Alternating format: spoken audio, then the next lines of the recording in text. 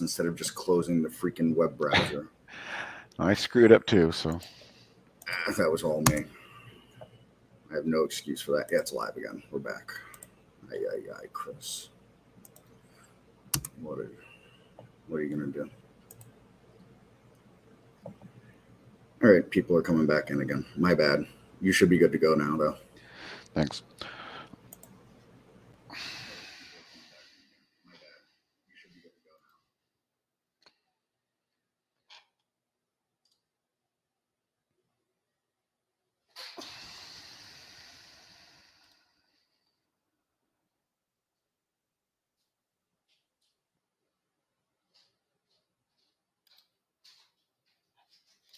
Got it. All right, welcome back. Sorry, it's Friday, and Chris and Steve's brain are a little fried, and I made a user error, then Chris made a user error, so we're both to blame. Hello, Perfect Circle. So good to know somebody's hearing me. I see people are filing back in. I had a couple people that were looking for some technical support on audio alerts. I don't know if you're here yet, but yeah, let's see here. Why is my screen so quality? No. That's better. By the way, guys, if you have a bad blurry screen, you can always go to the settings gearbox and go to high def. All right, I think we're good to go. Put that up here. I did nail some Bed Bath & Beyond. I've been calling this trade out on Twitter. You can see the entry point was 564. I've just been letting it chunk sideways for a little while, but the short float I don't think is correct at 101. I think it's more like 50, but for whatever reason our data provider is not on the speed to that, so I double checked it. But still, incredible short float. They've overstayed their welcome down here in this Bed Bath & Beyond retail stock. You can see how it slammed into the 50-day yesterday, 2 days ago, and then yesterday. Today we got our jobs report, which I think was better than expected. And so people assumed that maybe the retail trade is not as bad as they thought, but the short selling, the short squeeze is what the real story is here. Let me bring up my tool.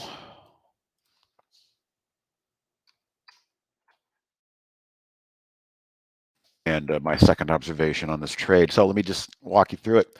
It was a great position, swing trade. I've been holding. Actually, I think I added to it there a little bit. And then I just waited and bought my time.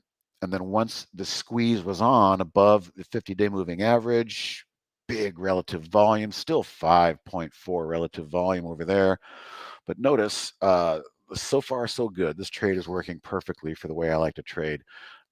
You can see that line right there, if you look left, was a bit of resistance. I sold half right there, all right? Now that takes the pressure off me. It's a winning trade, and I can let this trade work. All I'm watching now is my intraday. I've said before to you guys, when I'm in profit-taking mode, this becomes my bellwether. This is what I'm going to watch. If the next candle turns around and closes back below this rising 10 SMA, I'm probably going to close the remaining half of the trade. So I want to try and squeeze as much as I can out of this trade. So taking half off certainly helped. Still have half. Pass the test. So far it's riding that 10 SMA up, and that's what I fully expect when a stock is in momentum mode. Now, again, this is a giant short squeeze. That gives me a lot more mental staying power and trust and conviction in letting this second half really try to work and squeeze them as much as I can out of it. Ideally, you can get back up here to these levels, and I would take profits. That seems to be where the next congestion level would be. But for the meantime, I need the short sellers to panic and realize they've either overstayed their welcome or they're losing money or whatnot, and they're trying to lock in profits. That's the mentality of the psychology behind this trade. Let me change something. This is bugging me.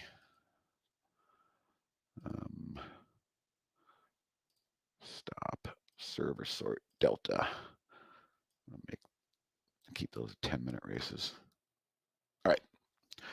So that's what I'm looking at today. I also bought some ESTE, okay? I've been watching this one. I traded it back here, took some early profits, put a price alert in yesterday, so it would alert me if it bounced over yesterday's candle. See how it pulled back and held the 200-day SMA. It's a big deal right there.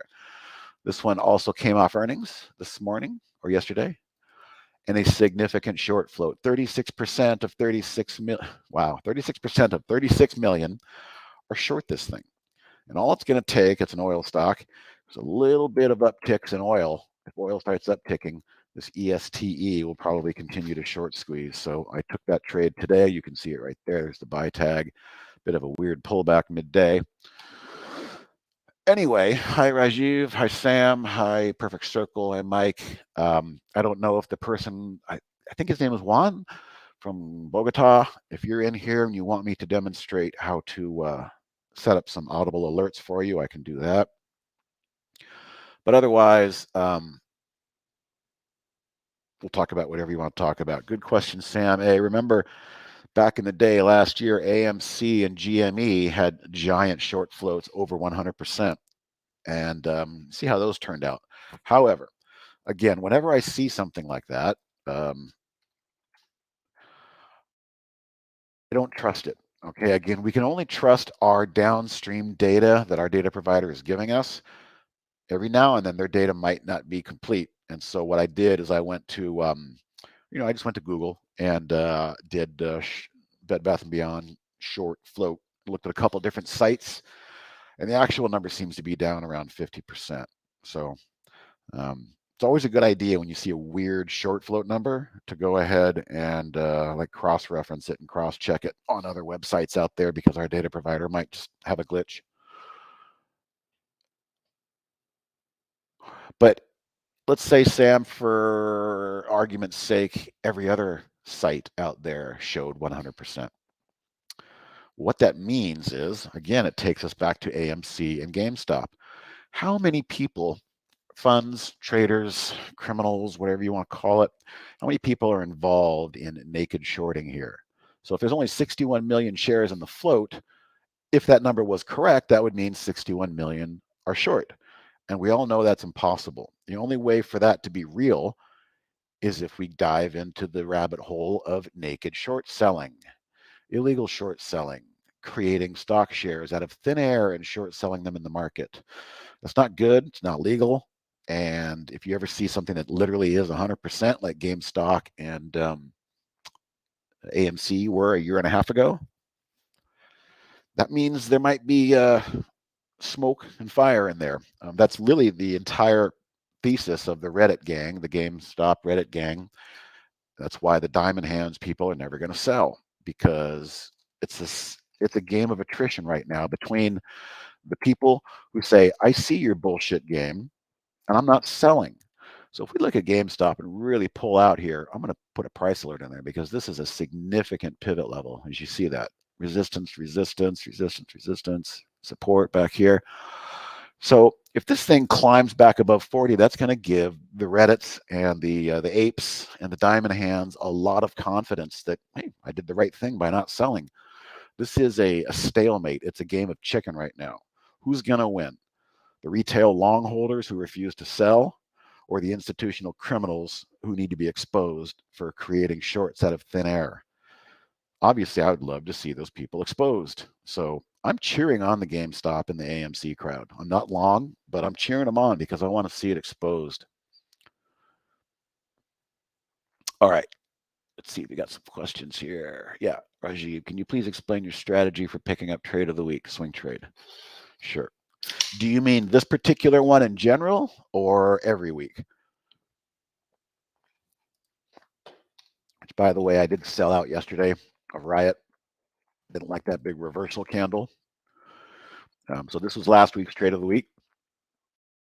And every week is different. What I do right now, every week. Okay, so right now, Rajiv, I'm focused on the short squeezes because this market is doing a short squeeze. This is the basic backdrop of the market. I think people overstayed their welcome to the short side. The sentiment out there got too weak, too bearish, and that's usually a contrarian indicator. About a month and a half ago, I was focused on energy stocks. So there's kind of a top-down approach every week. I just don't start clicking through scans. I try to have maybe a thesis, like maybe I should focus on the oil stock. Maybe I should focus on short squeezes, which is really what I've been doing the last few weeks, short squeezes. Excuse me. So I can't remember every single. Let me look back here real quick, a couple and see. There was that one, that one. So that didn't break out. TAN. Okay, so TAN was the solar ETF that particular week. I love the way that. Matter of fact, this was a crazy one. This was the breakout, and then it pulled back and put in a giant wick, flushed some people out. But then look at how it built on that. So a lot of times, Rajiv, it's a sector approach. I'll start to focus on a sector first and see if I like any stocks in there. So this week, back to this week, Riot. Riot is, let's see, I'm covering that up. I need to expose that. Hang on one second. All right. So here's my A table. All right. This one, oh, that's pretty, being in the one that's actually at the top. So it's sorted, as you can see, of course, by short float, and that's the data that we have on that. So, look at all these green, juicy, high short floats. What's going on here? EWCZ. So a lot of times, when I'm just trading, I'll look at these and I'll say, boy, if this thing breaks out above this level, I'll create a price alert, etc. So lately I've been looking at the A table. What's going on here? Oh, August 9th, that's tough, but my God, look at this. 50% of 100 million are short Heron Therapeutics. I hate pharmaceuticals because they're really nasty, but look at this thing banging its head against the 50, and it looks like it's just a day or two away from closing above the 50. Maybe I'll put a price alert in here and just remind myself short squeeze. So this is kind of the process. I'll first look and see, since we're in this type of market, Rajiv, the shorts are running for the hill. So I'm going to start with that thesis. And so this particular scan points me in the right direction of stocks with high short float. So from then it just really becomes, what chart patterns do I like? What resonates with my 40,000 hours of staring at charts? I'm long this one, ESTE. I told you that earlier. There's my buy tag. And the only reason it's on my radar is because I was watching this alert and just set a price alert yesterday. Price alert went off, didn't hesitate, logged in, bought it, logged out. So I love consolidation, Rajiv. I'll tell you what I won't chase, or what I won't call for trade of the week, is stuff like this. All right. These races are phenomenal for intraday trading and grabbing momentum, but it's not phenomenal for finding entries over the weekend after something that ran 40% one day. You're never going to see a trade of the week look like this and say, hey, buy it above 1150. No, it just came from 8. If I had any sense about me, I would have noticed this GTHX on that day right there. Volume, push, trying to get out of that range. Maybe I could have come in here and set a price alert, then it would have went off. Then I could have participated, but I'm never going to chase anything, and I'm never going to call a trade of the week to chase anything. I'm always looking for a good story, some consolidation, and a little hint of beginning to run. MGel is open. Megel, is that what it is? It was halted earlier, right? Oh, geez. So it gapped from 49 to 100. Sure. Why not a 100-point gap on an IPO? Halted. Why not? Okay, real quickly before I get to the questions, this is phenomenal. You guys know I love my 130-day moving average. It's a 5-day moving average on a 15-minute chart. Looky, looky, looky, where the extended queues seem to have found buyers. How about that? I told Andy, I said, we're probably going to bounce off this 130 here. I'm not going to really get panicked about any pullbacks. Sure enough, that happened, almost like clockwork. Pretty cool. Am I day trading SC? No, I'm typically not a day trader, Teddy, so I'm looking for the short squeeze moves. Now, when I do get my move, I mean, this was a good start, and again, we had earnings yesterday, but I'm going to ride this thing. You see my blue line right there? That's going to let me know that SD is on the move. I probably wouldn't add to it, but that's just kind of a just a little alarm to let me know, hey, this thing's back in motion. My plan, honestly, is to sell half right there at the 50, just like I did in Bed Bath & Beyond, and then let the other half try and work for me. So most of my plans are swing trade, but I'll tell you what, I've mentioned in the past, I have been doing more day trading lately. Why? Well, because the races are really getting interesting. If you can find an early runner, okay, let me look at this. THRC, I know I looked at this one earlier, and I looked at it when it was right there. The guys, girls, imprint on that pattern right there. All right, it's a 15-minute pattern. We had a morning push. We had sideways consolidation, no pullback. Sideways is the strongest consolidation. And looky, what forced the issue higher? The 10 SMA, once again. So if you were in this trade, you just say, I'm going to wait and see what happens when the 10 SMA catches up. If you're not in this trade and you want to be in this trade, you watch and you wait and you wait. And as soon as it gets close to that 10 SMA, take a chance. And guess what? If you're wrong, you're not going to be too wrong because it's a slight shallow pullback versus chasing the highs and then having to get out down here. So you give yourself a better entry setup by looking for intraday consolidation on the 15-minute chart and hope that usually that is the case. The 10 SMA does push the price higher.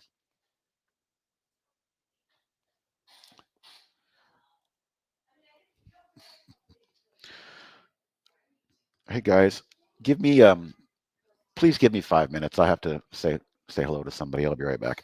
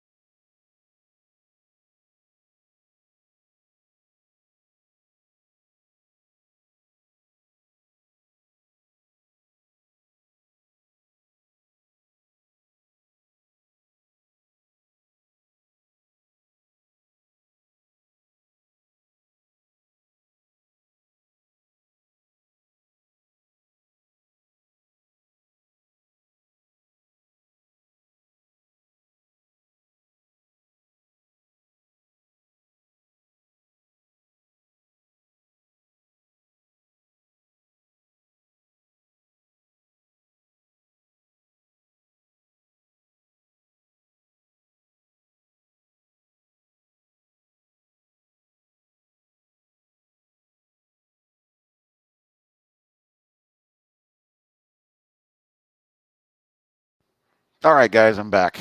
Sorry, I had a family member come in and say hi or going to the airport. I had to say hello. Haven't seen her in a while. Someone came to bring flowers. No, she didn't bring flowers. Walton, explain Megal. Wow. I have a hard time explaining these, but Barry mentioned earlier that this could be another HKD. Just one of those weird IPOs that just seems to have some shenanigans going on. I don't know how he's attributing that. There's a story there, but I don't really know it as well as it could be. But again, it's kind of a sinister, naked short squeeze scenario from what I understand. I'm going to stay away from things like that. I don't like them. They're just too nasty. The sad thing is you can get addicted to them if you trade something and it goes and it goes your way. Ooh, who just popped in on me? Is that you, Barry? No? All right. The worst thing that could happen is you get a wonderful lottery ticket gift on one of these, and then you think, well, shit, I'm just going to do this for the rest of my life.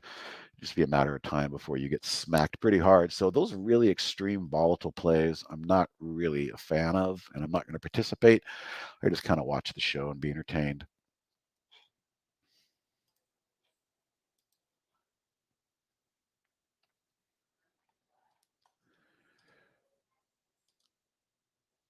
So Vuzi is another trade that I'm in, and it's winning.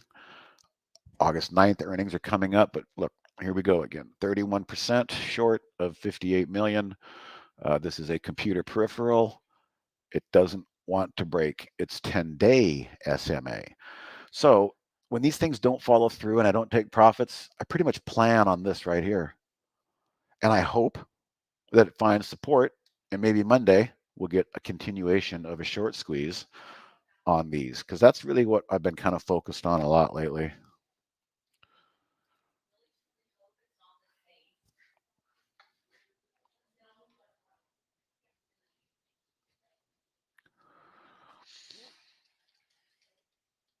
All right, guys, I think we're all caught up on questions. Anybody want to talk about anything? Let me know. You want to look at some charts? I wish I could explain Megal better, Walton. However, I would save that question for Barry, because I think he has a more granular, detailed response as to what's happening with these things.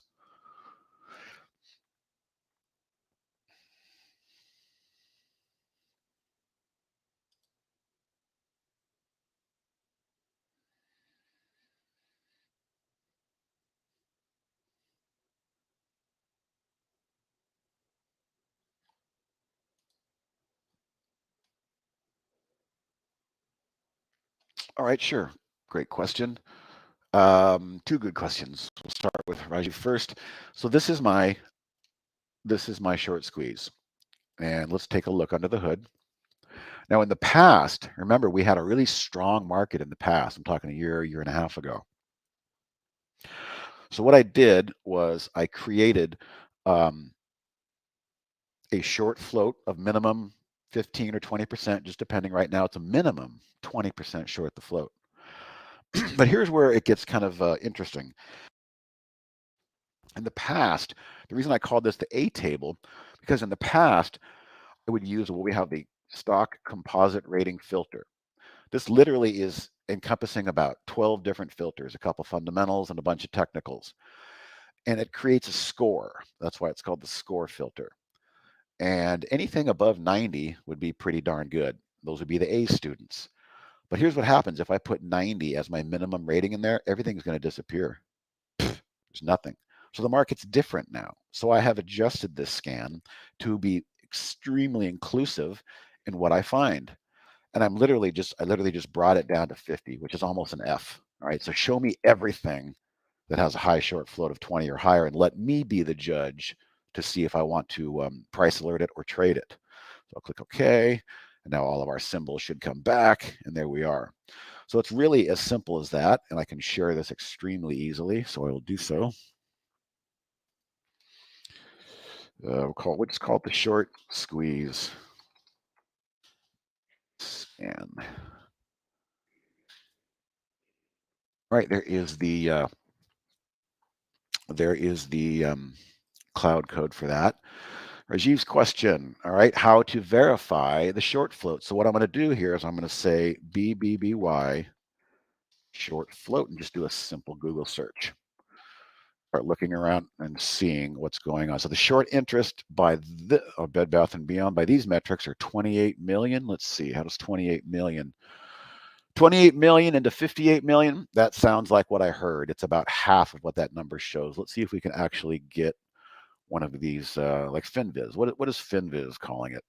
They probably have a different set of data. Short float, 41%. So that's kind of what I was told 2 days ago. Hey, Steve, just make sure you verify that short float. And again, there's nothing we can do about this, guys. I'm sorry, but sometimes these happen. It's our data flow. We're downstream. That's what they gave us. Short float is also a very difficult number to nail down because it's a survey of all the brokers in this country, and it's released twice per month.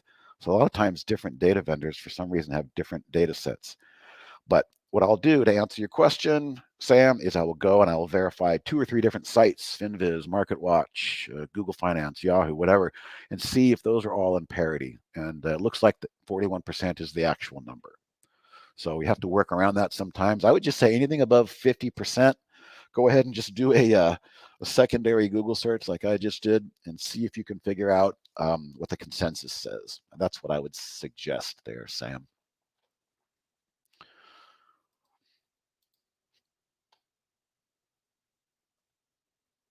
What do I think of Meta?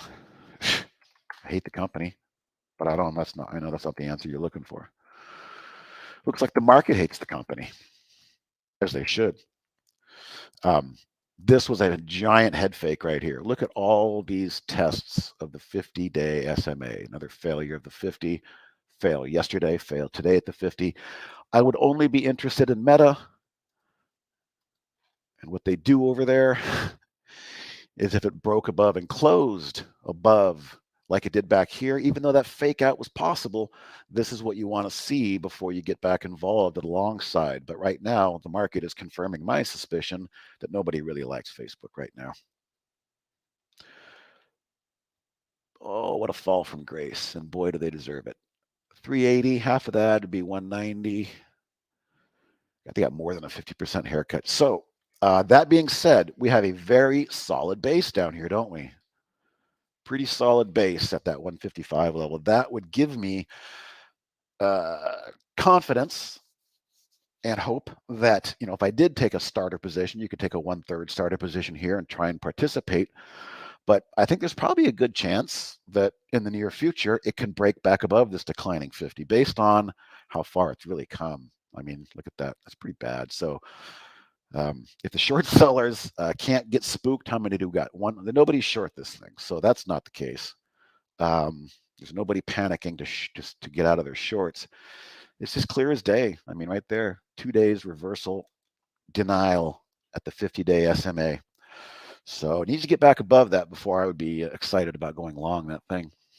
You hate the company too. Yeah, people should. They are not good. Gosh, dare I go down the rabbit hole with you guys? As Bill Barr says, yeah, why not?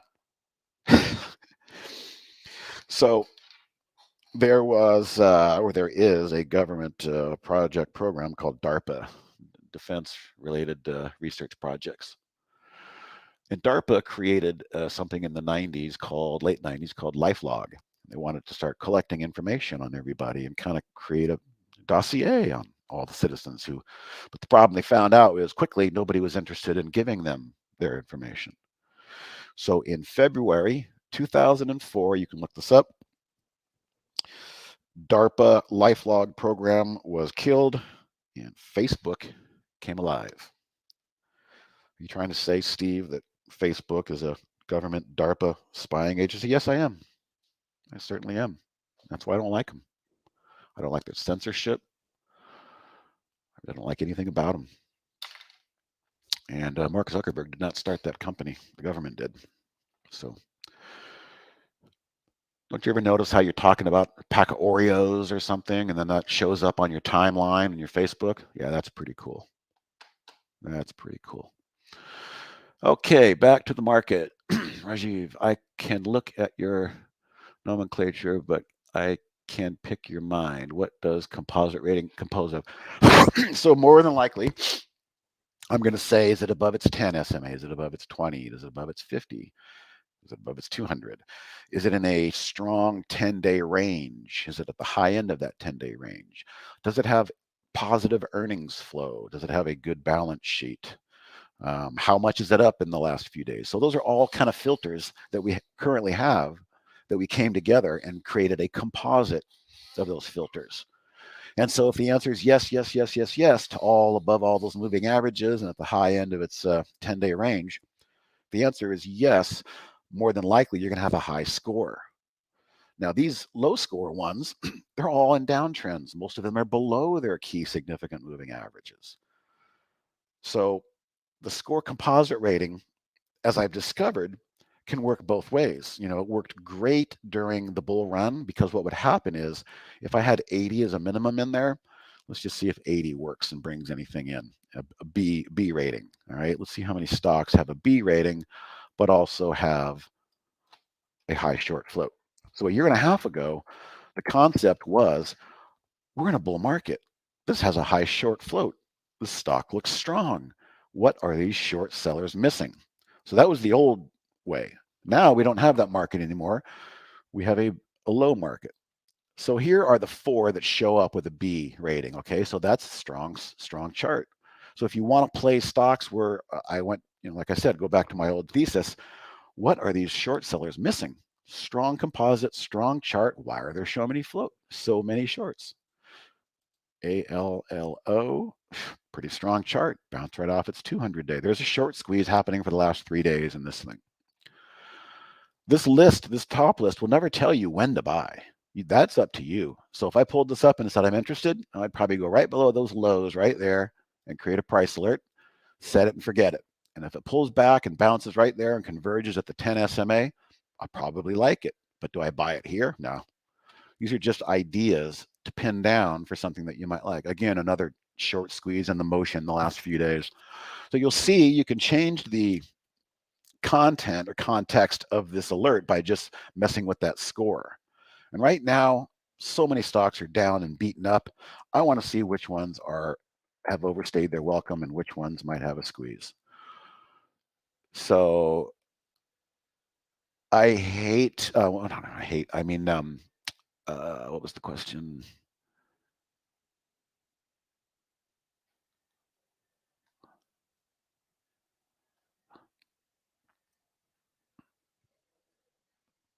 Okay, so Rajiv, hopefully that explanation helped a little bit. It just gives you a bigger picture without having to use a bunch of different filters to show strength. You want to see strong stocks, put an 80 in there. You want to see weak stocks, put a 50 in there. Like it's like a grading curve.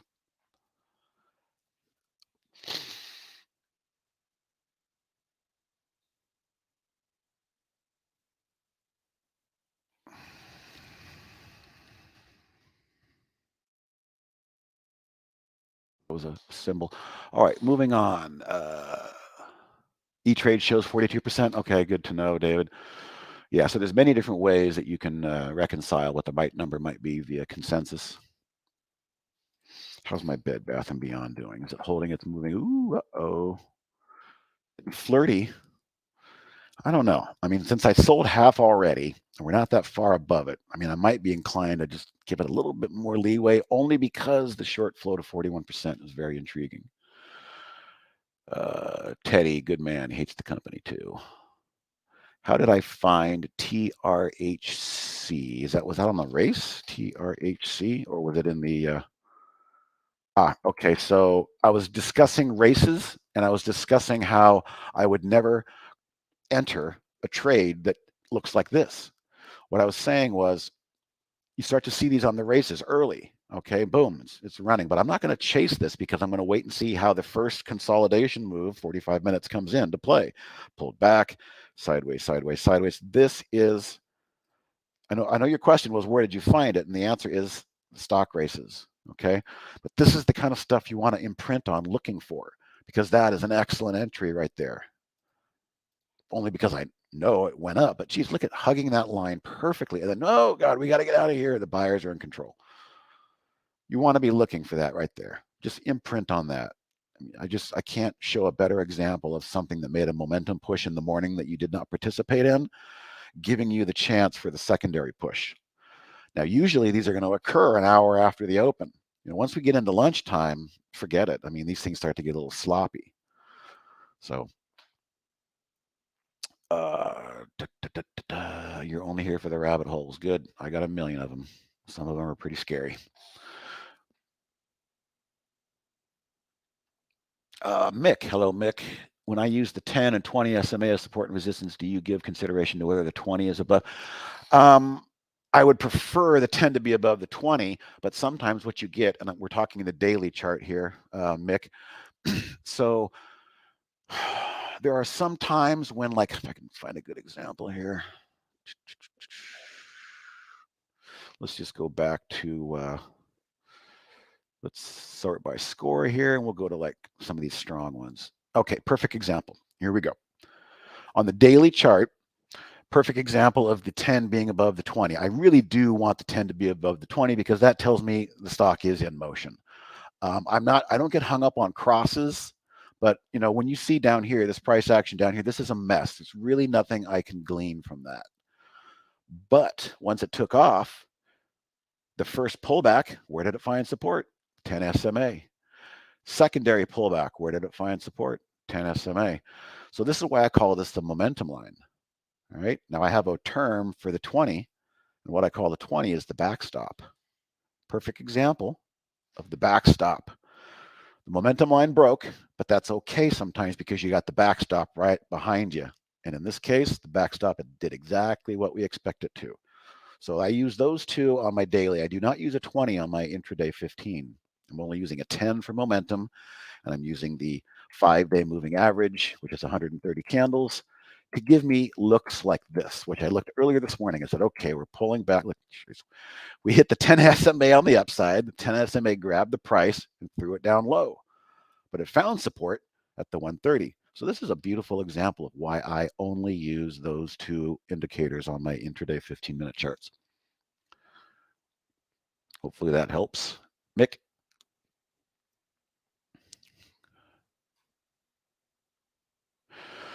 Yes, Teddy. E-Trade is the only no commission broker because interactive brokers, they still require you to be the pro data plan, and they still charge commissions on API trades, but E-Trade does not. So those are the only two brokers we connect to right now, and E-Trade would be the only one that does not charge commissions on auto trading with the API.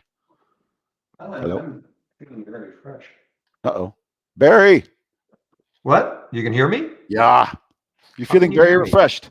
I'll tell you why, I Barry. am very refreshed. I'll tell you why, Barry, because I'm such an idiot. I forgot to add my audio to stream, and I'm over here fumbling. And Chris came in and helped me.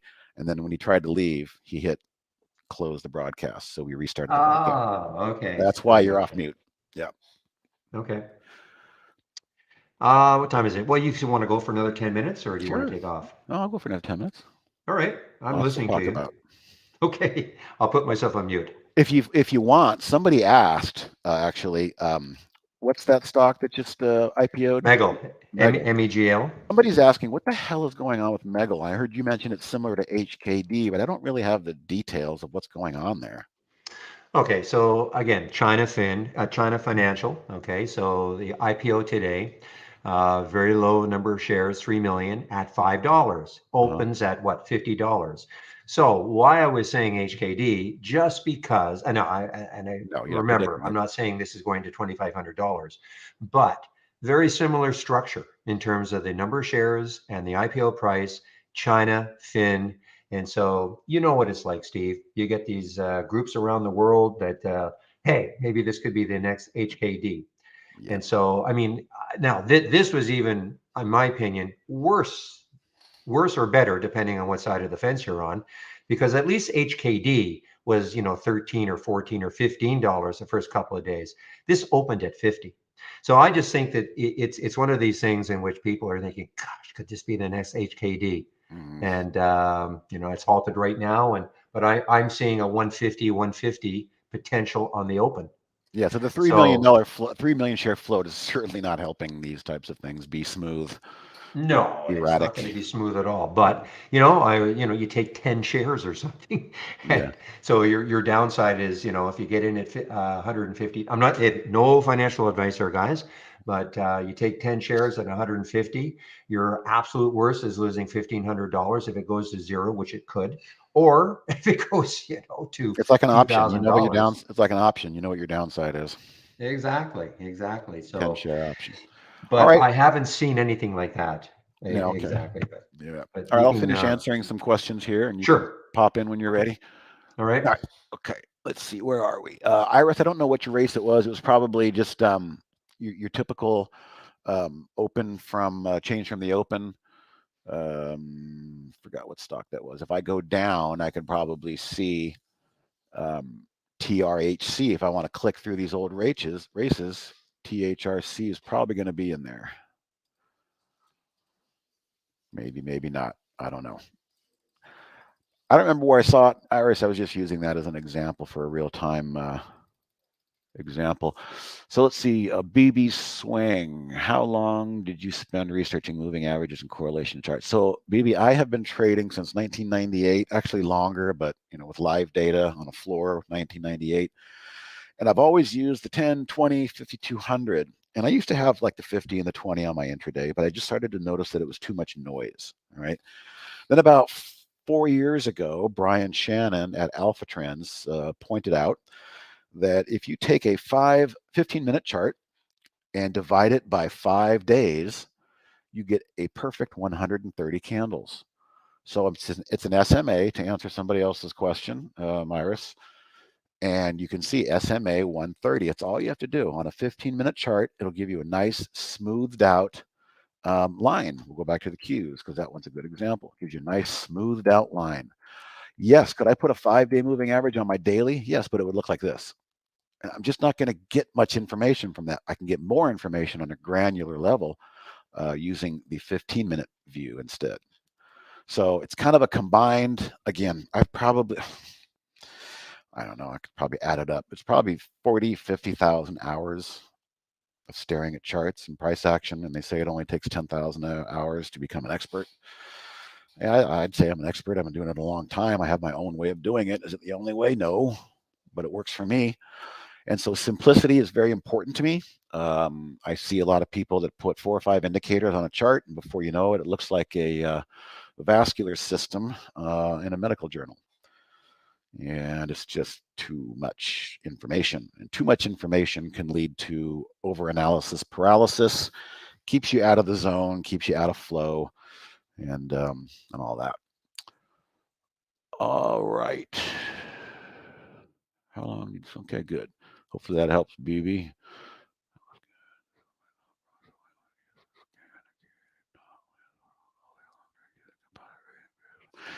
And yes, I'm pretty sure it probably also does include a rising RSI. I'm not sure, but I think there's like 10 technical filters in there.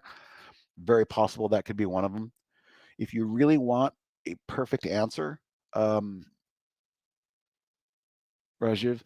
you can email us, and the right person, it could be either Andy or Michael, will get the email, and they can actually tell you probably what those data points are. Offhand, I don't know, but I know it includes moving averages, positions in range, change over the last few days, things like that.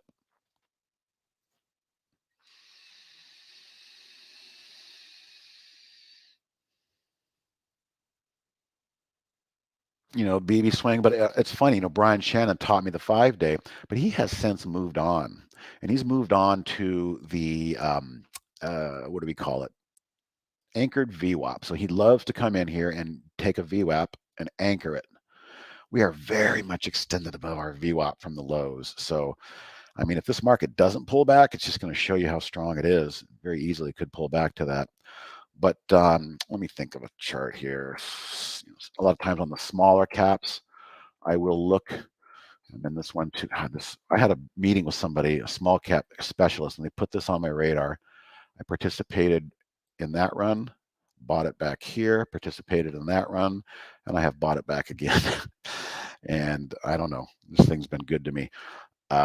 So VWAP on this, what would it look like? Okay, it would take probably the high back here and put an anchored VWAP on that. And that shows me that we actually traded above the VWAP. So where I was going with that is it's always evolving with traders. Brian did show me this. I'm sticking with this. I'm not going to move on to anchored VWAP, but he's finding tremendous value in his style of trading using anchored VWAP. And a lot of times he'll even do it like on a 15-minute chart. So let's just curiously, let's just see what this would look like if we anchored the high from a few days ago. Where are we? Interesting. So in my mind now, I now have a new piece of information that on the shorter term time frame, everybody who bought up here is still underwater. All right, so if this line gives out like it did yesterday, unfortunately it reversed. But look where it found support, 5-day average. So now this is my window. I'm watching this window here. So I will incorporate anchored VWAP sometimes, but it's usually kind of like a second glance. It's not my first scan. I've got a lot of other things I'd like to look, but I will often use that to do that.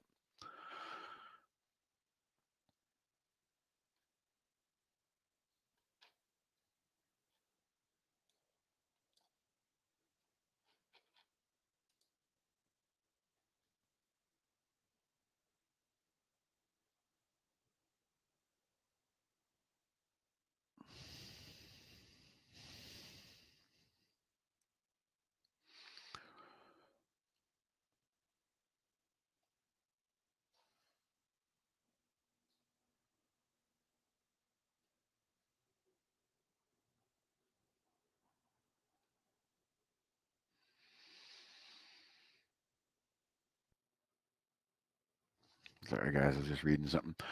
All right, any other questions? I'll be gone here in a few minutes, but happy to answer anything else. I thought there was somebody who needed help on audio alerts, but we might have lost them in the screen dump.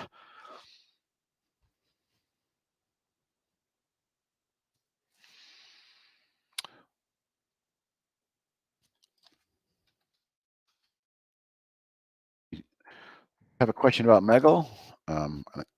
Barry did just address kind of what was going on behind the scenes, but I can try and help if you had a question on that one.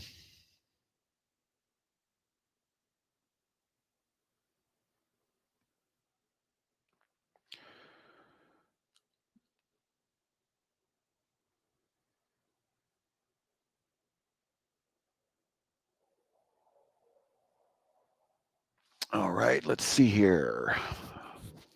Your last question, this was good. My thought on the process, I want to do some scan to create a top list for a portfolio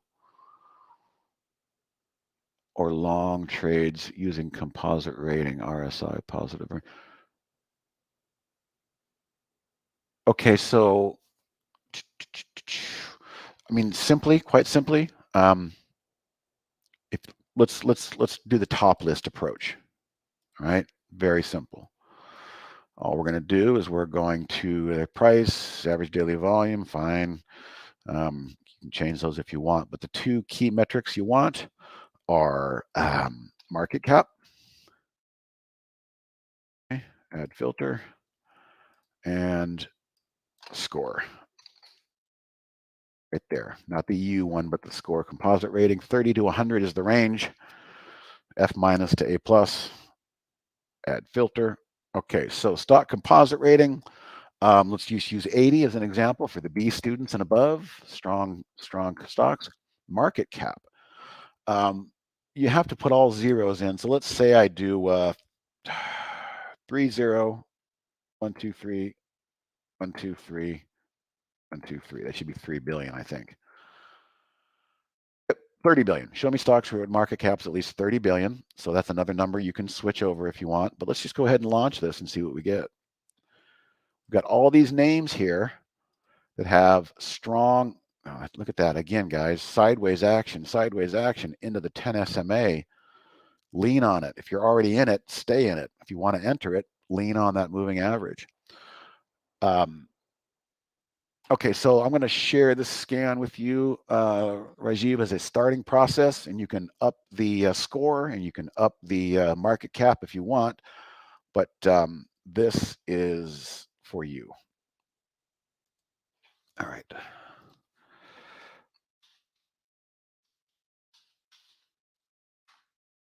There you go. That's what I just made on my screen there. Megal on NASDAQ exchange, AKD on NYSE. They're two different. They're different in this regard. Isn't NYSE known for more shenanigans and tolerance? The entire market is known for shenanigans and intolerance, especially the SEC. They love to bust the little guy while they dine with the hedge funds who are naked short selling. You want to go down that rabbit hole? Sure. There's a lot of criminals out there in charge of us. Good. Glad you got it, Rajiv. So I don't know if one being on the NASDAQ and one being on the NYSE is any different. I think it comes down to what Barry mentioned, a very short trading float of only 3 million shares. It opened at 50. You just don't have a lot of waypoints to go when you start from that position. And it's probably just going to, I mean, if I had to guess, it's probably just going to continue to bleed for the rest of the day. Is it halted again? Yeah. We'll see.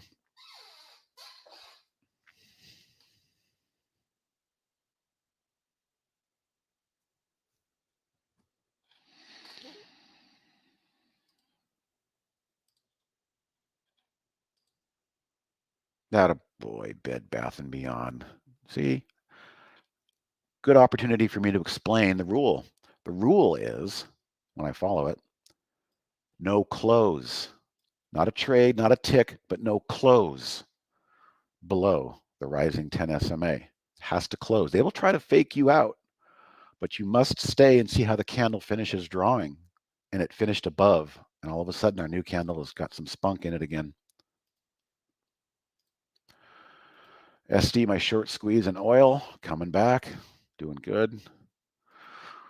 This was the one I was watching earlier that I've been just I mean, if I make money 3 times in a row on this thing, I'm going to have to retire it and just go out on top, because it's very rare that you just keep nailing one stock on the proper cycles over and over. But I buy consolidation, sell the rip, buy the pullback, sell the rip, buy the pullback, hopefully sell another rip.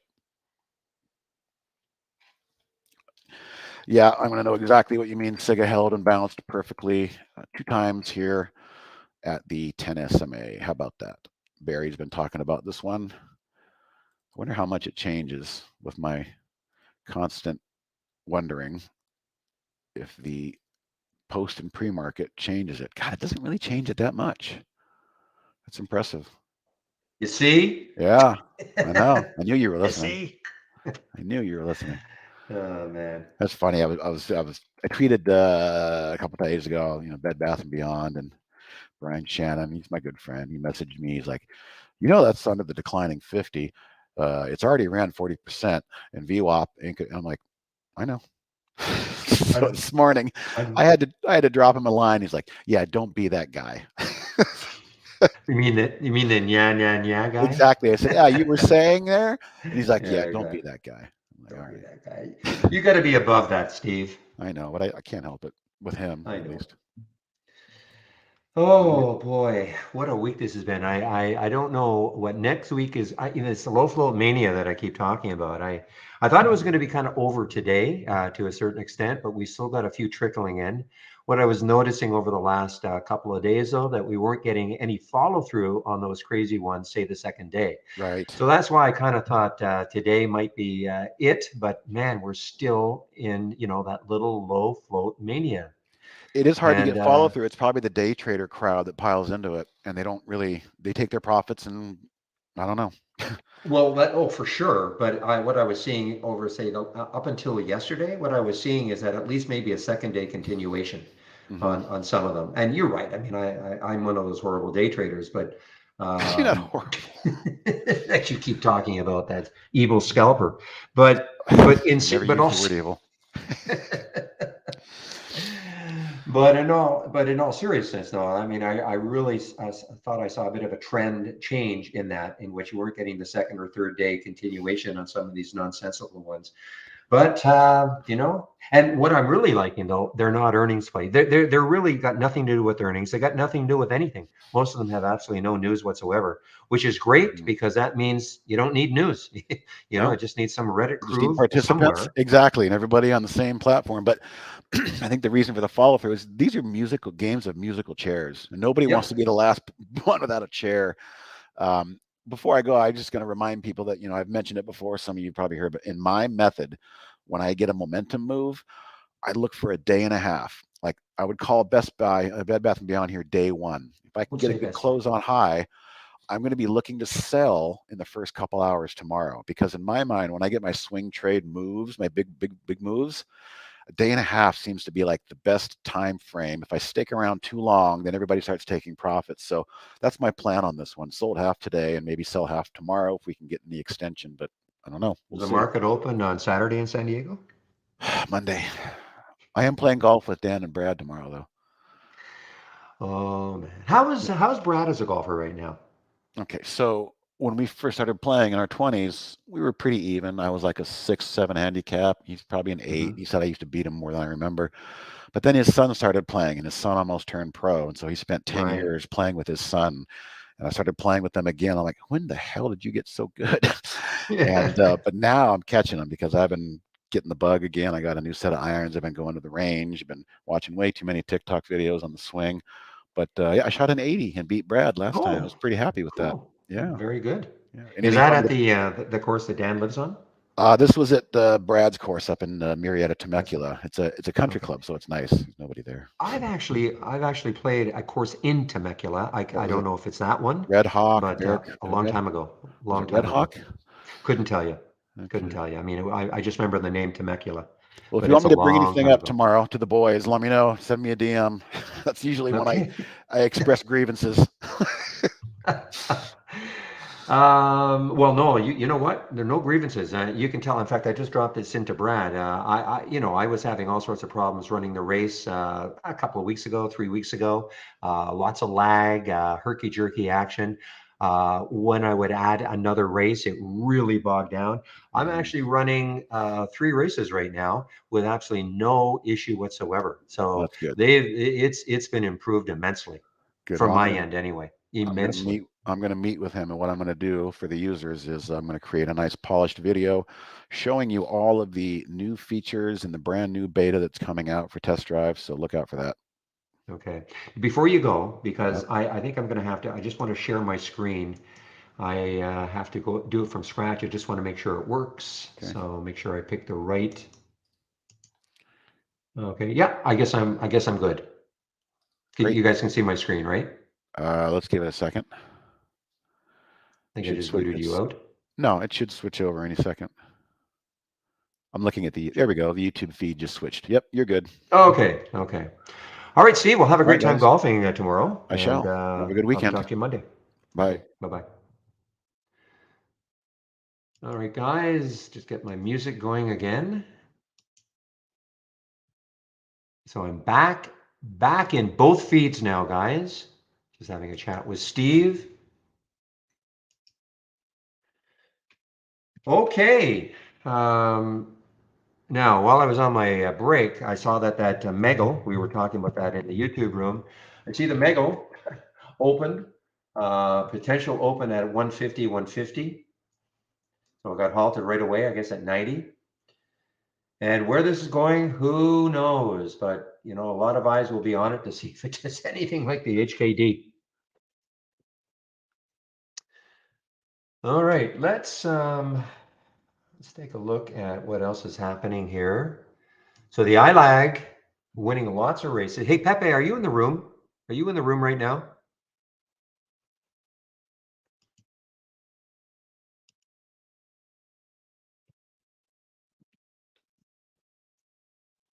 Morning, Harris, or afternoon, wherever you are. It's still morning for me. I think you're in the East Coast, right? Yeah, that is one of the oddest ones. I mean, we've seen odd ones, but even the HDK, which of course was absolutely crazy, but got the wrong symbol. HKD.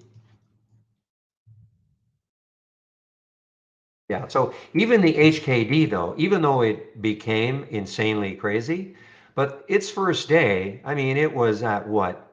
19, okay? It got up to a high of 19, opened at 13. This crazy one opens at 50, for as a potential 5 open, opens at 50. So that is maybe the craziest I've ever seen.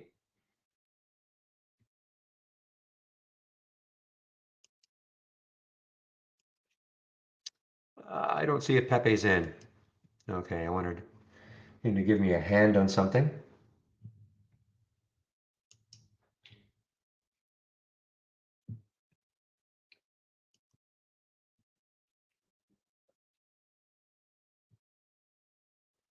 By the way, Harris, did you hold on to the SIGA? I think just as I was shutting the room down yesterday, I think you were talking about maybe holding it and then noticing it had earnings and all that. Just wasn't sure if you actually held on. Very strange trading day for it, I found. Very strange. I mean, there's after hours, SIGA, there's the mauve area right there. No big reaction to earnings. I mean, listen, nobody thinks they're going to have spectacular earnings or anything like that. So that wasn't the issue. But then this morning, I mean, it actually looked like it was not quite cratering. And then all of a sudden it just moved. And that news about the 60 million, I think that was already out there yesterday. So kind of interesting the way it's traded today. APDN has not followed suit. It's the last time I looked. APDN has really not followed suit at all.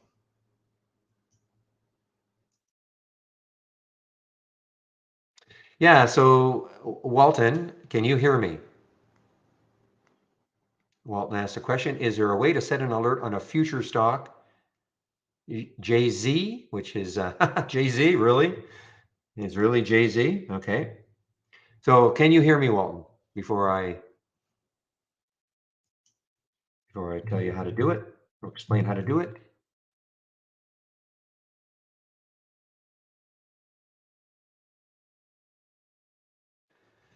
Waiting for an answer from him. It's open. Is it open? It is open. Yeah, just halted again. Just halted again. Same underwriter, yeah. I mean that's the whole idea, Meggle. Say just halted again, 200.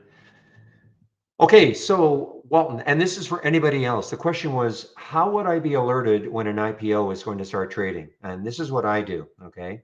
I mean, that's what happened with the Meg. So this is what I do. So the question, this is specifically now for, say, Jay-Z. Can't believe I'm saying that, but Jay-Z. So this is what I would do. Just create a price alert. Right click, create a price alert, $1. We know it's, I mean, it should open over $1. Save it. Okay, so in my price alerts window, I see Jay-Z, $1. When this starts trading, your price alert, it'll pop right to the top. Okay, when it starts to trade. That makes sense? That's exactly what I do with IPOs. What I do want to do though is add a little bit of information. See what I did with the MEGL.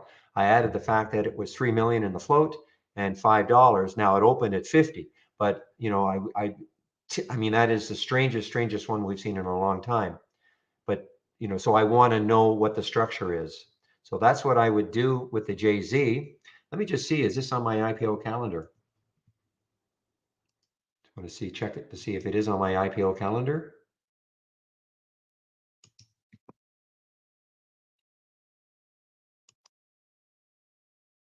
Yeah, so I don't see it on my IPO calendar. So, you know, that doesn't mean it's not there or it's not going to happen, of course, but there's the Meggle. I don't see it for next week. When is it supposed to start trading? Walton. Oh, to be determined. Okay, I got you. So that's how you can do it. Yeah, if you've minimized your Jamie, if you've minimized your price alerts window, it'll pop up on your screen. Okay.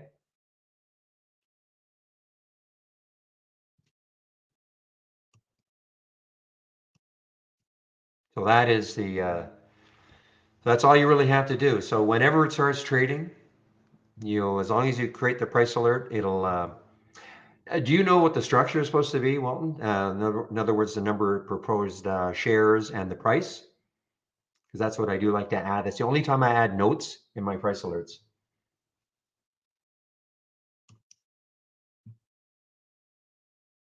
Okay.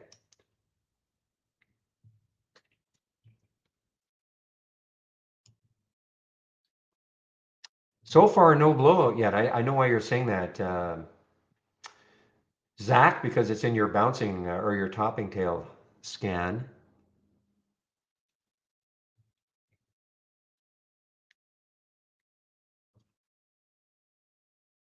Well, if I'd been able to, I would have taken 10 shares. I would have taken 10 shares of it. I was saying to Steve that even if you get in at 150 and it goes to zero, I mean, you know, you're talking $1,500 loss. But you know, you never know what this stupid thing is going to do. But I couldn't get it.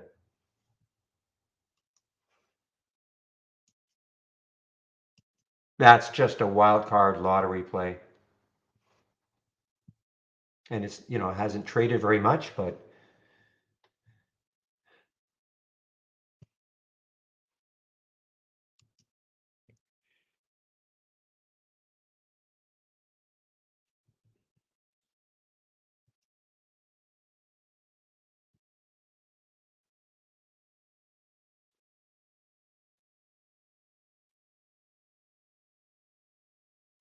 well, I traded Sega today, traded in and out of it. I'm always, you know, worried, especially with something like that, that White House will come out and say, you know what, it's not as bad as we thought. I mean, you know, they could come up with anything, and that just destroys trades like this. But yeah, it certainly was an excellent trader today. Wow. Okay. Let's see if anything new is popping in here. Now, I put a price alert, guys, for the BBAI. I put a price alert just over $3 to see if it takes that out. Okay. Of course, this was the absolute crazy one right from the beginning, $2 all the way up to 430, almost straight up too, you know, before it had the massive pullback.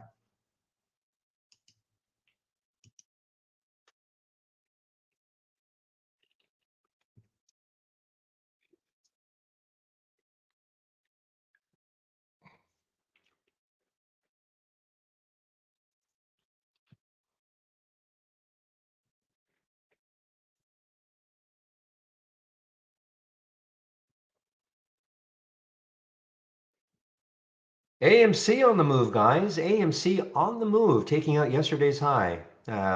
Big, big range for it today.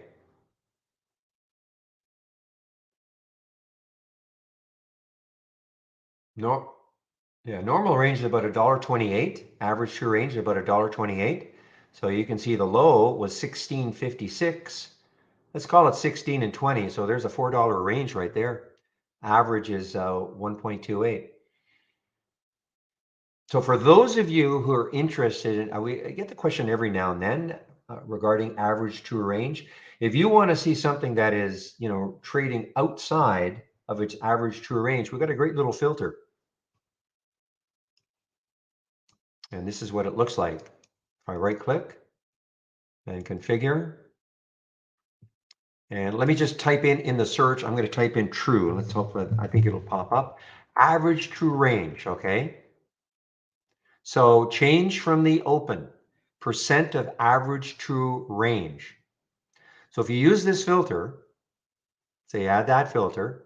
So for instance, if you put 200, remember this is a percent, so 2 is a ratio, but 200%, that would mean that you would have to see, let's just say something normally trades an average range of $1, and that's the average, say, over the last 10 days. For you to see that stock today, it would have to be $2 as an example, okay? So if you're looking for things which are way outside the normal of its average true range, you can use this change from the open percent of average true range filter, if that's of interest to you.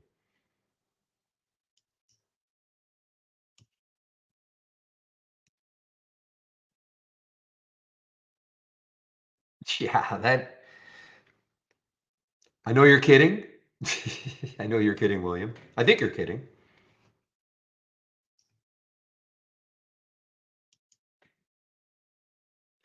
Shoot. I was looking at this Beyond Meat and I almost took this right at that 38 level. This is so strong. I just got a little sidetracked here. Another crazy day for this stock. Looked like it was going to really get hammered here. And then the market opened and boom, it's an earnings play.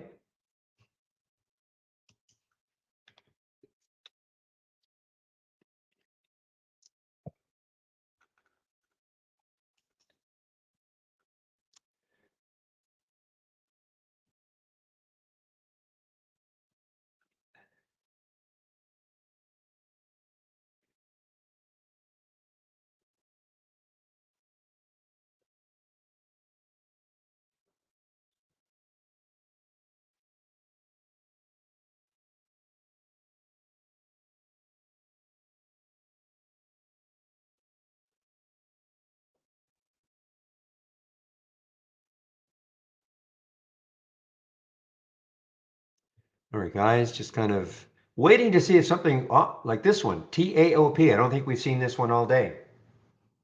Now, I wouldn't have seen it because it was under $1.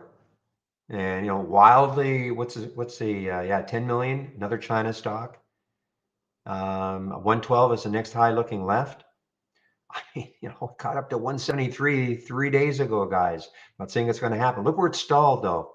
Right at the 200-day moving average. Take a picture of this to see how powerful the 200-day moving average can be. I mean, there's that green line you see on the daily chart. I mean, almost right to the penny.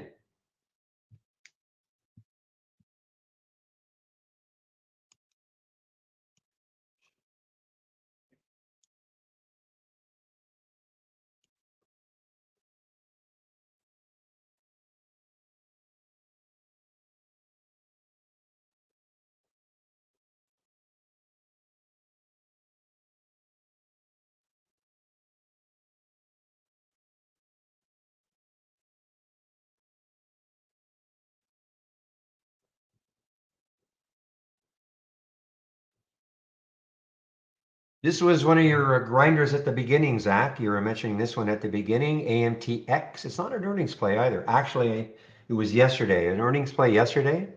So not really a big reaction. August 4th pre-market. Yeah, so the pre-market, really not a big reaction yesterday. It's sort of a delayed reaction.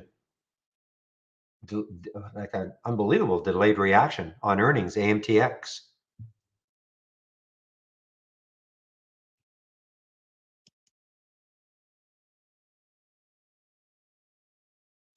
I'm just gonna.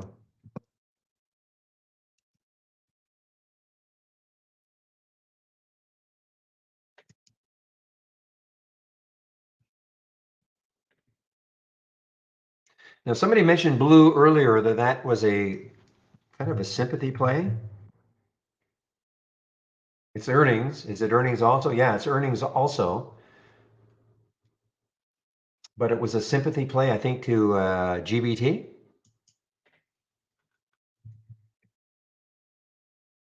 I think that move right there. I think blue corresponds to that candle right there.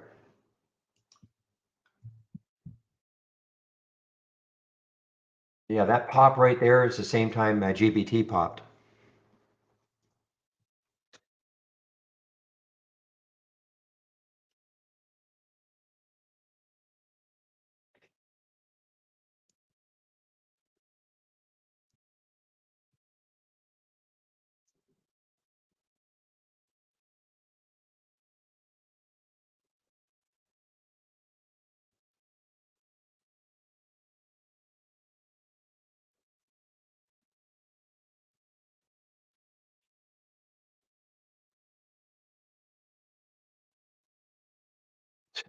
Crazy. They dropped it by $2.40.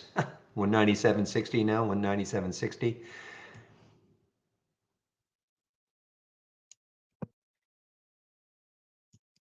Oh, there it went, guys. TAOP. Just talked about it. Just mentioned it.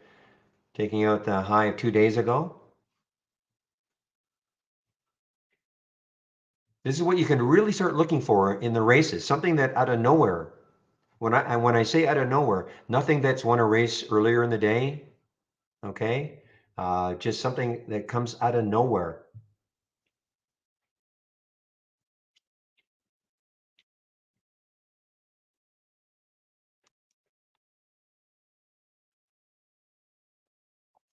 Is Amicus an earnings play? No, okay, again, maybe a delayed reaction or second day, as I like to call it, second day continuation off earnings for Amicus.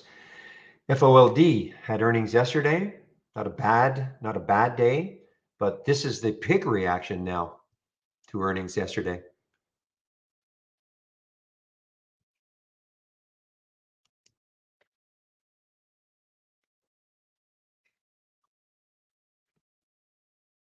All right, guys, this one's got a little bit of room. BBIO has got a little bit of room. 1196 is the next high looking left on the daily chart. It's holding over 11. Steve likes to say it sort of hasn't broken down through that 200-day or that 10 SMA in the 15-minute chart. And what's the relative volume? It's not huge. No, it's 2 million or 2 million, 2. It's not a low float, so it may not be crazy, which isn't the worst thing. Crazy meaning that you shouldn't get any like crazy red candles or even green candles. And with that float, 104 million.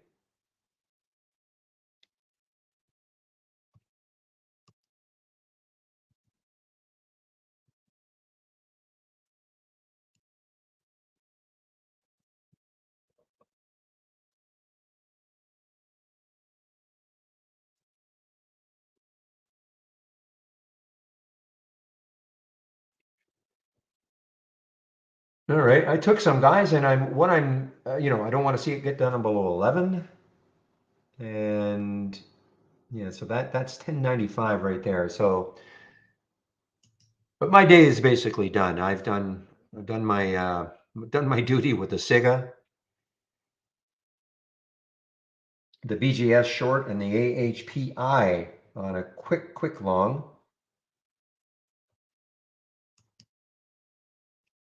We'll see if BBIO has some legs left for the balance of the day.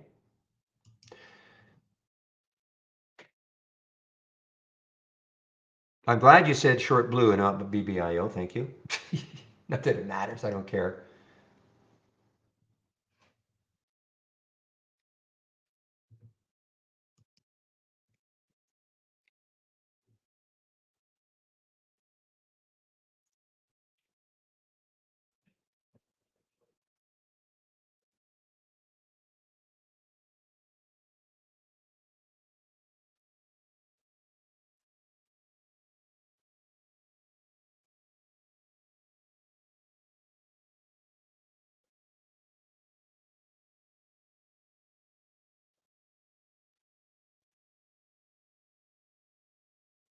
Okay, guys, let's see. Just kind of watching again, anything popping in here. Iris, you mentioned you were asking Steve if you're still in the YouTube room about TRHC. I know the TRHC showed up in my race early in the day.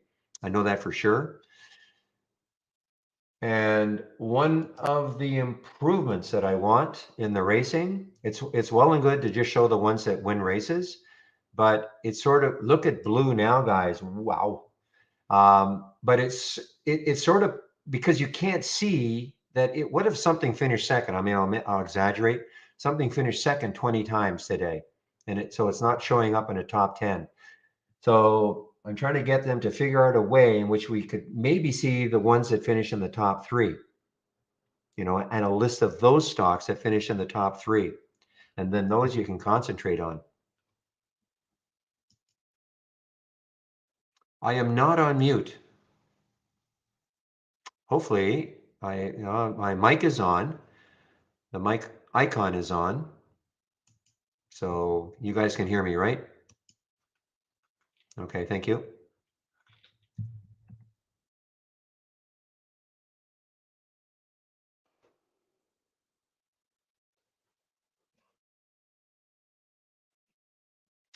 Yeah, talking people in the main room asking me, oh, one person anyway. It's always you, Dwayne. Your computer. Get a new computer.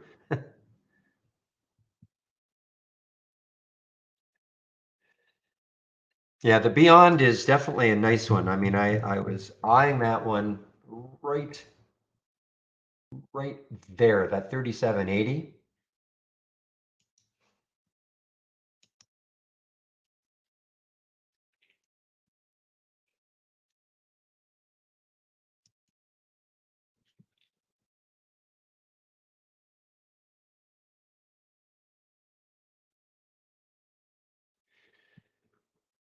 Well, I wish you weren't kidding, William. My goodness, this AMC is just absolutely going crazy. And GME is following suit here, guys. GME is actually trying to follow suit, getting back to the forward split price.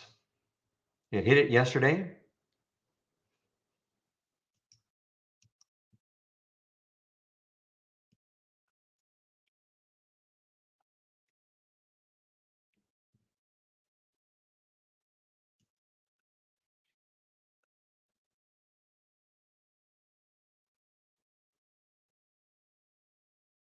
This should be up your alley, Harris. Roku, R-O-K-U, Roku.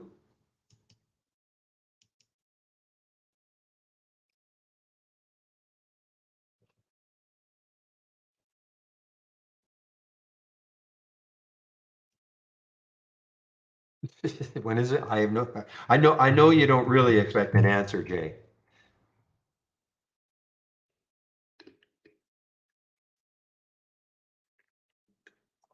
Other than now, now it has done it.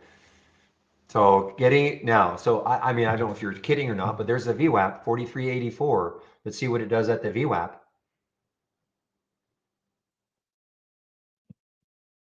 And that's CVNA.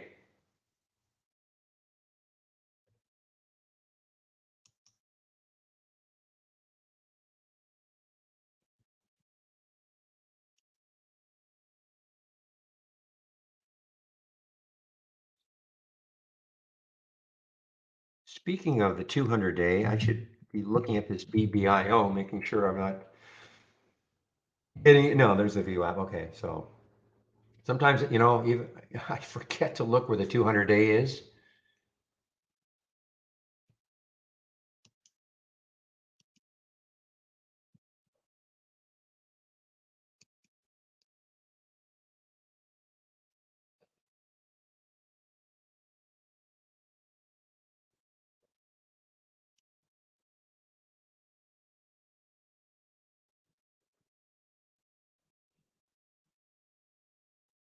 Boy, oh boy, guys, AMC, 2109. So like it's through the 200-day now, through that 200-day moving average.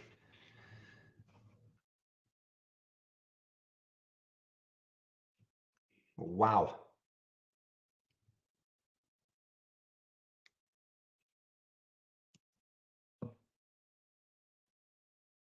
Ooh.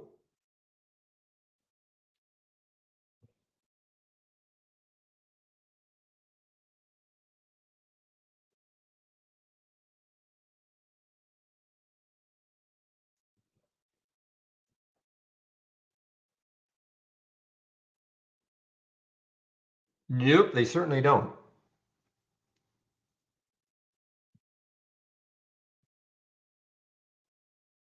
But maybe in this case, I mean, it did pop over the 200 day, 2128, but as real likes to refer to, it's the area. It's not, yeah, there's the data point for the 200-day moving average, but it's more of an area.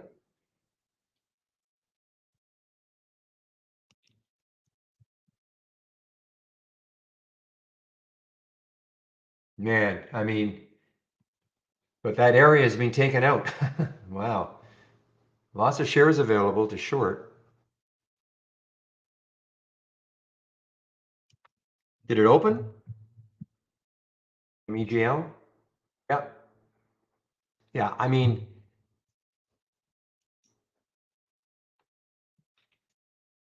oh, it's open. It's actually is open. Or is it halted again? So this is a resumption. Yeah, it's going to get halted again.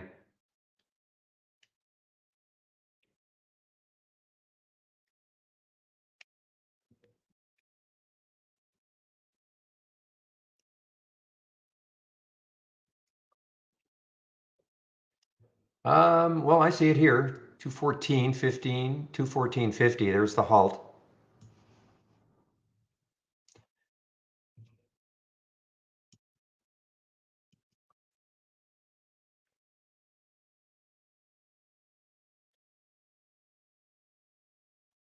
And your point being, Cam?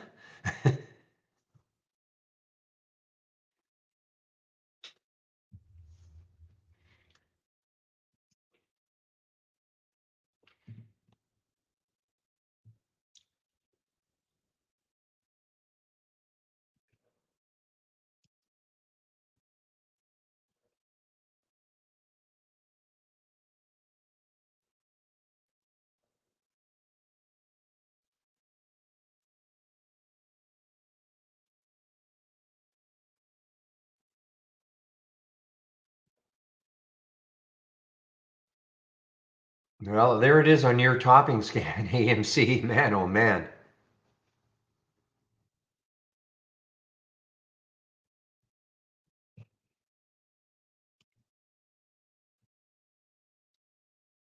Yeah, you first. Yeah, exactly.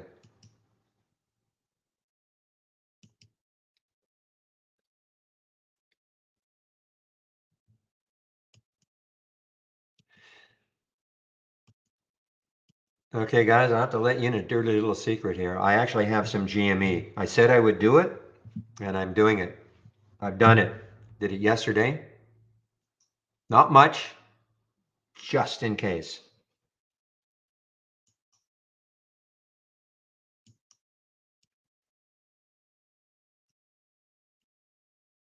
It's basically back to where the forward split was.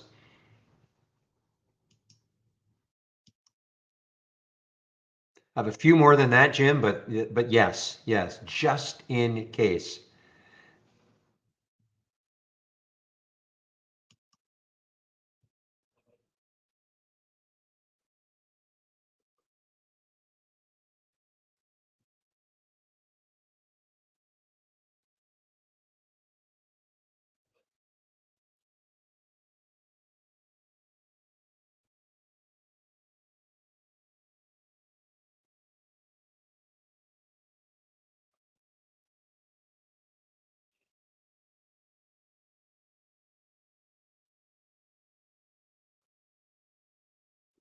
Ooh, how ugly is this one? UNAM. Ugly when you look at this 15-minute chart. What is this? Why does it look so spotty? Is this a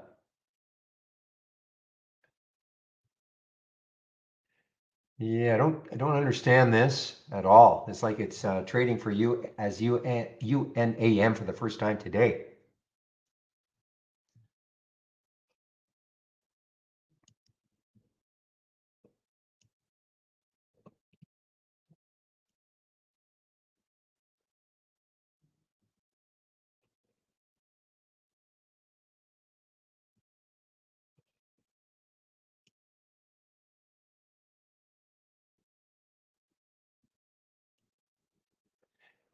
Well,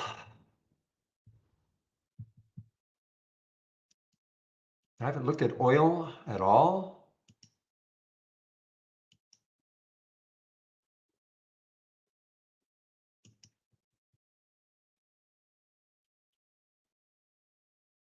So I mean, it's moved a little higher, but nothing remarkable, I guess. Though I guess from the actual lows, somebody said it was it down to 86. I see 89. I may be a little delayed.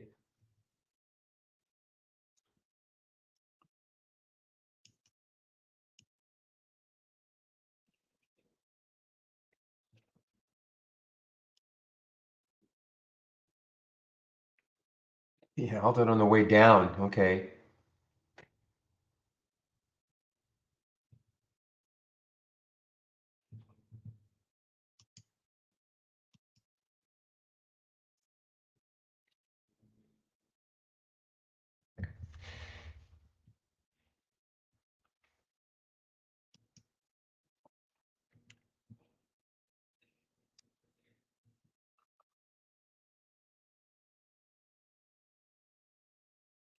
All right, guys. Qnrx, look what it's doing. Qnrx curling back here. Did a financing, in my opinion, at an absolutely ridiculously low level. After having the stock 2 days ago up at 2028, they couldn't find a way to do it here or yesterday. They did it way down here. Anyway, curling back. Q&A, like a lot of volume coming in.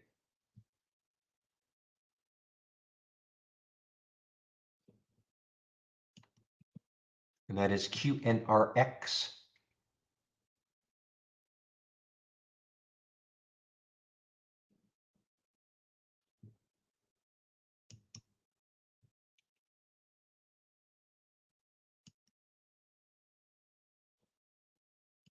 Yeah, you know what? I didn't trade iLag at all today. Great entry up here, right about there on that 15-minute candles. You see the 15, 1, 2, 3, 4, almost an hour and 15 minutes. And then you take it right around 280, and it just moved from there. I'm sure it was winning a race right here, right there. Hey, BBIO. Not a little bit of a move, just a little one.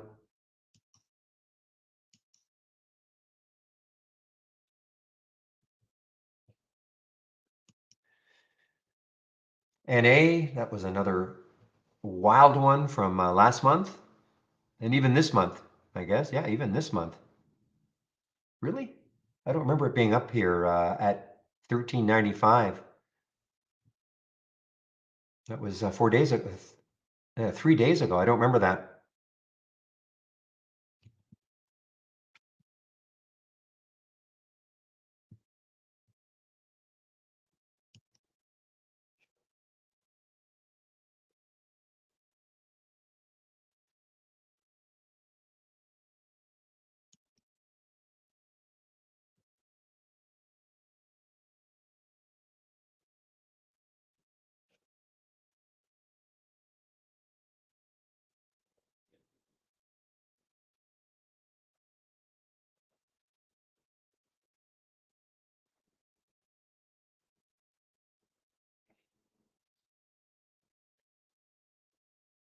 Yeah, I mean, if you can time it right, that's going to be turned into probably a really nice little short. 21.58 was the high.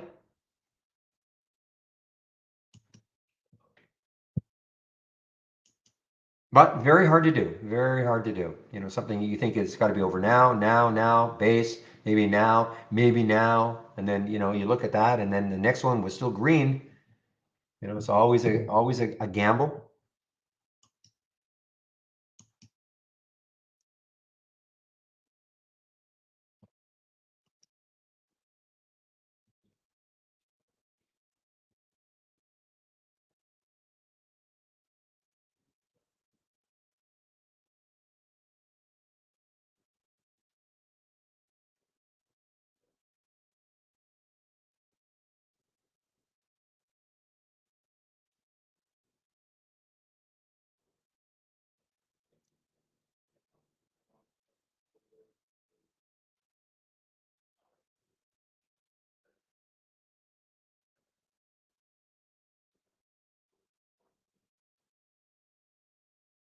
Ew, this is ugly.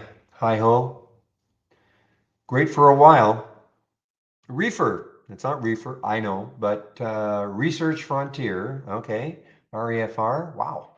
Okay, through the 200-day moving average. It's actually an earnings play. Released earnings after hours yesterday. Zero reaction. Zero reaction. And now market opens. I mean, it's pretty spotty. Not that much volume, guys. I just can't get into it.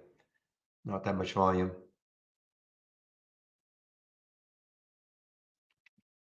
I mean, I click on the alert and that's when I see what the volume is. So now, can this rip? Let's just take a look left on the weekly chart. 207. Yeah. To me, I just see a ton of resistance, between the current price of 207 and, 220, 225. So I'm just not interested in it.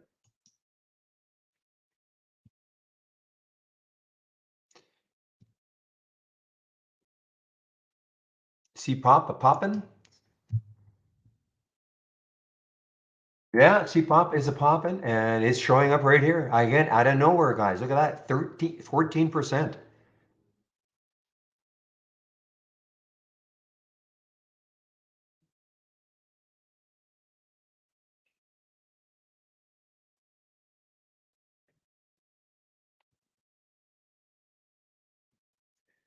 And China, low float. China, low float.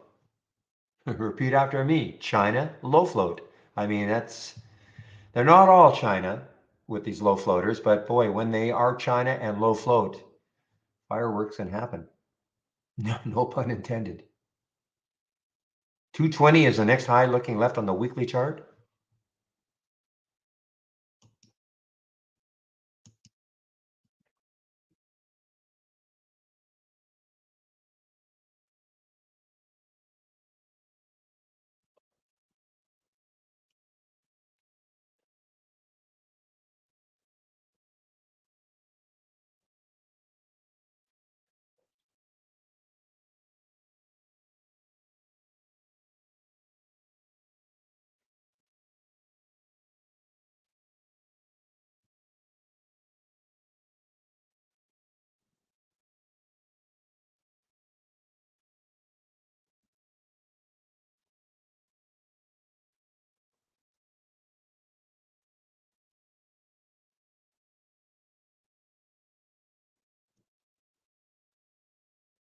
All right, guys, just looking at a few things here. Nothing really is popping out at me. It's kind of waiting on the BBIO, see if it has any sort of a move. It's had a little move, but nothing great.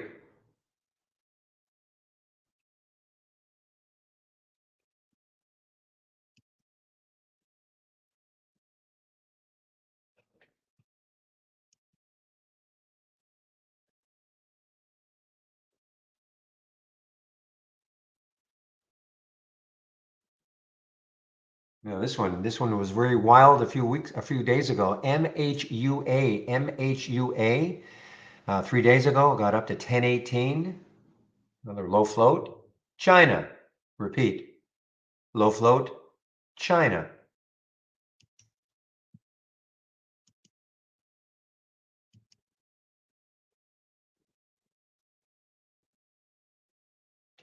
A day in this market. I mean, look at, the job numbers came out.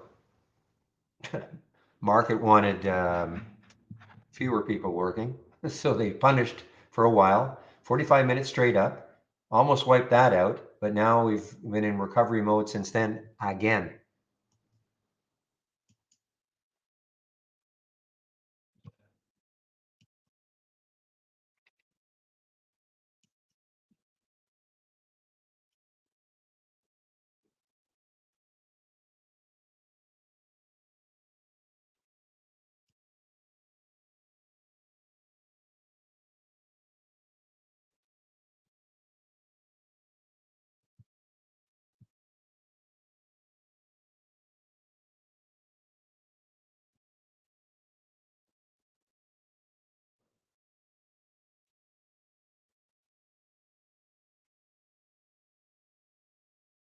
All right, guys, I took myself out of the BBIO basically flat. I was looking for a little bit more, so I'm not going to hang around.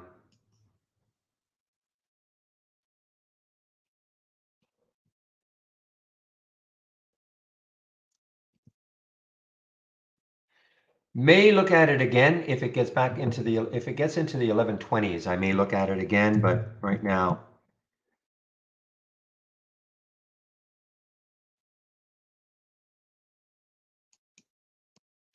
Stick an alert around 1121, see if it clears 11 in a bigger way.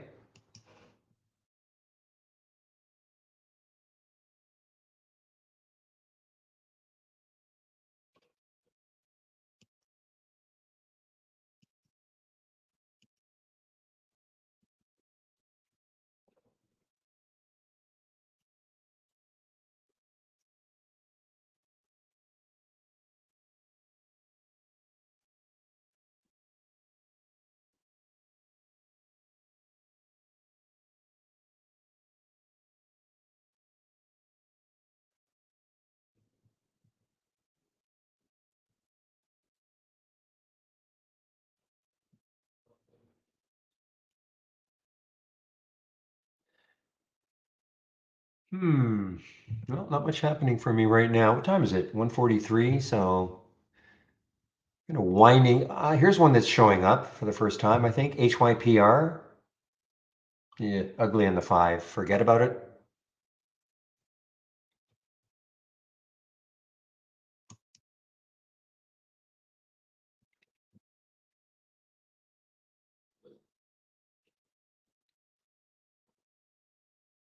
Aha, CPOP. CPOP popped again. CPOP popped again.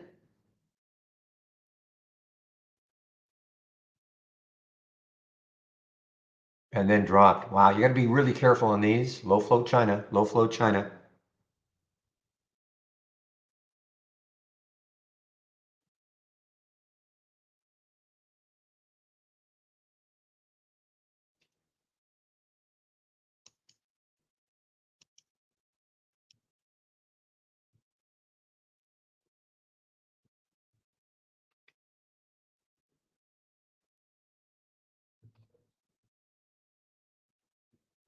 Here's one that's showing up, guys. TNYA, TNYA, Tenaya, Tenaya, Tenaya.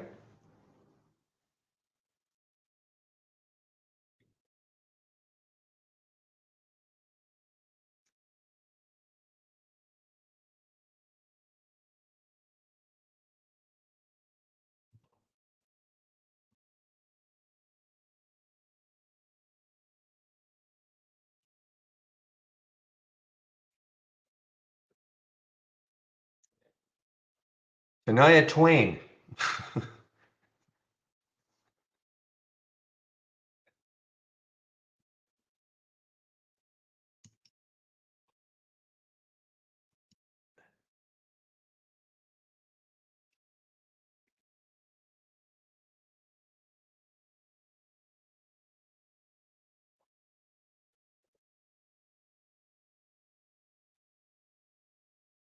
You're not able to, no, we don't have a country exclusion, okay? The only way you could do it, and it'd be crazy to try to do it, is if you could create a bunch of China stocks and you knew what all the China stocks were, put them into a symbol list and then attach it. But no, you can't. I mean, you could do that, but I mean, that's almost a crazy way. And then you say, ignore this list, which would be China stocks. Question was, are you able to exclude China stocks in the races? So we don't have a country search. We have country flags, but we don't have a country search as a filter.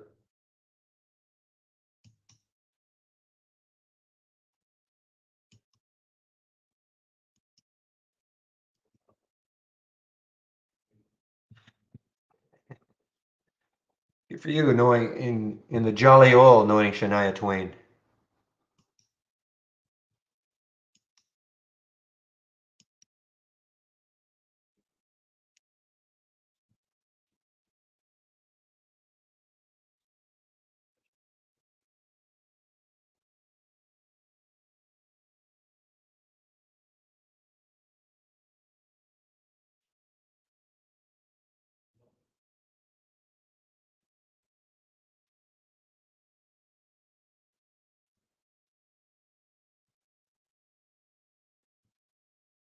All right, guys, I'm actually getting interested in the B-Bio again. Let's see if it gets back up to the 11:15 mark.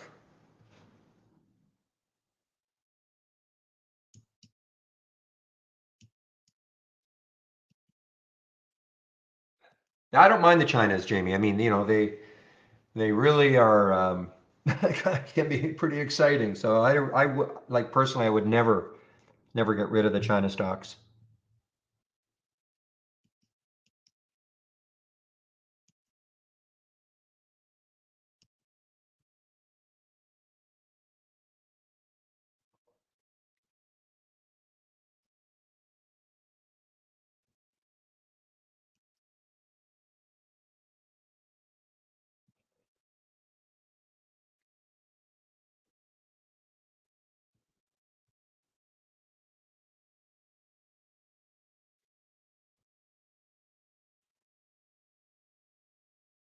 Yeah, whether it's China or whatever country you're talking about, low float is low float. All I would say is this, though, that a low float China IPO, those can be the crazy, crazy, crazy one, as witnessed by the HKD and the MEGL today, as opposed to, man, Barrett's from my country. It's a Canadian IPO for Brush. I mean, ugh, terrible.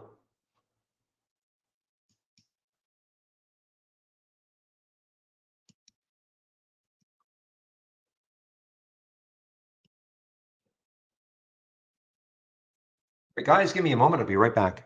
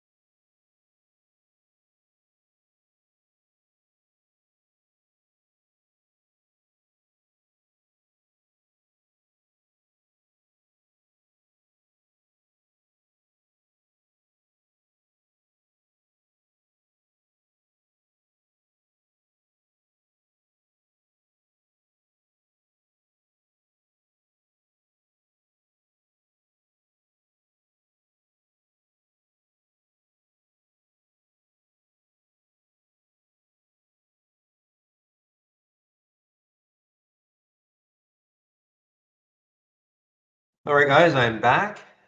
All right, B-Bio.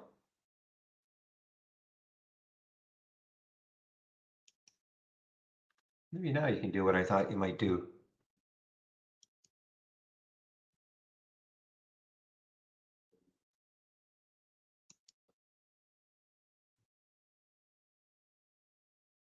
Now, one of the things I should mention in this race and why you're seeing Apple and Tesla here People are always, I mean, everybody knows Apple, everybody knows Tesla, and I know I'm going to say this virtually the same way every single day. This is not to denigrate anybody who wants to trade Tesla or Apple, be it the stock or options or whatever, okay? But what this is, what we're trying to show you here, though, is that if you're looking for stocks that are, really moving, I mean, it's not going to be the Teslas or the Apples, okay? And so this is all relative strength, and that's the only reason we have this here. And again, it's not to say people shouldn't trade Tesla or Apple. You can find a way to make good money trading them. More power to you.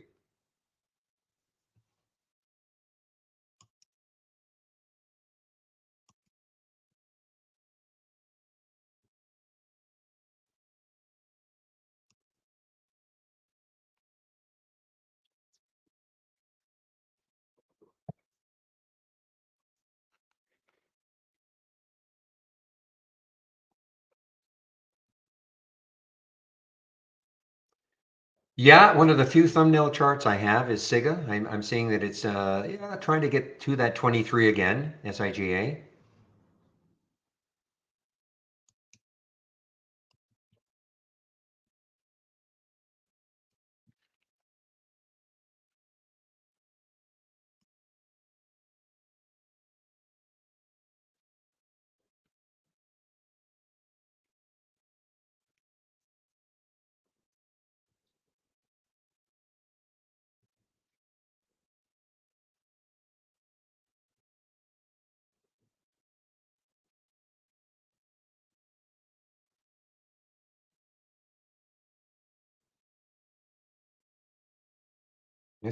Yeah, I saw you mention that one, Ija, a little while ago. SRTS, nice looking earnings play. The highs of the day, big gap up, taking all this out. SRTS. You know what, guys? Also, this is an all-time high. So this is one that, if you're maybe watch next week for a second or third day continuation off earnings, SRTS showing up in a race.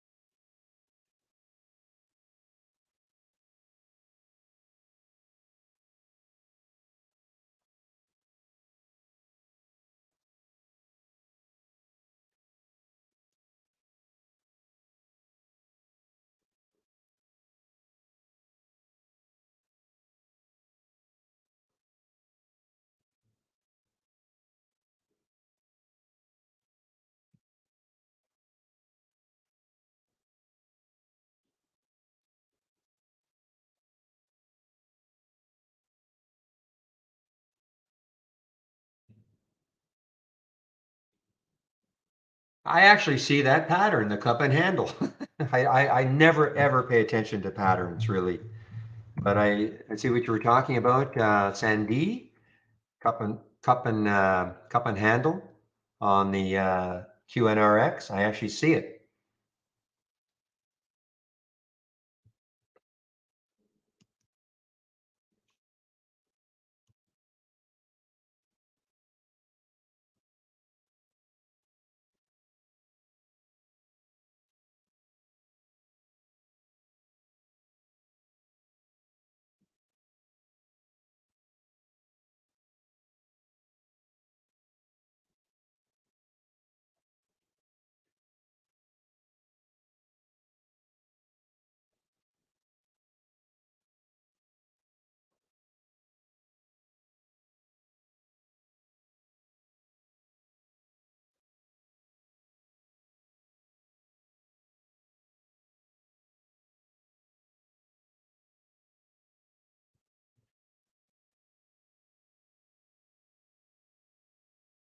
What's the spread like on this one? Actually, it's not, well, 10 cents. It's not terrible, terrible based on the type of move it could have, I suppose, for the QNRX.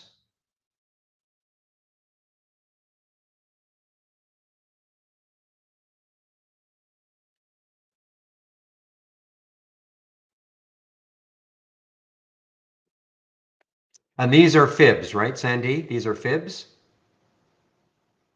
extended fibs or something, right?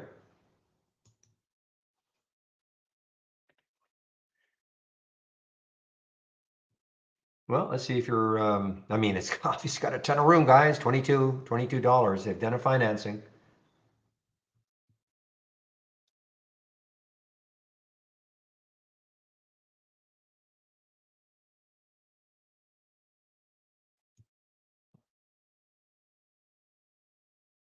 Okay, so at least it's above the financing price of 5. I mean, I think it's absolutely insane. They did a financing way down here, but all right. They did a financing and it's at least above the financing price. Yeah, hard not to hum, isn't it? Hi ho, hi ho. Hard not to hum.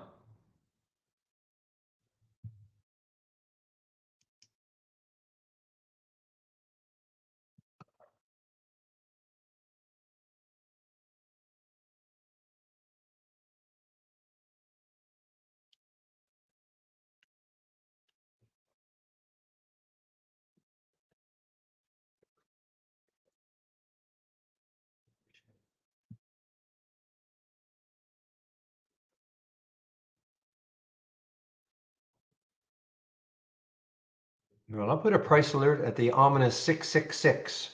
It may not happen, so, and that's for the Qnrx.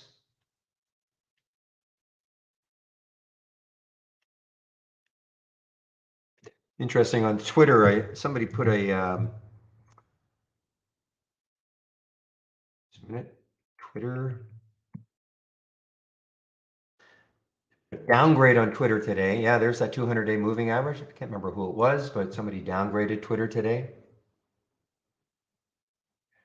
Twitter stock falls.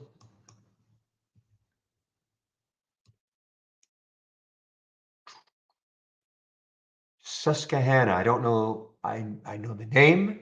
I don't know what sort of following this guy's got, but that was a pre-market when we do our pre-market stuff and take a look at the upgrades and downgrades. I noticed that Twitter had been downgraded. So much for that.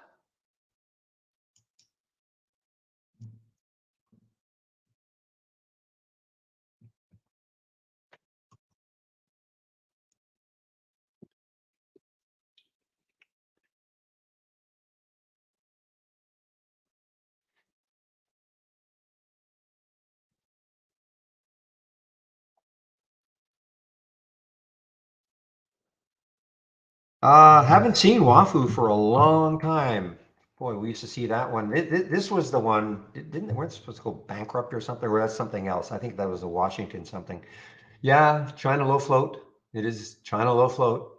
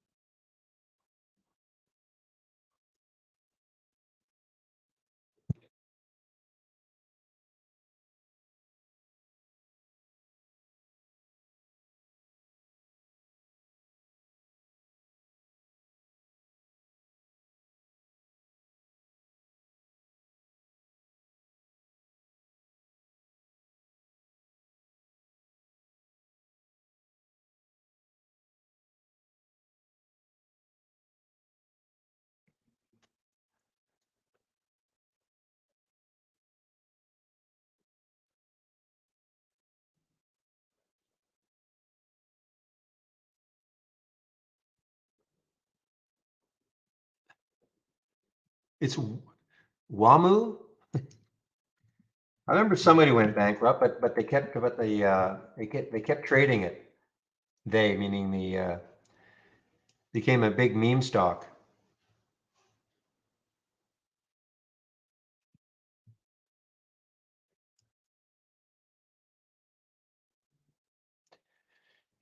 Can we say China low float? BQ, BQ. Next high looking left, 272.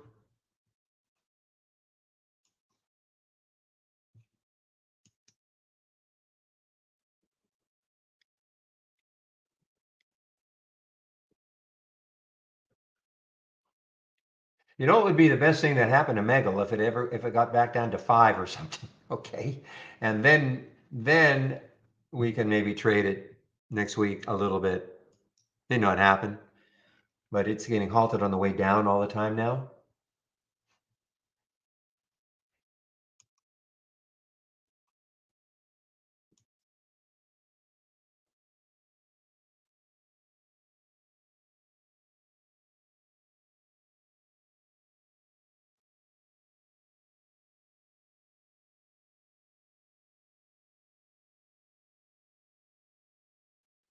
All right, guys. Lyft being an earnings play, kind of boring though. I mean, it's just been flatlining for quite a while now. Lyft is an earnings play, LYFT. Had a nice run though, 13 to 20. I mean, that's a great 5-day run, 13 to 20. Yeah, yeah. This is after that, Jamie. There's some other stock. I thought it was Wafu. There was some other stock I'm thinking about. Yeah, Washington Mutual or whatever that was. Yeah, Washington Mutual got hammered back in the financial crisis, as I recall.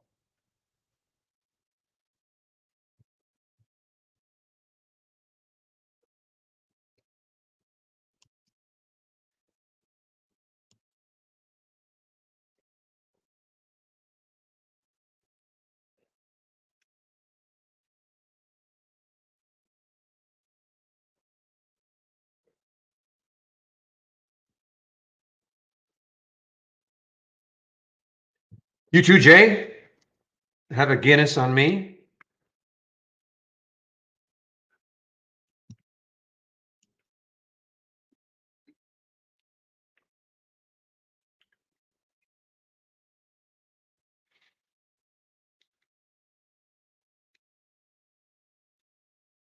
All right, guys. Siga back over 23. Of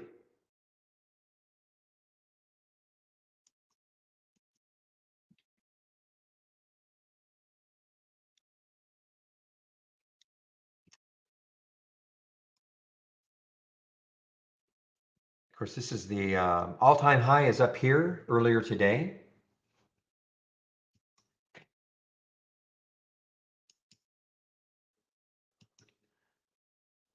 Vicky. Vicky, where you been?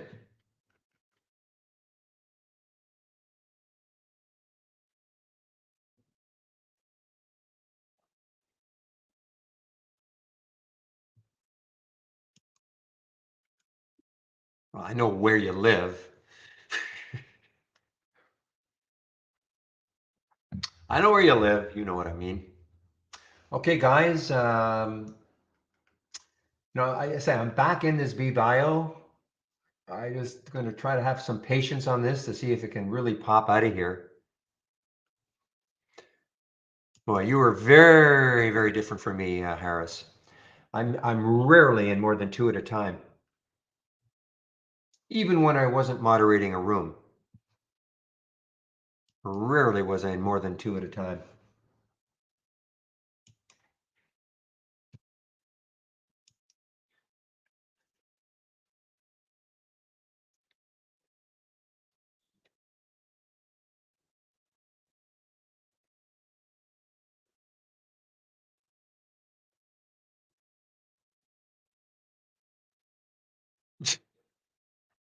Well, you better have some idea, unless somebody invaded your body and was pressing the buy button for you.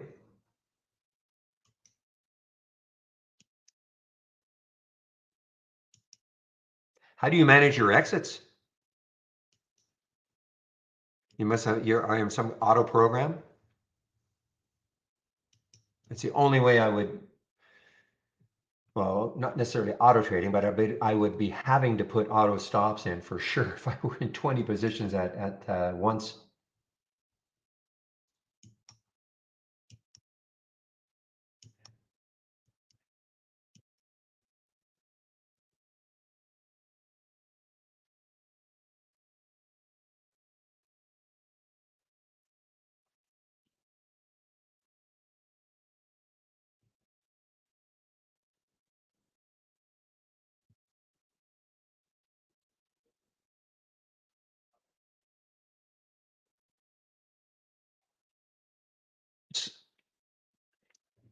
Wow, with 20 positions and you don't use hard stops. Wow.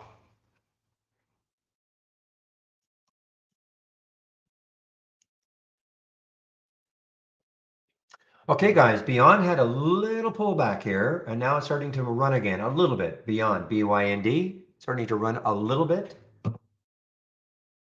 Not huge, but just a little bit. Had that first little pullback at 130 on the 15-minute chart. Now starting to run again just a little bit. So when you say you've got 5 monitors, the only reason I could have 1 monitor now, the only reason I would have to have 2 is for my brokerage platform. But I've got 3 32-inch 4K monitors. I could easily just have this monitor and that's it. Except for my brokerage platform.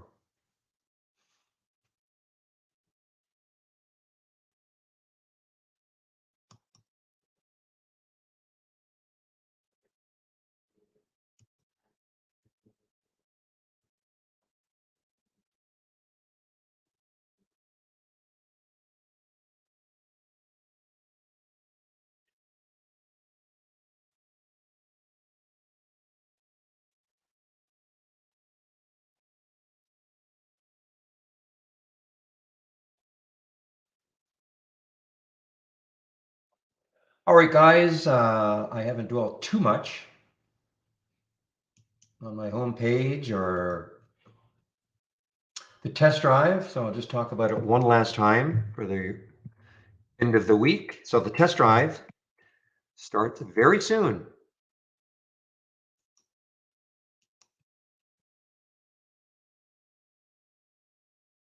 So if you click on the link, this is what you're going to see. It's going to say back to school, so sign up for a back to school test drive. So it starts on the 15th. So today's the 5th. Understand that today's the 5th. It doesn't start until the 15th. The reason I want to just keep harping on that is that people sign up and then they expect to get data right away. It doesn't start until the 15th. So it will cost you $11.11 for 10 trading days if you can take advantage of the 15th to the 29th. If you can't take a full advantage, in other words, say you could only start on the 16th, you'll get 9 days, okay? So it is not 10 days from whenever you start. To take full advantage, you have to be prepared for the 15th to the 29th, okay? And you'll have access to the full premium service, except no auto trading. No auto trading. Once the test drive is over, it's over. There's nothing for you to do. We don't put you into a subscription. You don't have to unsubscribe from anything, okay? We only do this 4 times a year, so it's a great opportunity to try us out. If you think you can afford $11.11 for 10 trading days, please do it.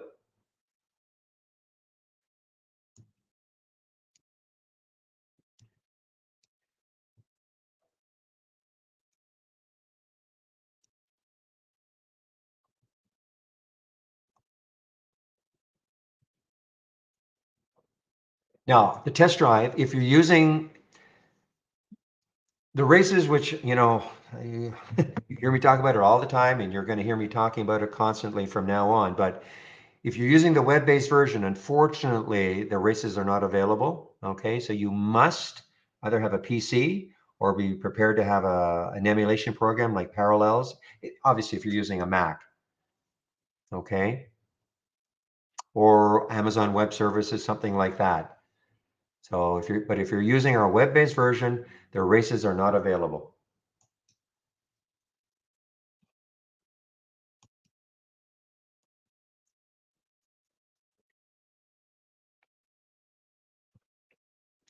And last, my homepage.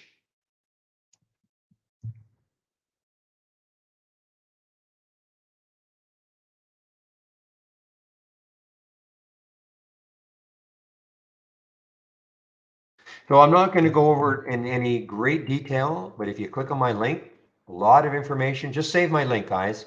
All the information that you on my homepage, and a lot. Obviously, you can take out a subscription. There's a promo code you can use for 15% off the first month only, or the entire year. If you're going to take this test drive, you can do this right now. Okay, let's get started. It'll cover all things like the download and installation, your first login, startup and login, toolbar and right click magic. Okay, get prepared. If you're going to take this test drive, please don't show up Monday morning at August 15th and say, what is Trade Ideas? I don't understand anything I'm seeing. Okay, that means you've not done any previous work.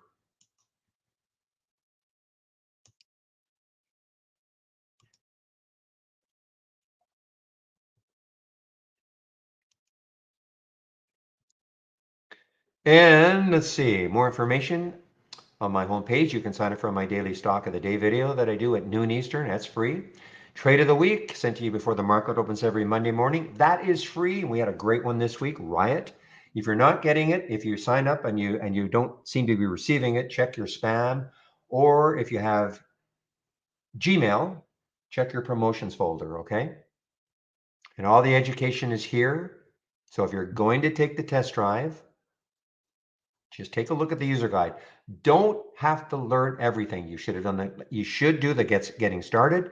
You should at least know what an alert window is, what a top list window is, and what the stock racing is all about. Okay. At the very least, concentrate on, well, you should do the getting started, but then these three: alerts, top list windows, and stock racing. Okay.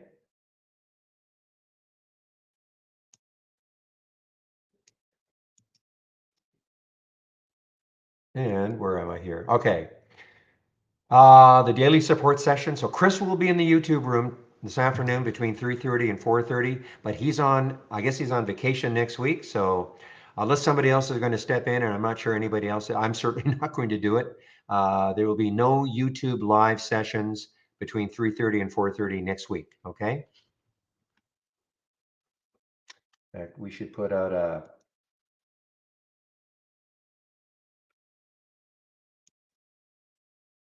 just give me a moment, please.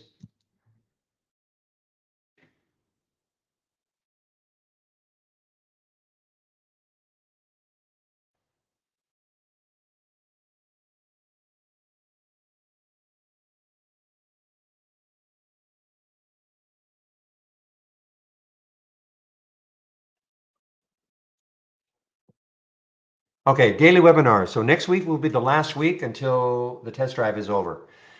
We have the webinars next week, Tuesday and Thursday, and then we'll be on hiatus for 2 weeks, and then it will resume after that, okay? Back to basics. If you're new to trading, great little video series. Michael Noss put this on of Trade Ideas. It's not third party, okay? It's all free. And last, my scans. Here's my race mode right there. The only other two alert windows that I'm using, really my 10-day daily breakout and breakdown. I still have Zach's up bouncers and toppers. I really can't pay that much attention to it until maybe when the races, maybe when we get out of this low float mania, I'll be able to pay a little more attention to it. But other than that, I'm just concentrating on race mode, race mode, race mode, race mode. And this is what I use in the pre-market. Okay, pre-market act is up and down, and the gap up and down. These are what I use in the pre-market. But I'll tell you, I mean, the pre-market work is not as important to me as it used to be. Not with the races now.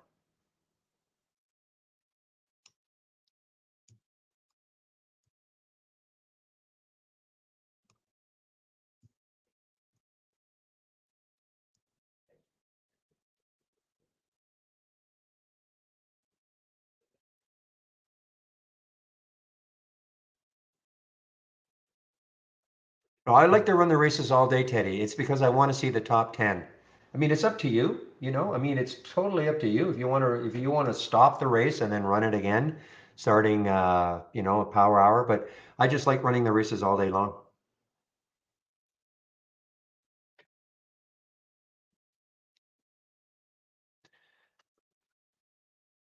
Yeah, so The test drive, if you're using a Mac, I mean, if you're willing to use an emulation program like Parallels, of course, then you can use, you'll have access to the downloadable application. Or if you're willing to do something like Amazon Web Services or I guess Microsoft 360. But if you're going to be on the web-based version and that's it, you will not have access to the races. Okay, we are not a Mac program. But we have many people at Trade Ideas who have Macs, and they use Parallels or something like that as an emulation program, if you're willing to do that. I mean, I would encourage, I mean, the races are so critical. This is the absolute, in my opinion, Brokerage Plus is fine. I'm trying to think of all the other things that the advancements that Trade Ideas has made over, well, since 2010, since I've had the program. This is by far and away the biggest change they've ever had for the positive side. Huge difference in my opinion. And once people get used to understanding how to use it and why it's so critical, because it just gets you to focus on one window all day long, creating a watch list that you can look at all day long instead of jumping around from scan to scan to scan to scan. Man, it's making, I mean, even as somebody is, obviously I'm an experienced user with Trade Ideas. This is making it so much more enjoyable for me.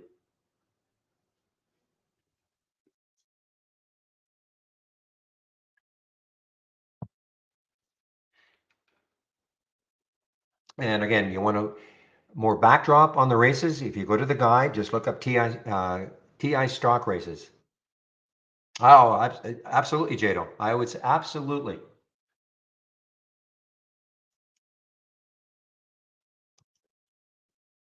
100%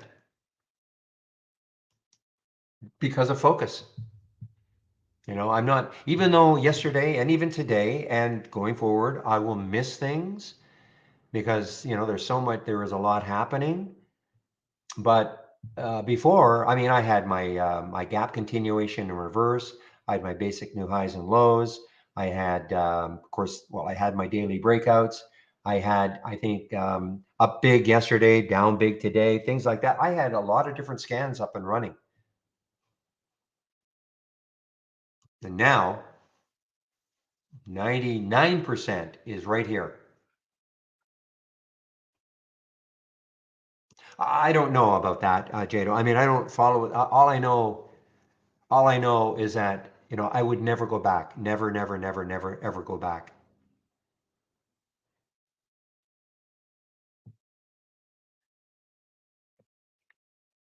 I don't look at win percent, like win percent and loss is almost irrelevant, because I mean, as you know, I mean, I'll never take a big loss, never, because I'll always obey my stop. And sometimes I get out before my stop if I don't like the way it's trading. And so it could happen a couple of times, 2 or 3 times, and then all of a sudden I get back into that trade and it works well. So I could say, well, I was 75% wrong, but that 25% I was right. Boy, did it ever take off. So that's why I really don't look at win percentages as much as, the actual profit and loss.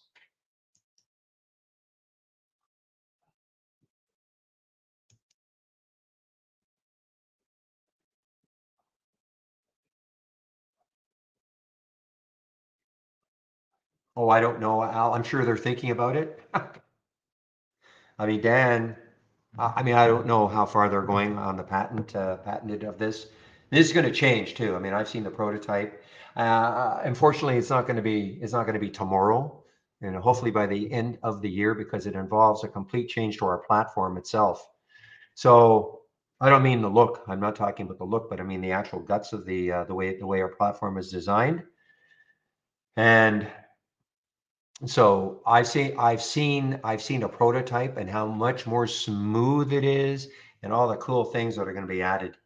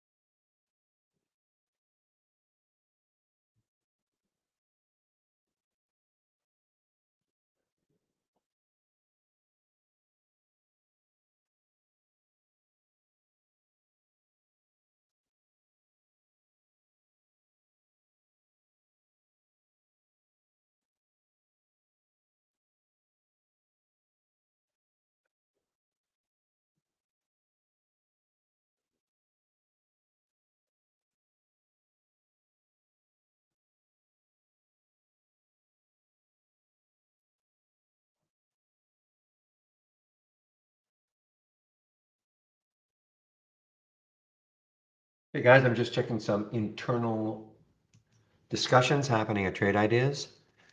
I don't think so. Well, I shouldn't. Okay, ever option scans. You know, we don't scan for options, so it's just not a priority. It's just absolutely not a priority. I know. I mean, I know that might disappoint people. Excuse me, who want to trade options and all that, but as far as the filters go, I doubt it. You know, we've got the option filters that we have. I mean, I don't really know what we could add unless we actually scan for options. But I mean, the option filters that we have, you know, we have the put call ratio, the option volume, the average number of contracts over the last 10 days, the volume today, put and call volume today. And then, of course, you know, this is the big metric, the option volume today percent, which shows you if you put, say, 200 or 300% in that min box, that means for you to see that stock, it's going to have to trade 2 or 3 times what it has done over on average over the last 10 days. So it shows you stocks that are having abnormal option activity, but I don't really see it going past that.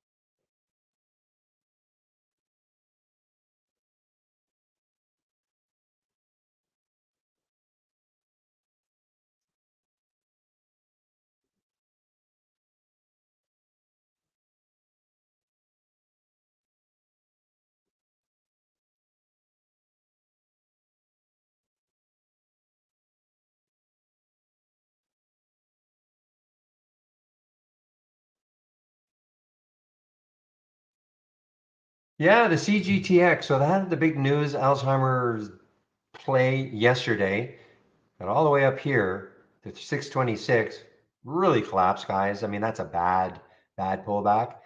You know, little, but definitely a nice break out of consolidation on the 15-minute chart. No question about that.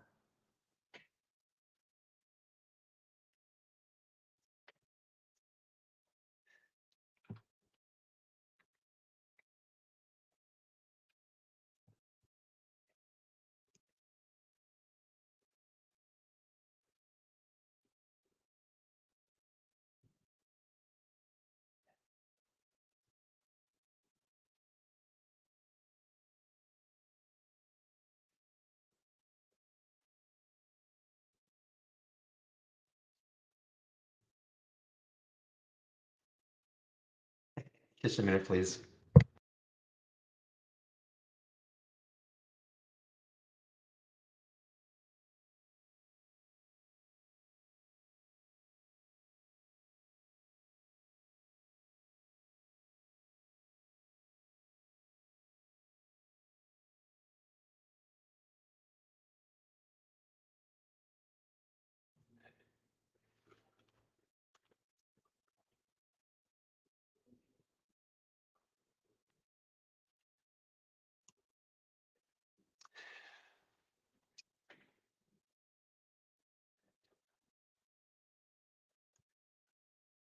This BBIO, I don't know.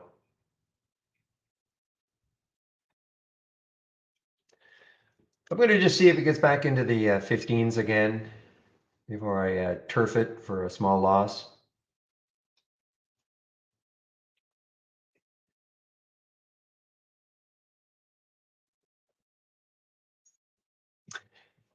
True enough, Al, that's in this particular scan, but I mean, I've got some, you know, I've got this large cap. The reason I don't have it up and running, I was hoping Pepe would be around because some kind of a bug is in here for it because it kept showing up. So I could give you this one as an example, but I'm going to start this one. I'm going to launch the stock race. Okay. And this is, I mean, I don't agree with what they're doing here, but okay. So 10 minutes. So I'm going to do it 4 minutes, 4 minutes, change from the open. Yes. Delta value. Yes. I don't want to auto start on load. I want to start it at 9:30 Eastern time, run it to, whoops,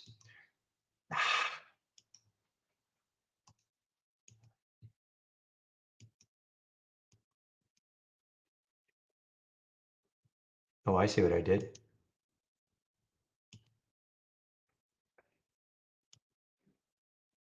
Give me a moment. Okay. I want to run it to say 8. Okay, so change from the open, delta value, 10. Yes, yes, yes, yes. Okay, going to start this race. And this is what was happening though. Still getting this box D, and I don't know why. I don't know why I'm getting this box D in here. Because my minimum is supposed to be $10. I'm going to just flash that to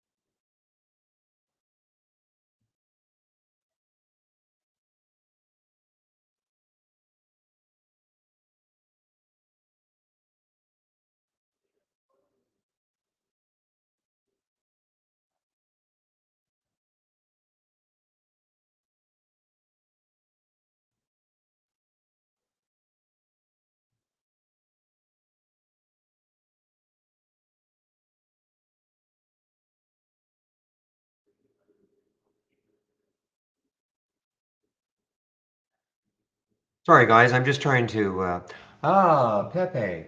This is a strange one. So I'm running this my large cap gainers from the open, okay? And I have a minimum. I'm running it on this. Okay, I'm running it stocks between 10 and 100. 10 and 100. I'm looking at that right now. And yet box D keeps appearing all day long and it's $1.91. And I have shut it down.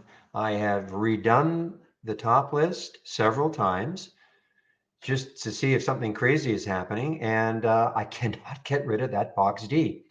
It looked like it had won a race about 30 times. Now you can't see it right here now, but you have to trust me. It kept showing up. There it is. You know, do you see what I mean? There it is right there. If you can see my screen, box D, $1.90. It's actually down for the day, which, and you know, stocks have to be up for the day here. You know, up 2%. So really, really strange.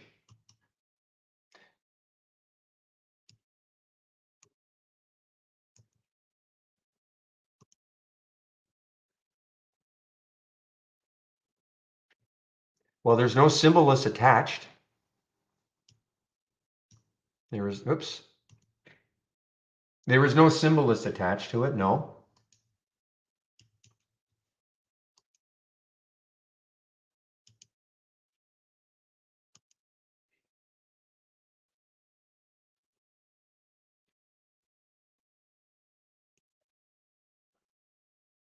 Yeah, there's no symbol list attached.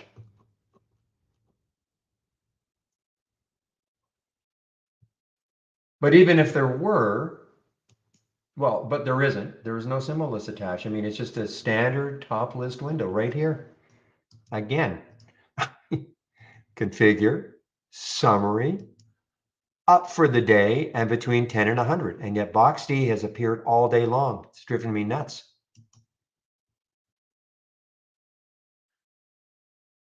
This is large cap gainers, and it doesn't pass any of it. I mean, 500 million market cap. I don't even know what the float. I don't even know what the float is, but it has to be at least 50 million. I was just trying to create one for people who don't necessarily want things that are, really super active.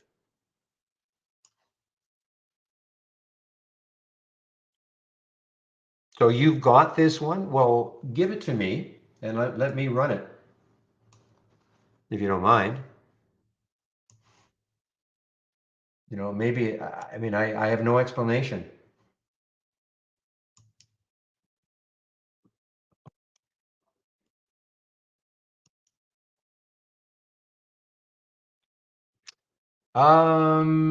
Anything is possible, but I don't think I did. I know what you're saying. No, no. I know what you're saying. You're talking about right here in the add edit symbols and all that. No, but that was, I did actually look at that. But what craziness, because I certainly don't follow Box D.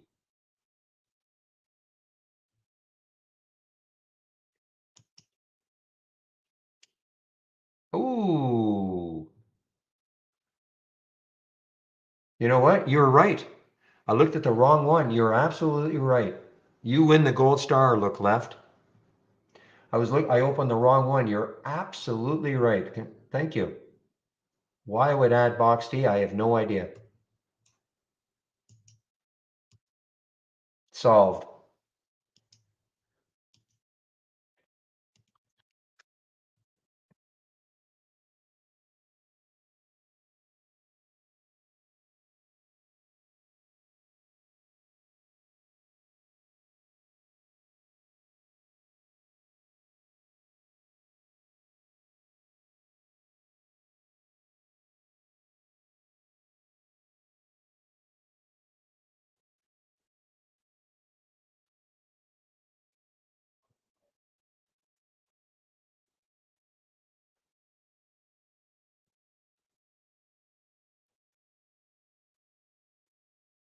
No, that's it. I mean, I can't. I mean, I don't recall ever doing that, and I don't really recall wanting to know about Box D. But that was the reason. You're absolutely right. Meanwhile, whoever took WAFU is really happy now. Whoever took WAFU is just probably saying, yes, this is making my weekend.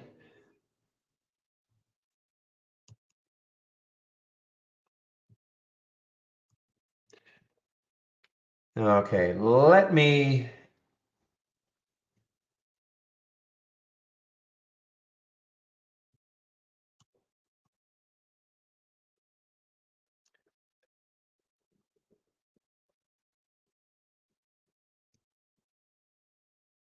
Okay, I'm going to start this all over again then.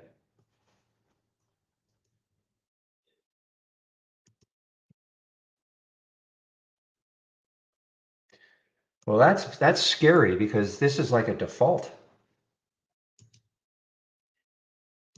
that's happening. I'm sorry, guys. I know I'm sort of mumbling to myself here, but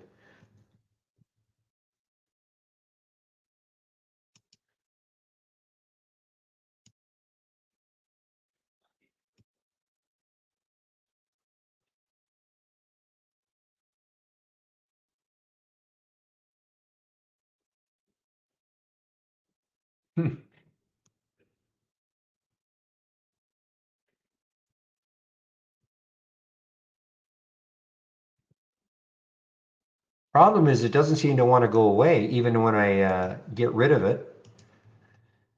Let me just see if that will actually do it.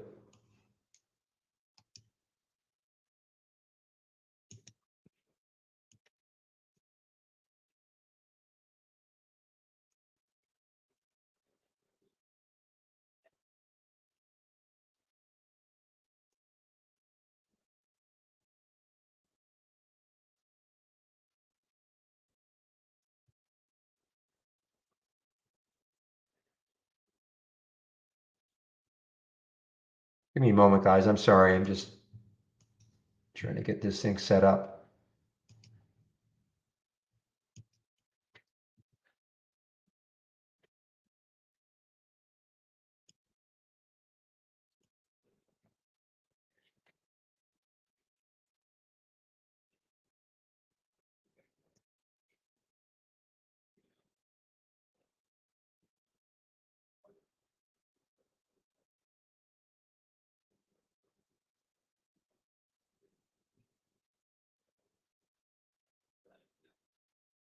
Yeah, okay, that did it. Thank you. Well, both. Just phrased it incorrect. Well, I didn't understand Pepe, but also look left. Good catch. Most people don't even know we have that. So good catch.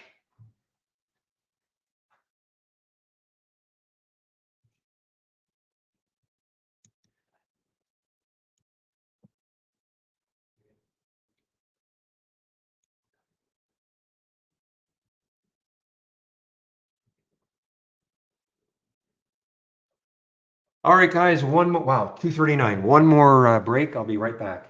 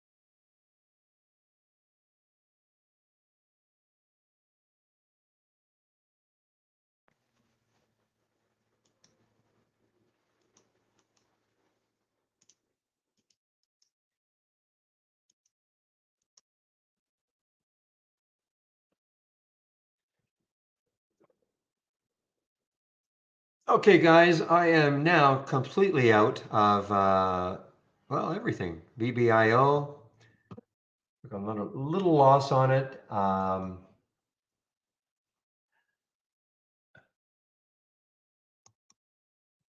UDMY. What is this one doing? Yeah, the BQ off the races. Love the races.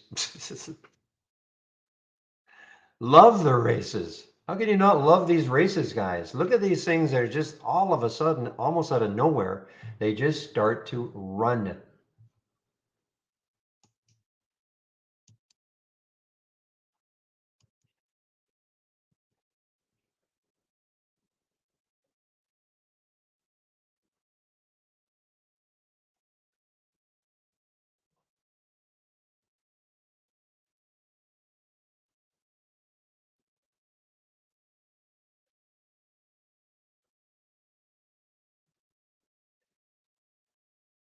Meanwhile, in the MEGL saga, we are now floating down more and more.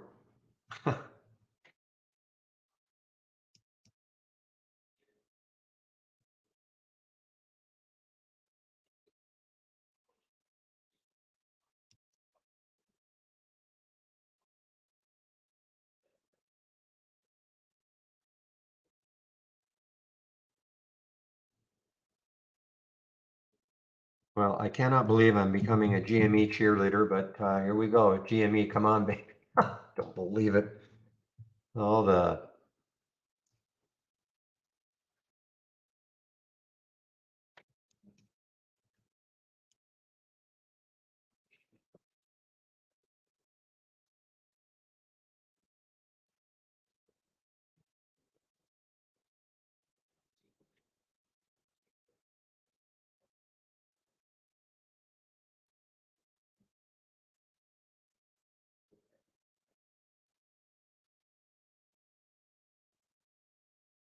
I was just watching this CPS. I mean, you're looking for a late dayer? I don't know. I mean, CPS is an earnings play.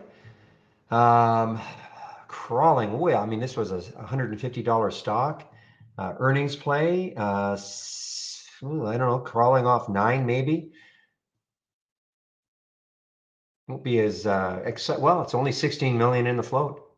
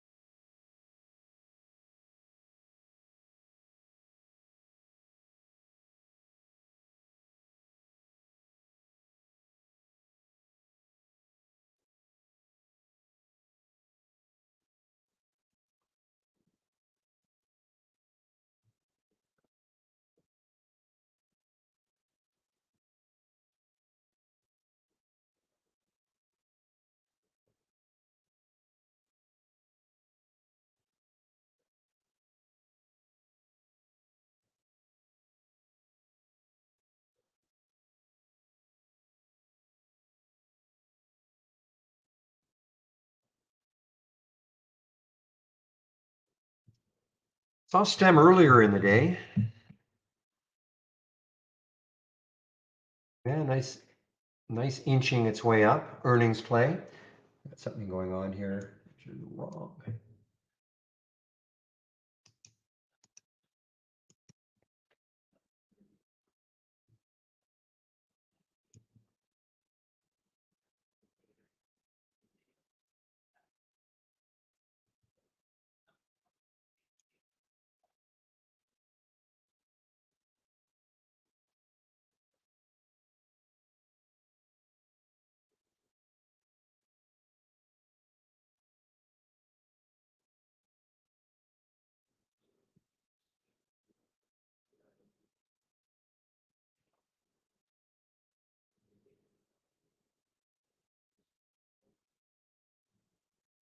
Okay, guys, it's 2:46. Getting close to the end of my stint on the mic. I'll usually mute myself around 3. I may stay on. Certainly, I'm here. If you have any questions, I can always answer them. Room will be open until 3:30. Main room. Other room will be open until YouTube will be open until 4:30. And again, to reiterate, Chris will be gone next week. So, and I don't think anybody else is stepping into the YouTube room. I know I'm not.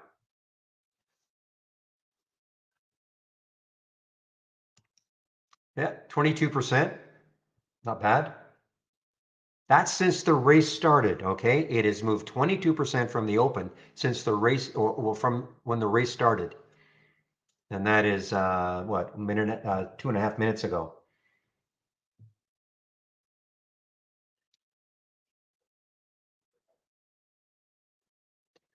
It's just like I said, guys, I mean, in the afternoon, you get something that has not been around all day. I mean, BQ has now won 4 races, yes, but we didn't see this in the morning at all. Nothing, zero.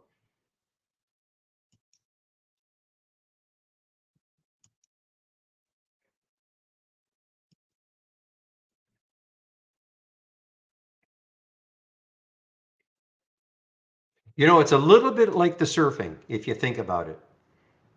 Now, the surfing, I don't talk about it at all. I don't use it ever. But what the surfing does, it'll take the top three symbols as you have them as you have them sorted in a top list window, and go to the next top list window, and on and on and on. Now, right now, of course, I have no top list windows open. But this is almost like the surfing, because it's basically, you can kind of sit back and just watch what's happening, and then click. Okay, kind of like the surfing when you see a chart that you like and you kind of stop it and pause on it. But this is way better, way better. Just let the system find the interesting ones for you in a highly visual manner.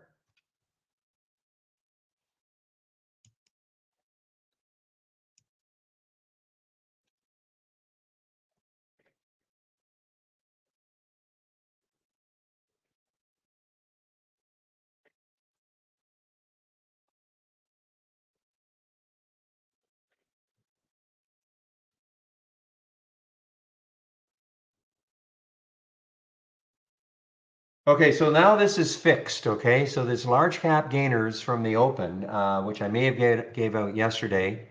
I think it might have had that X and also the other one in there. So if you want it, here it is. Okay, if you want something a little less hectic than this particular one, okay, you can have that. So again, all this does is just you have a minimum market or a minimum market cap of 500 million, minimum float I think of 50 million, and prices between I think 10 and 100. Okay, so not quite as unnerving as this one. Well, that's how, Teddy. That's exactly how. Okay, you just put the filter in. Well, you don't have to do it at all. I've shared it. So if I open the top list,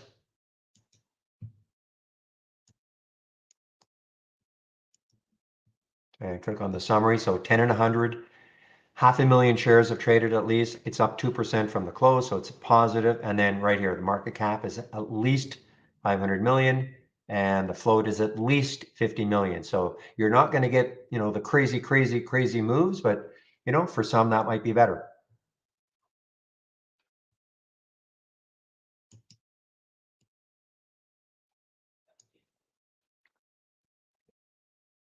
And of course, you can adjust it. I mean, if you wanted a higher market cap, you want to make it 1 billion, go ahead.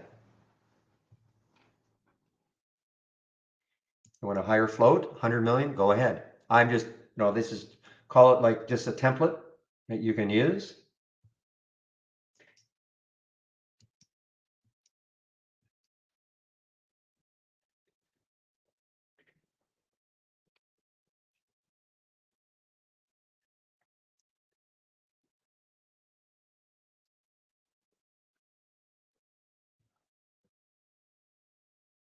Here's another one that you're going to be very surprised at, perhaps. Look at this one. You see this one won't stop, Rhythm. Here's another one, guys, this Squarespace. It had earnings on the 25th, and ever since then, where's the 25th?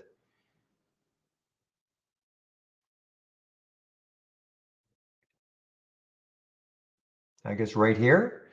When was it? Was it after hours? Pre-market, July 25th. So it had earnings right here, okay? Not a huge reaction. Look at Squarespace since then, SQSP. Okay?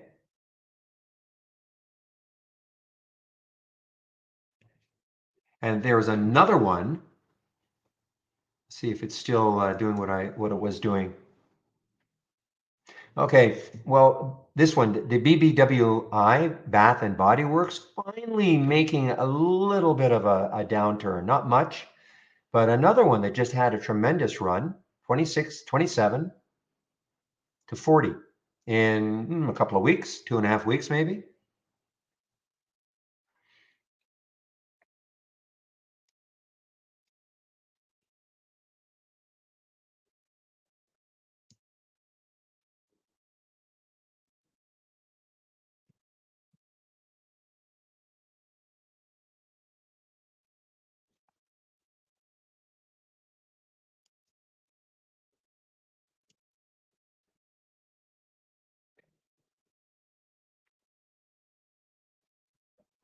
Wow.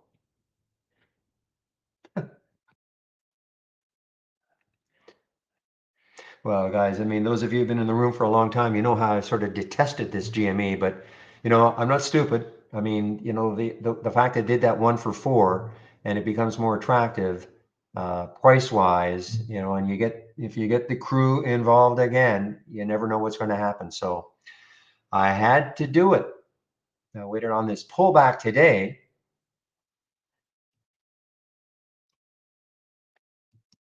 And I haven't gone crazy on it. It's just, but you never know what can happen.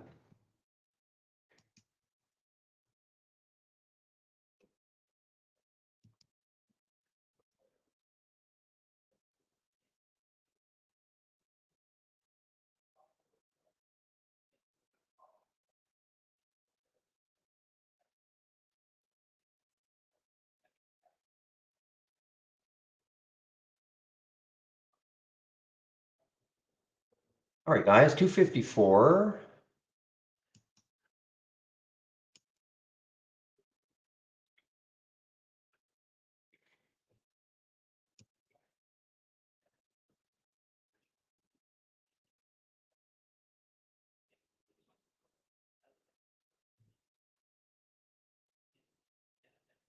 Well, here's another one, guys. VBIV. Now, this is not a low float. If that float is correct, that is not a low float. That's a huge amount in for a $1 stock, $250 million for VBIV. There's no catalyst. There's no catalyst. I mean, we can say AMC had a catalyst, I suppose, but I don't think there's no catalyst. It's just, you know, those that want to follow this one, we'll get into it. It's basically now a little bit above the forward splits price, which was about at 156. So if you multiply that by 4, you're getting 160. So it's a little bit above it.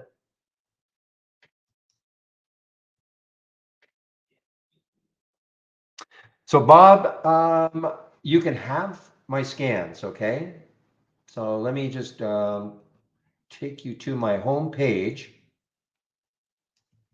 And the major one you want is the racing. The major one you want, okay? Everything else, I mean, you can have my single stock window if you want, but the major one you want is the scan. So is the rate scan. So if you go to my home page, just put my homepage link in. When you click on it, go to the scan section, and this is what you want, the race mode. I mean, that's all I really look at. Okay, that's really all I look at. Your price alerts window, I mean, you can load your own price alerts window. You don't have to have it up and running like I do. You can minimize it. So it depends on your screen, how much screen space you've got. You can minimize it. And the charts, you may not want the time frames that I've got, but this is the main one. This is the primo scan, okay? That I think you want. The single stock window I am sharing, single stock. It should look like this, but again, you can customize it the way you want, but this is what you want right there. Okay.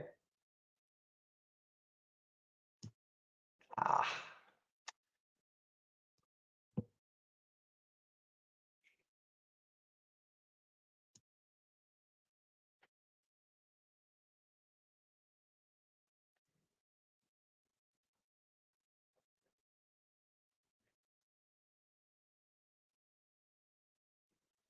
Where are you? Oh, there you guys are.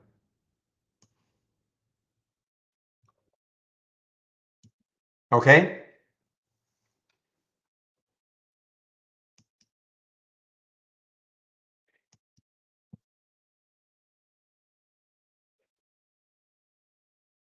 And if you don't know what the racing is all about, go to the guide. If you click on my section, on my link that I gave you, right beside it to the left of the scans is the education section. If you click on the guide,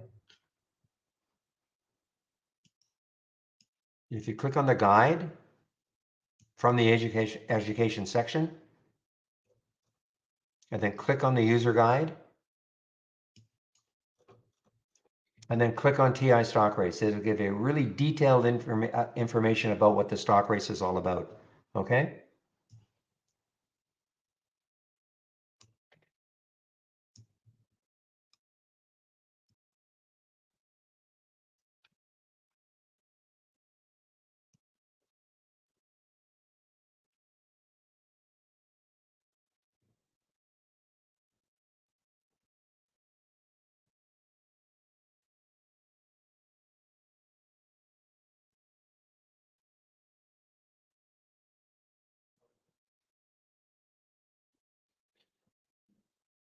Hey, if it goes $100, I'll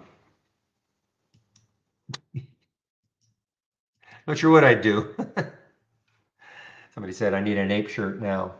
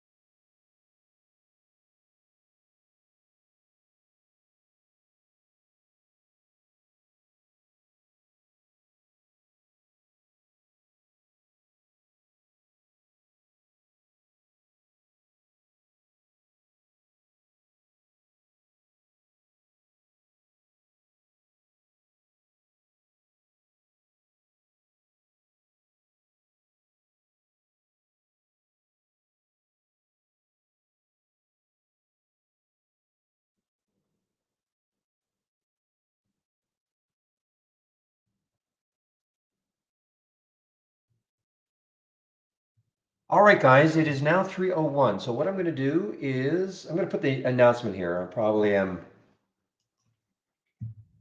I'd still stay on the mic for a bit, but on mute. Okay, so main room open until 3:30 PT. Okay.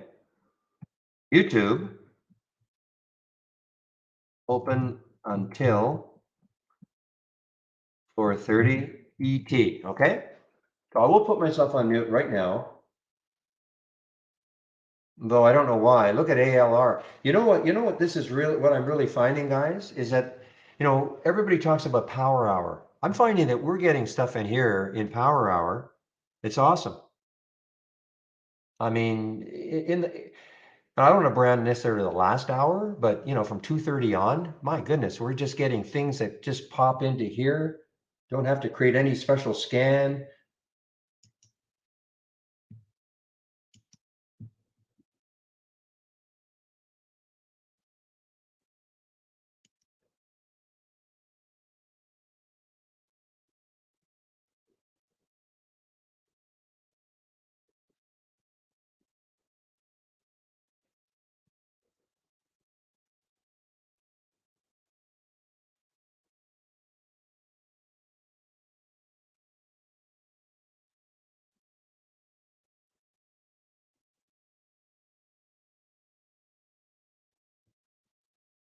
Okay, risky, but here's the NVIV trying to crawl out of this area here. NVIV trying to crawl out of this area here. But ALR, yeah, well, I mean, you know what? It's not a crazy low float. It's 20 million in the float, so it's not crazy low. Not China, so we can't say China low float. And if you're asking, well, why? Don't. I mean, there's probably no reason other than some group has got a hold of it. Some Reddit crew has got a hold of it somewhere and decided to, run with it.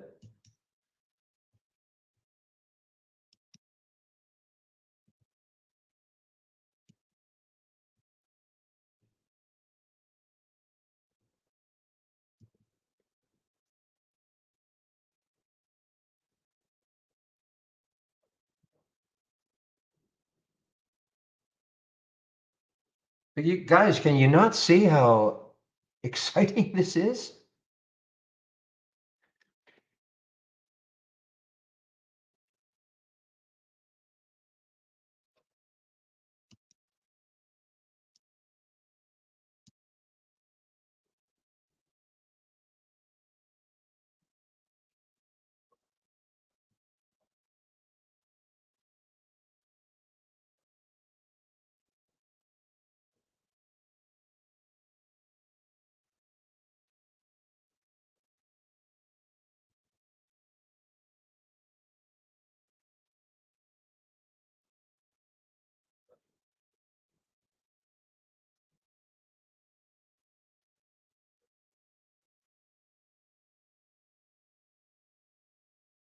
Paul, I'm telling you, absolutely.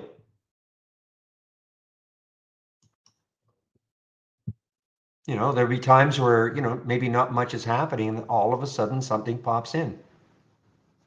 But man, oh man, I mean, and, you know, because this is a list that is being developed all day long, at some point, maybe nothing, you know, maybe you're not seeing anything really happening. Click on one, see what's happening with it. Maybe it's, you know, this NVIV, maybe it's setting up.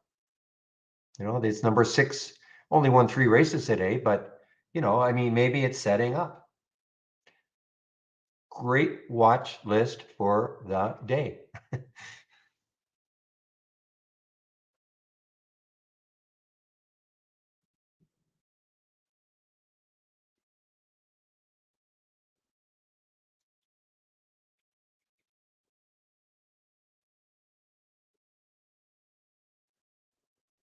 It's possible. Yeah, I mean, I don't disagree with Harris, but you know, there's not even a but. Look at this NVIV guys, tongue twisted here. Look at this NVIV go now, guys.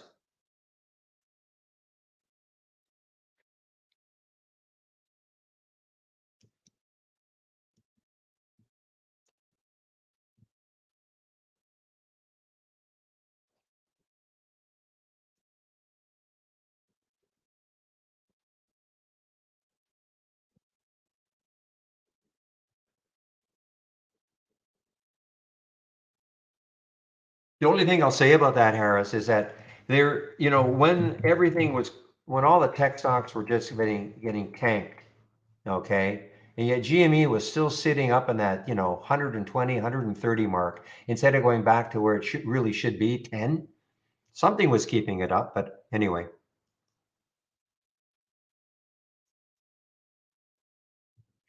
I try not to overanalyze stuff like this, you know. I just, you know, just whatever the chart is telling me, and that's all. That's all I really follow.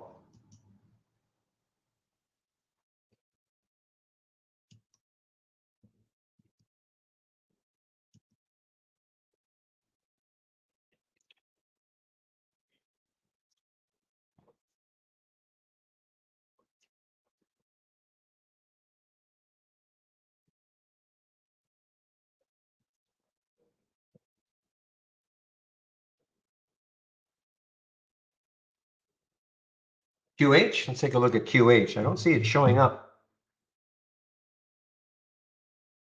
Oh, I know why. I keep forgetting that you look at these ones under $1.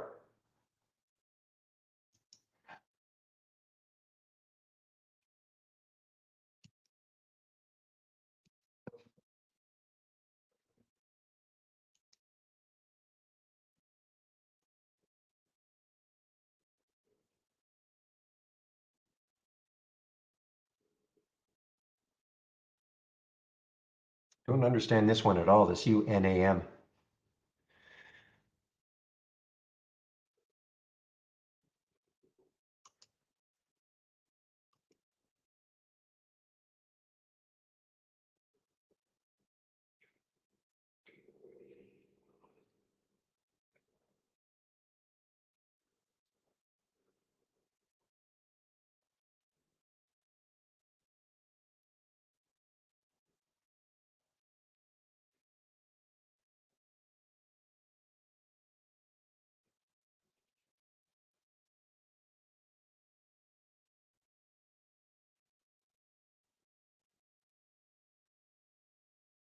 $0.50. Okay. Well, as you know, I'm just. What have I got here? I think my minimum is $1 here.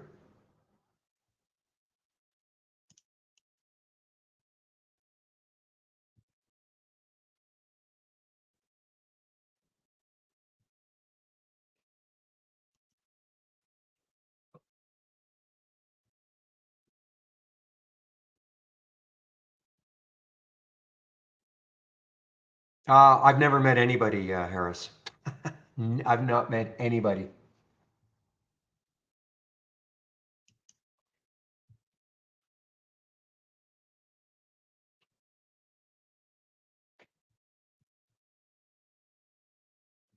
I kind of trade in a bit of a vacuum in that I don't really care. Maybe I should care more, but I don't really care that much about market mechanics and all the other news stuff that goes around. I mean, I care about specific news for a company, but other than that, I really don't care. I mean, the conspiracy theory that, there's a gazillion shorts still out there that have to cover on AMC or GME. I just think whether it's true or not.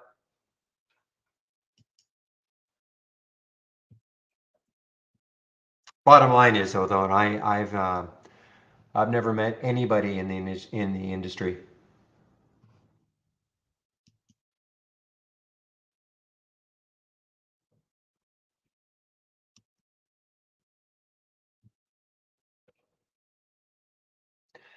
Yeah, this one was shortable actually. ALR was actually shortable for me.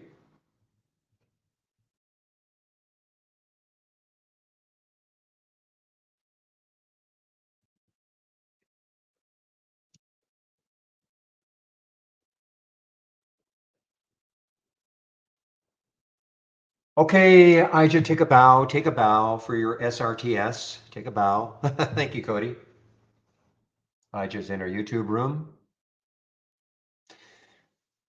Again, I mentioned this one a little earlier. All-time high. It's an earnings play. Watch it. Watch it going forward. I mean, it's made a tremendous break. Watch it going forward. I mean, there's nothing stopping it now. It's an all-time high. It is a low float. Wow, what a low float.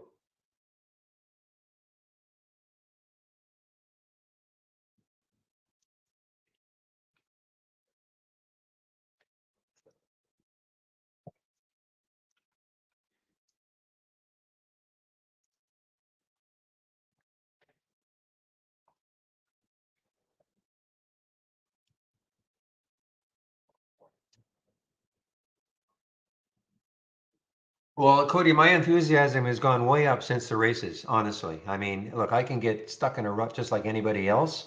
I had my little alert windows and my top list windows, and okay, I was doing okay and moderating the room and explaining and all this, but this has taken this to a completely different level. Completely different level. So my mission really is to convince anybody who's sitting on the fence on this to use it. And yes, you're right. The 10-day daily breakout. If you look at it, though, most of them are in the races. I like the 10-day daily breakdown, for on the short side, but these 10-day daily breakouts are typically in the races anyway.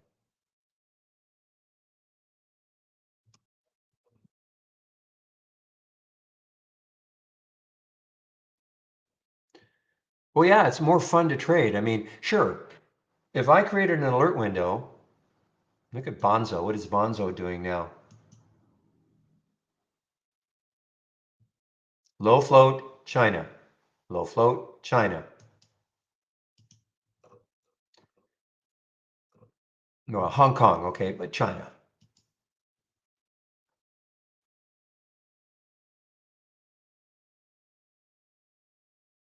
I don't know if Zach is running races at all. And that's fine. I don't know if Zach is running any races.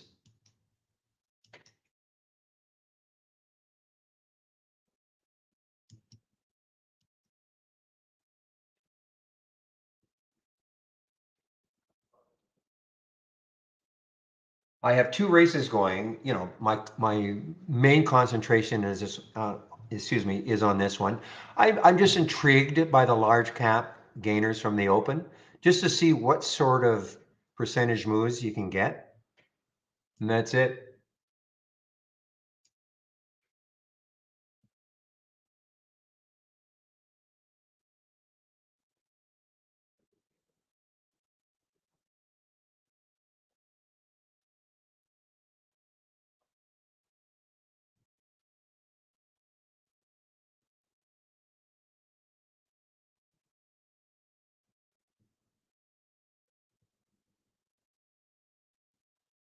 Look at Omer.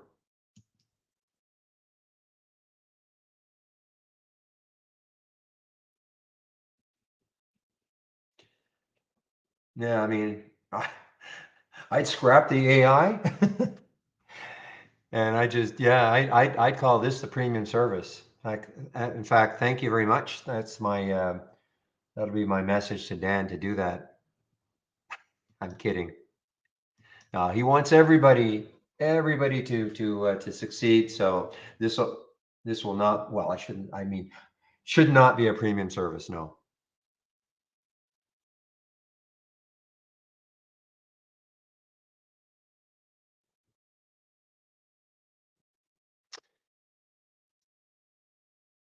Yeah, the max P&L, I can't explain it, Cody. I don't like their definition. You know what you should do? What I used to think it was, and what I was wrong, and I look at their definition, I think it's ridiculous. I'll be honest, completely ridiculous. Total P&L, well, today's P&L and total P&L will be the same if you're not, if you're in the, I think total P&L is if you carry the stock over a few days. The max P&L, the way I used to think of it, is that when you're in the trade, the max you could have made on the trade was that. But evidently it's not. You know what? Yeah, I know it's the column. So to get a better explanation, I think Stephanie has an explanation. I don't like it. I mean, not that I don't like her explanation. It's the explanation, but I don't agree with it. So if you go to our homepage, go to the homepage and ask what it is, okay? I can't even remember when they told me what it was. I said, well, that's ridiculous. So I've sort of forgotten about it. Consequently, I don't use it anymore.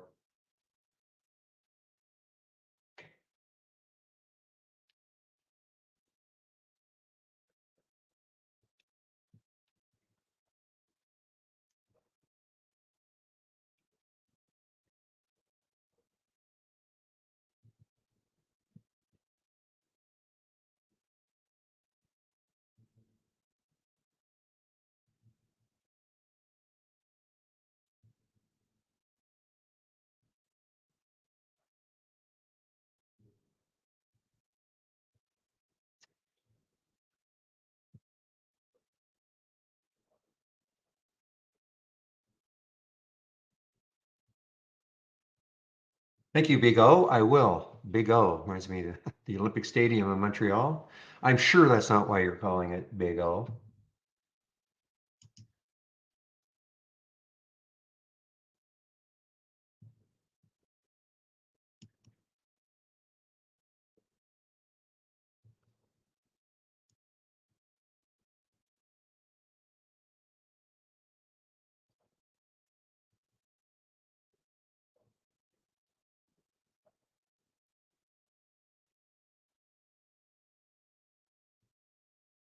Hey, Jamie, you too. Have a great weekend in our YouTube room.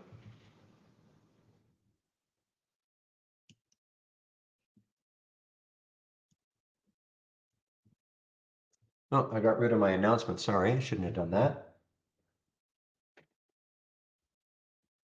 Well, you know what? I'm going to stick around to 3:30 anyway, so I may as well. I don't have to have the announcement, I guess.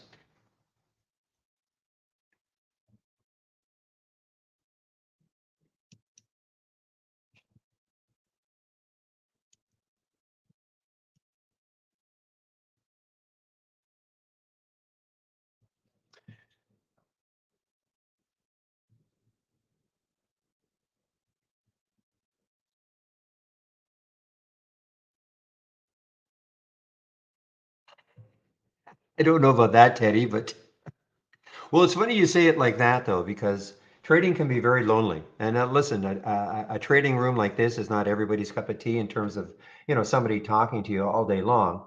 But, of course, you can always mute myself and if you can interact with other traders, but trading can be extremely lonely if you're just sitting there all by yourself. So that's why I've always kind of gravitated towards a trading room of sorts, because it just takes, it almost becomes unbearable. I mean, well, for me anyway. Some people love it. They just want to trade completely in a vacuum, and that's fine. Michael on vacation? Not that I'm aware of. No, no. I see him. I see his posting, so he's not on vacation. Not that I'm aware of.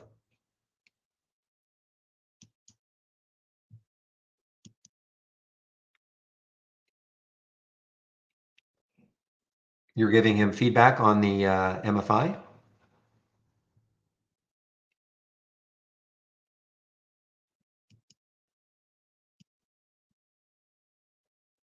Two pending changes. If they're pending, it's not his, I guess what he does is he makes the change and then the development crew has to do it. Okay, well, let me ask him if he's got that email.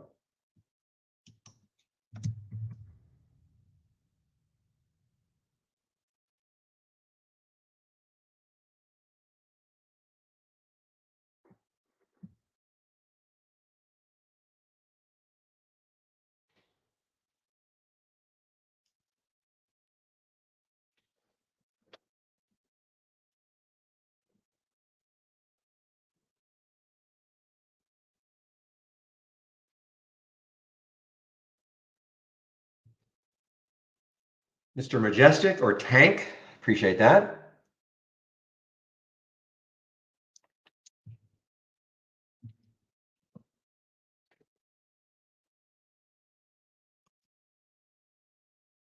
Okay, guys, just waiting for Chris to show up, probably in about 5 minutes or so in the YouTube room.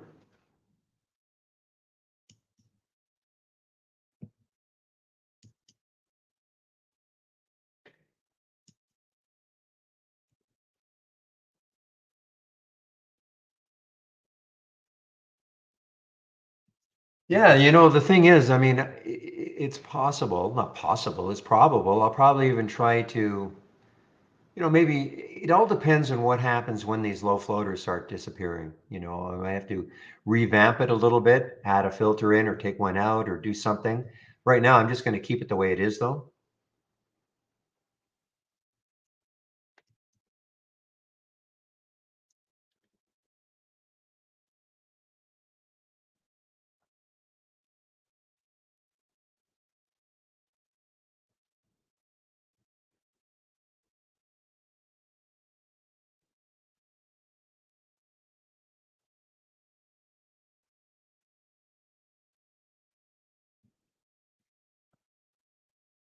Okay, so I guess he answered you back.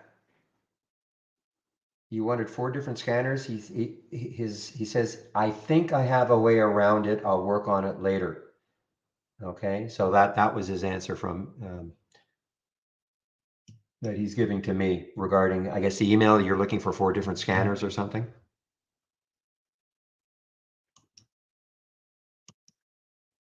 I hate to get in between you two. Well, because I'm just now a complete go-between.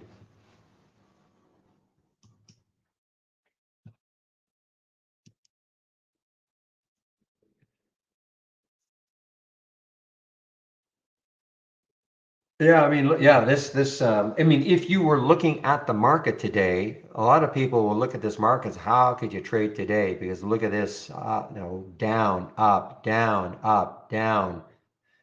But look what we can do with trade ideas. I don't care what the market's doing.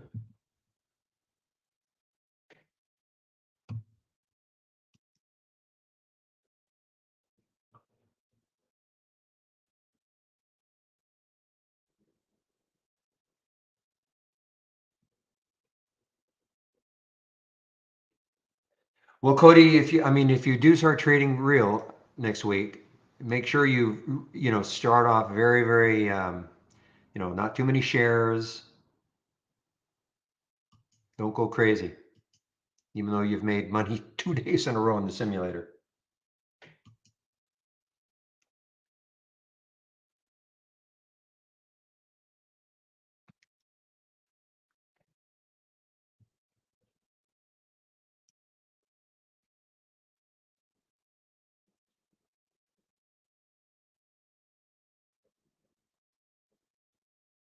Well, this is on the way up now, guys. I was kind of hoping it would drift all the way down to 10 or something.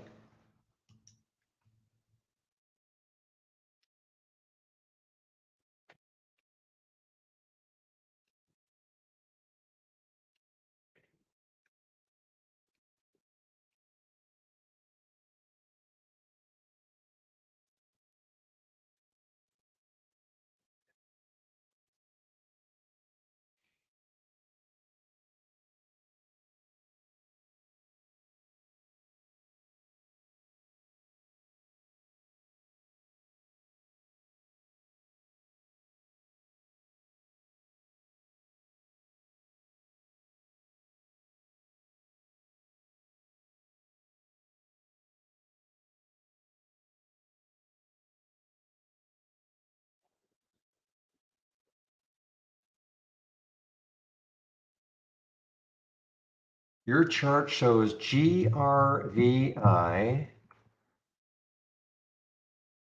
Yeah, it's pretty spotty. When you say not doing too much of anything, I mean, it's up 11%. So I'm not sure what you mean by that exactly. It doesn't trade very much. 300,000 shares, that's 4 times normal. So it really doesn't trade very much. I'm talking to somebody in a YouTube room. So I'm not sure what you mean by the stock isn't doing very much. When it's up 11%, they can't all be up 300%. But seriously, I mean, but it doesn't trade very much. This is not showing up in any, I don't think anything from me.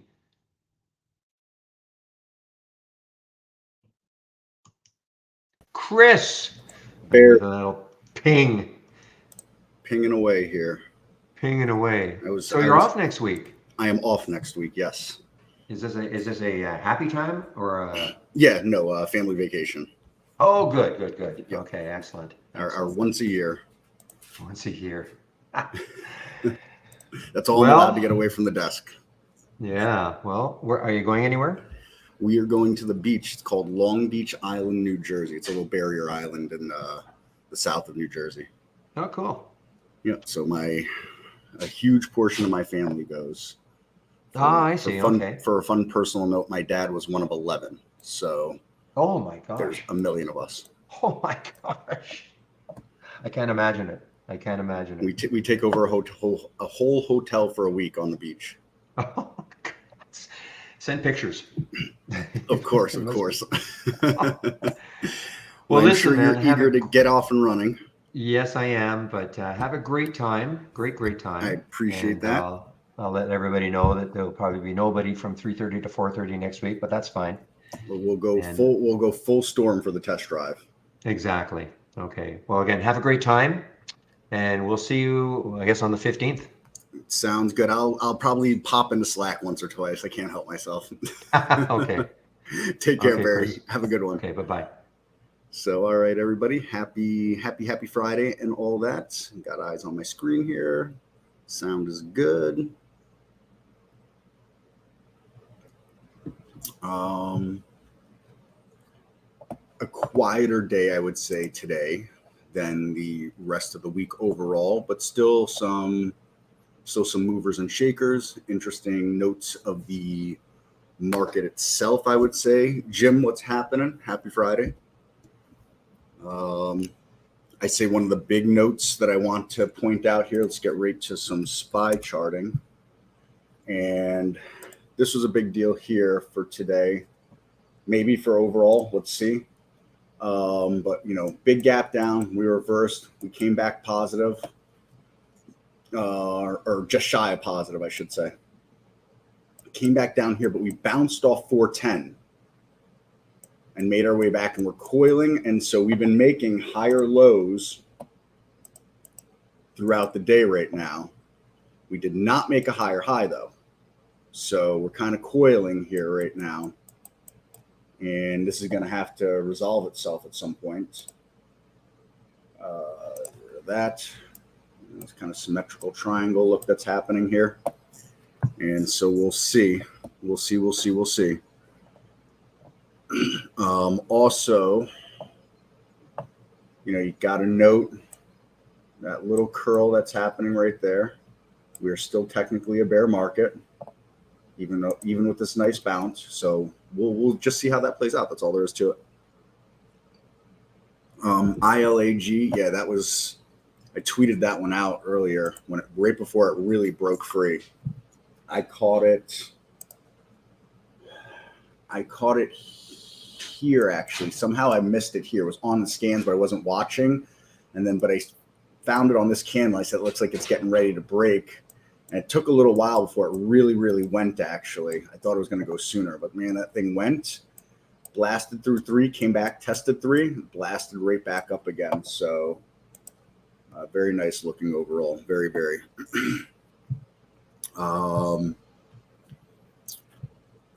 We'll see what it's got in store for it here. Tough because, these volume metrics here, when you got something that is so new, a little different than something that's traded for a while, but all the same, pretty heavy duty volume. Look at the liquidity of this actually. 56 million shares traded, and it's easily going to crack 57 million. That's huge. That's absolutely huge volume. Huge. I mean, you're talking, it's traded more volume than the SPY traded today. With that said, here's some other stuff that I watched. Fubu, great move here. Peggy Sue, for those of you, it was fast. You had to be quick on this one, but without a doubt, there's a move to trade there for sure. This one I actually traded, AHPI. You can see some of my orders. Not all my orders appear. I think it says I disconnect sometimes during the day. This is with a small IB account. My main account's with Thinkorswim. But I leave a small IB account to push and test the software. But anyways, I was able to get a nice little move there in AHPI. BHAT never got going. I set the price alert early, could not do it. Same thing here with this, and this is why I like to wait out those beginning candles. Sure, look, Peggy Sue won, right? I keep saying Peggy Sue. I know Peggy won. PEGY went, right? All right, so that's one that went, right? But here we go. Didn't go, right? Didn't go. 3 of those. There was many more examples I could show of these high flyers in the first 5 minutes or so that gapped way up and had insane volume and then gave it up. So I showed you 1 good one and 3 bad ones by having entered a trade in the first 5 minutes of today, even the first 10 minutes of today. And that's why I always say, be patient, because, especially with these low floaters, you've got unscrupulous individuals that are pumping this stuff off the open and in the pre-market, and then they pull the ripcord within a few minutes of the market opening, and everybody else that went and chased it is stuck bag holding it here. And that's where you get the situation where everybody's like, well, I'll set my stop loss at 225. Well, no, it's going to come back. I'll set it at 215. Well, whole numbers are better, so I'll set it at 2. Well, sometimes I'll run the stop and I'll go to 198. It's going to come back. We'll go to 190, and then next thing you know, you're below 180, and all of a sudden, this $100 stop loss, becomes a $300 loss down here at some point, or you end up taking it home, bag holding it, and then it opens down here after this, 200% move that it just made. And so that's why I cannot stress enough. Don't chase. Don't chase. Especially the open. Fubu here. You get a nice setup here. 5, 10, 15, 20. In the 25th minute, we get this move up. We get a little sideways actions, and then we can start to see some candles closing above this level before a nice another little release here, right? So, even if you waited 20 minutes and you got in somewhere here, you got in there, you get a nice little move out of that there. Didn't have to rush it, didn't have to force it. AHPI, tough trader, right? But all the same. Now, this didn't collapse like the other ones did, but it wouldn't have been fun to have bought this here or that there and then have it come down here, and while it wasn't an insane move, coming back down or anything like that, if you got filled at 65 and you're down 15 cents, I don't think that's a huge deal for most people. You never came down here on the low of the day and broke that range or anything like that. And eventually you do get that. But it's just not a good way to start your day when you take a trade early and you get underwater right away. It's not a good feeling, at least not for me.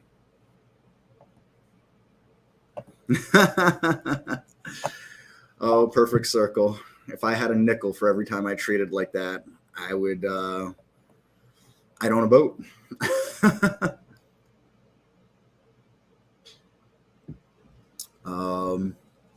Justin says VIX dying off bad. I haven't looked at the VIX in a while, actually.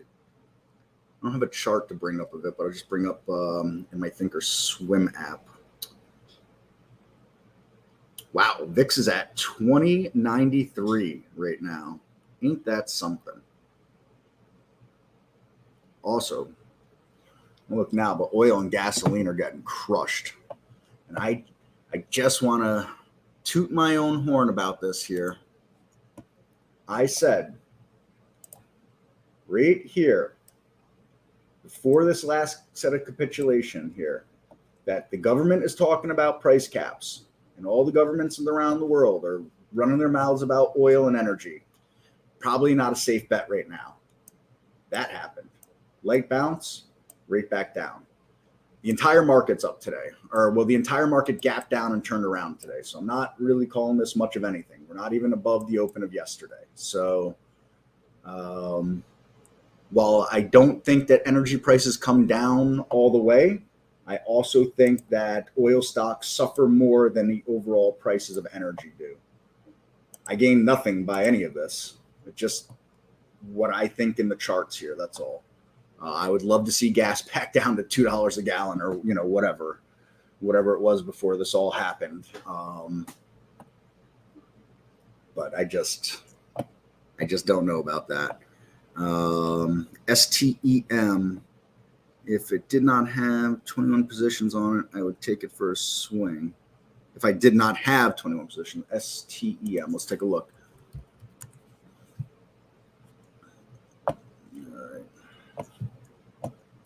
So it's up pretty heavy right now already. You've got almost a 50% move here in a couple of days. It was already kind of had this nice move, and then you got this power gap here, and then a breakaway gap after earnings here. Well, we'll know if it's a breakaway gap if we can close up a few more days in a row. We call that a breakaway gap. Overall, good looking chart, the way it's playing out right now like that. We got a bit of a trend change going on for sure.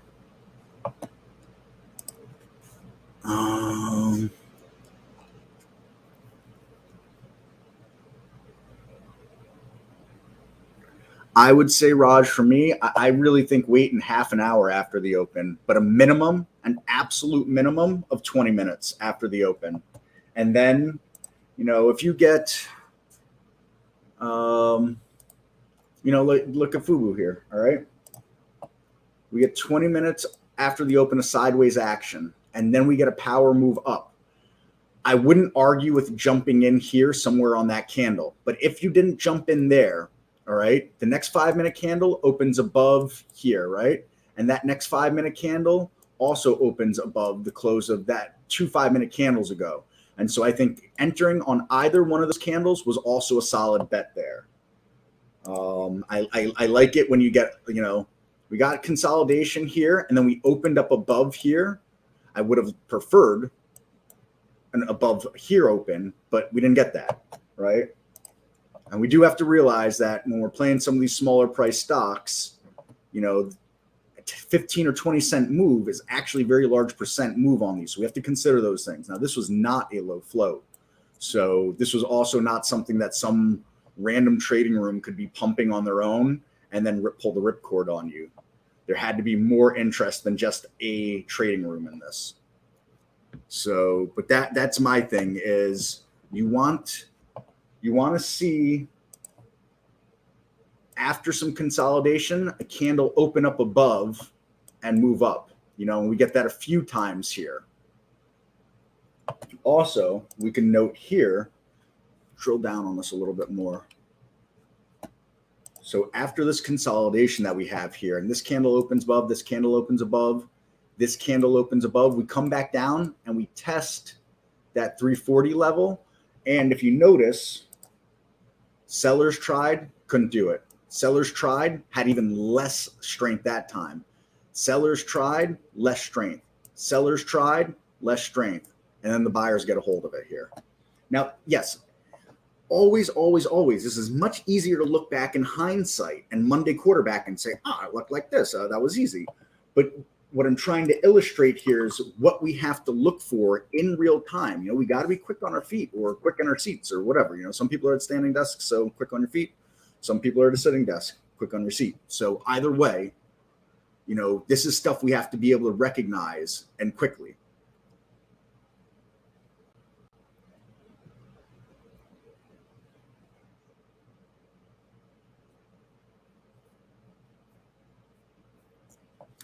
Always, Hal. Always, always, always. Tyler, Carvana. Didn't they do something today? I feel like someone else brought up Carvana today. Yeah. So, all right, they had earnings yesterday. And I guess at first the market didn't like it. All right, no, they had earnings after hours yesterday. So they sold off all day going into earnings. And they reported earnings. And for whatever reason, the market likes it. And so we're up here. Not much else I can comment on it other than, you know, you got this nice base. You're breaking out of that level right there. And you look at this level here. These are terrible lines. Sorry. Excuse my terrible lines. Hold on. Drill down on this a little more. Let's do it like this. So I think breaking out of there, pretty big. All right. We can even bump that up a little bit, you know, coordinate it like that if we wanted. Now you're going to look at this with Carvana in this area and think of it as a zone. You want the top of the wick or do you want the top of the body? You know, everybody likes to play that differently. Some people say the top of the shadow is what they're going to look at. Some people say the top of the body is what they're going to be looking at. But if you get a close above this level in general here, right, and the market continues to play nice, that's a quick ladder that it can climb, you know. Will it do it? I have no idea. I personally don't get their business model. I mean, it's a freaking weird escalator or circular stair looking thing that's filled with cars. Like you go up there and you put in your credit card and it drops the car out of a slot for you. You know, I don't get it. I don't like stuff like that in the sense that I want to go to the store and touch and feel and see what I'm buying. You know, like, look it up in that glass. It looks so cool. I'll take that one over there. It just doesn't work for me. But, you know, other people, if they're using it, you know, if people are using it and they're making money, what do I know? I just, you know, also look at this chart here, you know. That is the definition of someone ever asks you, what's a falling knife? This right here, that's a falling knife. It's going to bounce. No. All right, it's going to bounce. No, it's going to bounce. No, it's going to bounce. No, it's going to bounce. No, it's going to bounce. No. That's a falling knife. That is literally the definition of a falling knife. So kind of my 2 cents there on Carvana.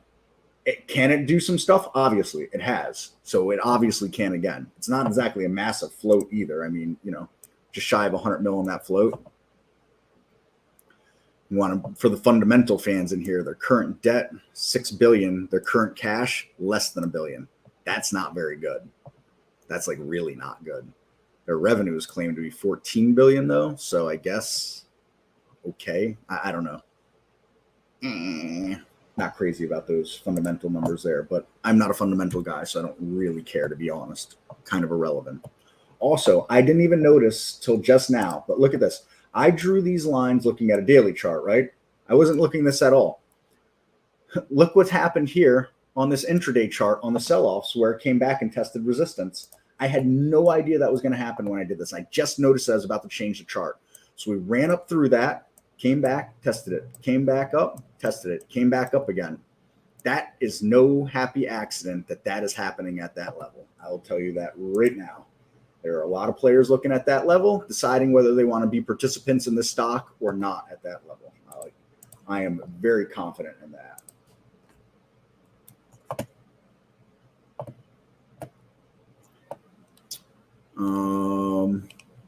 And you're welcome there, Raj, for showing that. Boom, red box. Let's take a look. What's Redbox doing today? What's that symbol again? RDBX. Wow. Okay. Didn't expect to see that a breakaway gap on an intraday chart, but all right, that's fair enough. I'm guessing they got halted.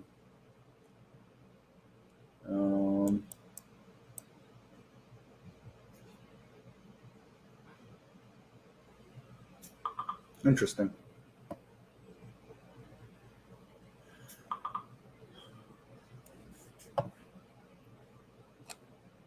exactly. I want to test drive the car.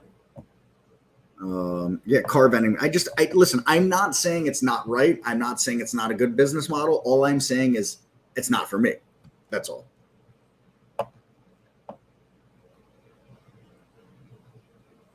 Okay, Peter says they're trying to reduce costs. Not surprised. It seems, reasonable. Can we look at net? Sure. NET. That's Terraflare or something. Cloudflare, not Terraflare.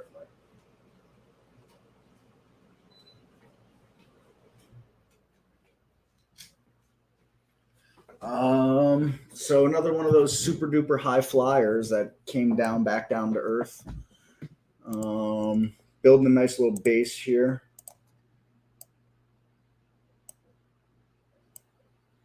Right? And it's gapped up into this gap. Obviously the market liked earnings and quite a bit, and they reported yesterday after hours. Decent looking for another setup and a run. Again, it's going to need the market to play nice with it. That's what I think. But there's a setup there.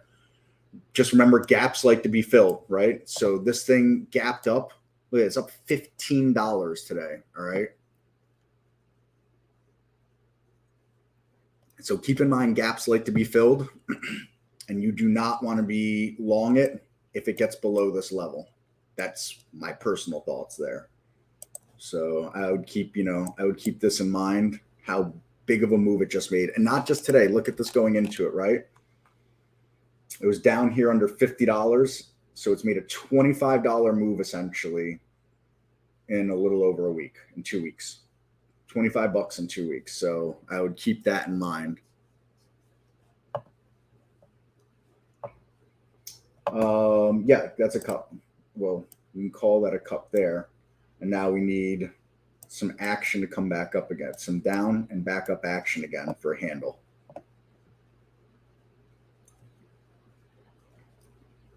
In the words of J.C. Peretz, the bigger the base, the bigger the boom. So that's kind of my 2 cents there. Why do I like 3-minute races? So when I first started doing the races, I just arbitrarily picked 3 minutes. I had no reason behind it. But then later when I started to think about what would I change it to, and I said, well, I use a lot of 15-minute charts. Occasionally I switch to a 5-minute chart. And that means that there is 5 races per 15-minute candle, right? If my races start right on the open, every candle is 5 races. And so the math kind of worked out nice like that. And I've stuck it out since then. So that's become my logic behind it. But it was not my starting logic. My starting logic, there was none. I just kind of threw it at the wall and it stuck.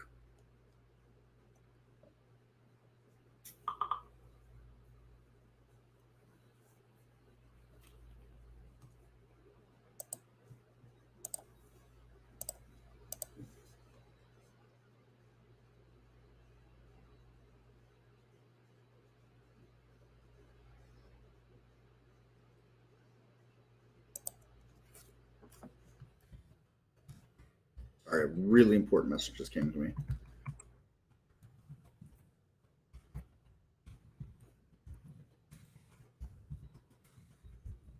A user that's an international user that's having issue with the races and couldn't use them, and we're about to put out a new build, but before it goes out, I was just given the authorization to get it to him so he can start using the races properly. And I just don't like it when someone has something wrong. They're paying for the service and something isn't right. And it was a unique individual thing to him, but we were able to get it fixed real quick, and I can get him a copy of it. So it's a big deal to me when we can help someone out like that.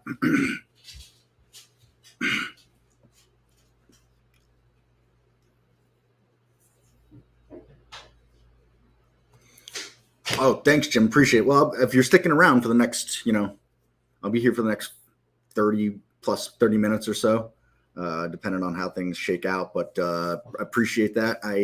Who knows, maybe I'll make a quick guest appearance. I don't want to be one of those guys that works while they're on vacation, but I can't, help but give a look to the market, while I'm out there. So it's tough because, when you love what you do, you don't really consider it work. I don't consider it work anyways. Not that it's all perfect and great all the time, in that sense, but I really enjoy everything that I do, from the trading aspect to the support aspect here with this team. Does Redbox have earnings today? I have no clue. Let me look. RDBX earnings. Nope. I don't even see an earnings date. Well, if they do, we're not reporting it for whatever reason, which would kind of stink. So hopefully that made sense, Tyler, on the races part of it. Nice break, sure, thanks. Woof. Let's see. Woof, nice breakout we set on Woof. So a nice setup right here. Look at this 1-2 setup here. So you got a red bar ignore forming on the daily chart coming off this low. It's a liquid stock, not doing anything crazy on volume, but a really nice breakout and really nice closing volume here. And that closing volume started before, the madness of the last hour or even the last half hour or 15 minutes. So that's definitely interesting to watch. That'll be a big deal, that level. That's a bigger deal, but it's a nice setup, and it gives you very nice risk reward to anybody that was thinking about swinging. Slightly below $14, you're wrong. You're dead wrong. That's all there is to it, because slightly below there, then you're down here, right? So it gives you a really defined risk level somewhere in this area. You can pick and choose the bottom of the shadow, the bottom of this body. There's risk appetite to choose from there. And if you're right, you've got some nice potential upside here, here and here. When you're looking left and try to look at resistance, you could stop at, there's a million places you could stop, but you say, all right, here and here are likely trouble areas, but that doesn't mean it gets there and you sell. It means you get there and you monitor the price action here. If it really can't push through, you're not comfortable, you take something off the table. If it pushes through, you continue to be rewarded more. If it doesn't and you sold a little, you still harvested some of that reward, right? So solid setup there, actually. And I'm not a bottom fisher, but I don't know that this is bottom fishing, especially because you have a nice defined risk level right here. Versus if you were trying to pick it down here, there's no support below that. Your support is $0 down there, right? Here we can see the buyers came in, has stepped in. They've stepped in here for now anyways. So that's kind of what I'm looking at. And what I just did there on a daily chart could be applied to any time frame. So, keep that in mind moving forward. Look at where the buyers keep stepping in. Look at where the sellers keep stepping in. That's our support and resistance zones. That's what we look at. That's how we formulate our risk plan. That's what makes us traders. Sorry, I'm trying to catch up. I'm a little behind on some of these sure things. So I think I got Raj. We're all set there. And if I've missed anything so far, I'm still trying to catch up on some of the comments here. Just, ping them back to me and let me know. Harry, perhaps there's something else. It takes you 3 minutes from start to finish, and you subconsciously use that time frame. Harry, absolutely. I always think our subconscious is at play with things here, so I don't discount that whatsoever, to be honest with you. Also, generally speaking, while I'm not a math wizard by any stretch of the imagination, I think numbers in general are a powerful thing. 3, I think, is a very sought after number for a lot of things in general. So 3's actually always been a number for some reason I like, and I relate things and group them in 3s all my life. It's just a little weird thing I do in my head. So I think there's definitely more there at play. So while it was quote unquote random, it wasn't at the same time. I absolutely agree. So, and again, Jim, hopefully this test drive is going to work out well for you. I'll be here all that week doing this. Maybe I'll do some other extra supports during test drive. We'll see how that all shakes out. Along those lines, John, do you recommend the beta? I always recommend to be on the beta version quite personally. I always think everybody should be on the beta version. On occasion, we don't have a beta version. The production version is the only one. I believe the next version we put out is going to be 5.6, and that will be a production version that's above the beta version that's out now. And there will be no beta after that for a period of time. The next beta could be a week away. After that comes out, it could be 3 months away. I never know with the development team. we don't get full access to what they've got going on there. So, but that's my recommendation there. And you can always be alerted when a new beta comes out by the software. If anybody is not aware of how the software alerts you when a new beta comes out, let me know and I'll walk us all through those steps here.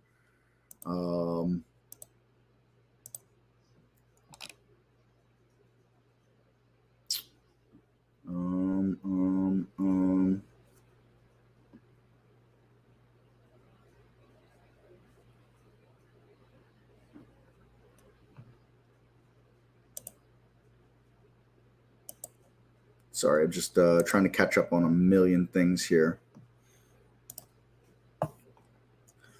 Chris, I know you're not a long-term, but do you see anything worth holding with good fundamentals? I don't look at fundamentals. I would say, you know, anything worth, I would go to my go-to scans for swing trading. I just haven't been looking at them at all. So my evening scan, we take a look at a couple things coming through there. You know, throw out a few ideas and you can research the fundamentals on them. But take a look at some of these. Nope. Too much nonsense on this one. Beyond is garbage. Nope. Not even going to look at that chart. Nope. Nope. Nope. Nope. Lift is interesting. Okay, you got this whole thing beat up, and we know how I feel about things that are falling. We've come off that bottom, and we now have a set of breakaway gaps going on here, and here, right? $20 is a tough level, but here's this big tasty gap here, right? All the way up to $30, that big tasty gap. I would look for a couple sideways days on lift, and then, you know, you pick and choose what you think a stop is worthy of. You know, $18 looks like it could be good because below here you fill one gap and then you can fill another gap all the way back down to 16, right? So unless you're looking for a $4 stop, you know, I don't know what your risk appetite is and your share sizing, but I'd say if you could get Monday and then maybe Tuesday, it doesn't gap down and the market's playing nice, lift actually looks like an interesting chart actually to me. And I'm one of those people that picks on Lyft and Uber all the time, not because of the company or anything, just because, you know, they've never made any money as far as I understand, actually. So, but chart wise, that looks decent. Nope. I want to stay away from pharmaceuticals and therapeutics. Nope. Nope. Energy, tricky. Oil and gas, though, right? So, and if they've got more gas than oil, what's UNG doing? UNG is trying to stay healthy here overall. TALO might be worth watching because that's a much nicer looking chart off these bounces than the rest of the XLE or the XOP, right? So this mimics to me a lot more like natural gas does. And so I would like this a little better. Massive move here today off the earnings. And I think you want to look at this level right there, whatever that is. So, you know, below, let's say about $16, you're wrong. You could be all the way back down to 13 pretty quickly. A sideways day or two here, you're looking like you're going to push back into the 20s. So on TALO, that would be, you know, of course, none of this is recommendations whatsoever, but those would be levels that I would look at as far as charts go.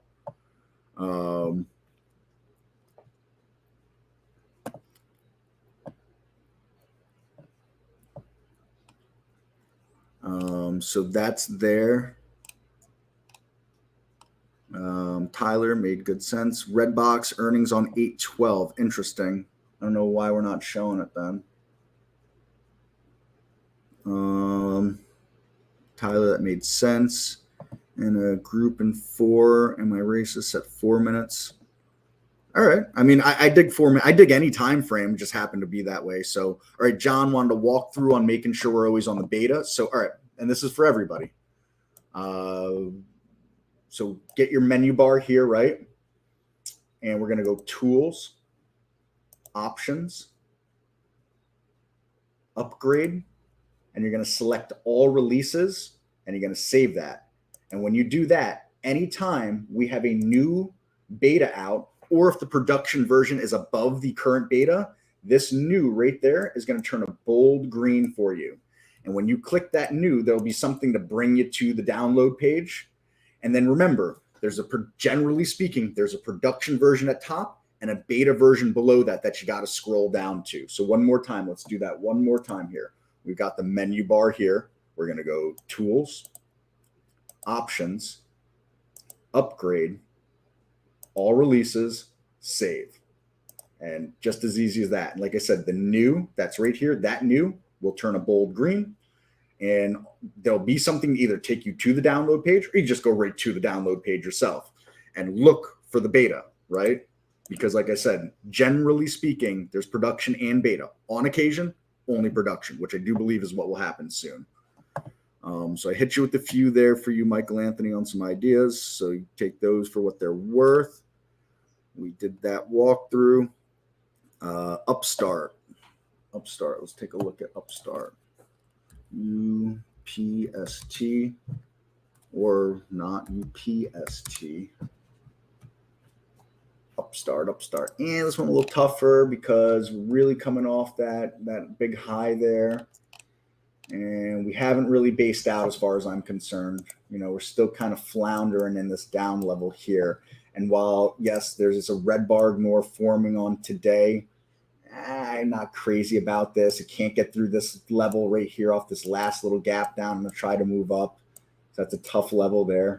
Not crazy about it. Rejected off 30, rejected off 30, rejected off 30. 3 days in a row, rejected off of 30. So I'm not crazy about that. I will say this. You get a closer to above 30, right? Then you might see something great happen. But, you don't have a defined risk level to the downside the last couple of days. Is this your defined risk level? Is this your defined risk level? Is this your defined risk level? I'm not confident in pointing any one of them out as a chart right now, defined risk level. Just not crazy about it. That's all. So, I guess I'd looked at 26 and then I'd looked at 24 as risk levels. So, you're talking, from $30, talking about a possible $4 drop and then $2 more from there. Now, this thing moves like crazy, right? We see the moves that it can make. Some of these days are like $8 days and whatnot. So, that's what you get with the stock like this. That's the stock's personality. So I would consider all of that. I would consider all that when you're trying to look at this. But a couple of moves above 30, a couple of closes above 30, right? Then maybe you can call 28 a level-ish, 28-ish, give or take, right? So that's kind of what I see there with Upstart.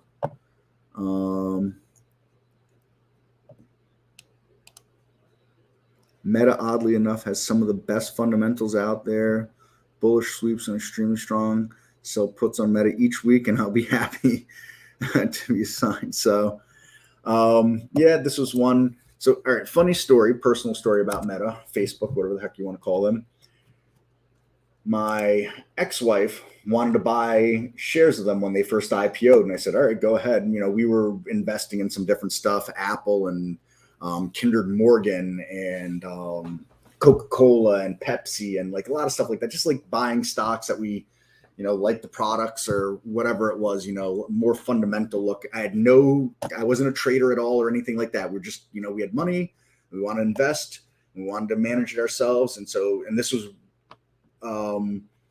after the 2008, this was like the 2008 crash was going on and we were buying into some of these stocks. So we did all right on some of those things or whatever.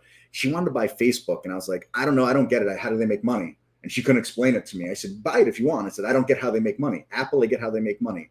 Kinder Morgan, I get how they make money. Pepsi, I get how they make money. Coke, I get how they make money. Boeing, I get how they make money. I didn't understand Facebook. I had no social media at that time. I didn't even have a smartphone at that time. I know smartphones were still kind of new or whatever, but I just didn't get it. I never used Facebook. I never looked at someone's Facebook page. I never had MySpace or any of that other stuff. So I just said, you do it. Go ahead. And then she's like, nah, I'm not comfortable doing it. And then, of course, Facebook goes on that tear and, I never get to live that one down. So it is what it is.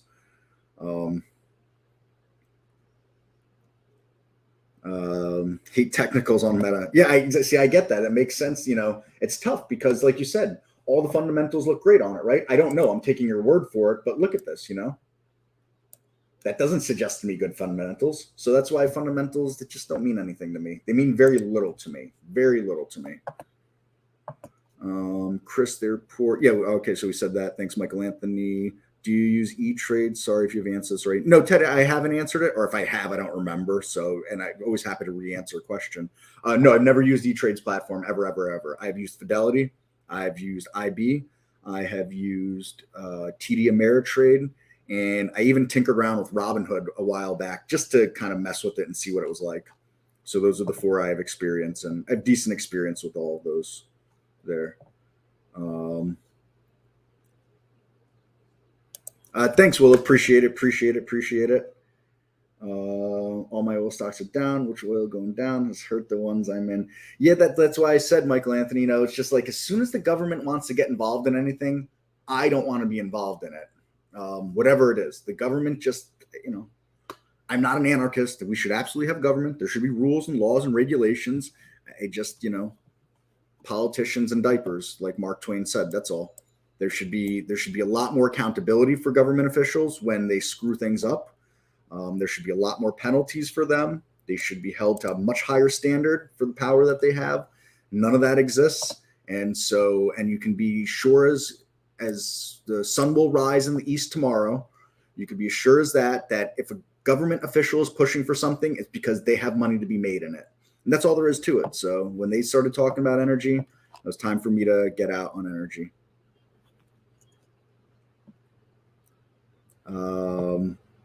OG, I don't know what that means.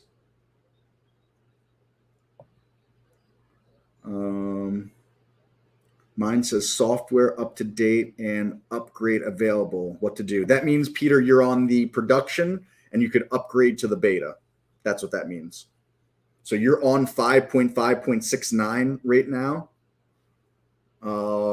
Yes, I am Chris, the OG. Oh, are you OG? Are you the OG? Are you the one that was in the chat earlier and asking about your friend scan and all that stuff like that?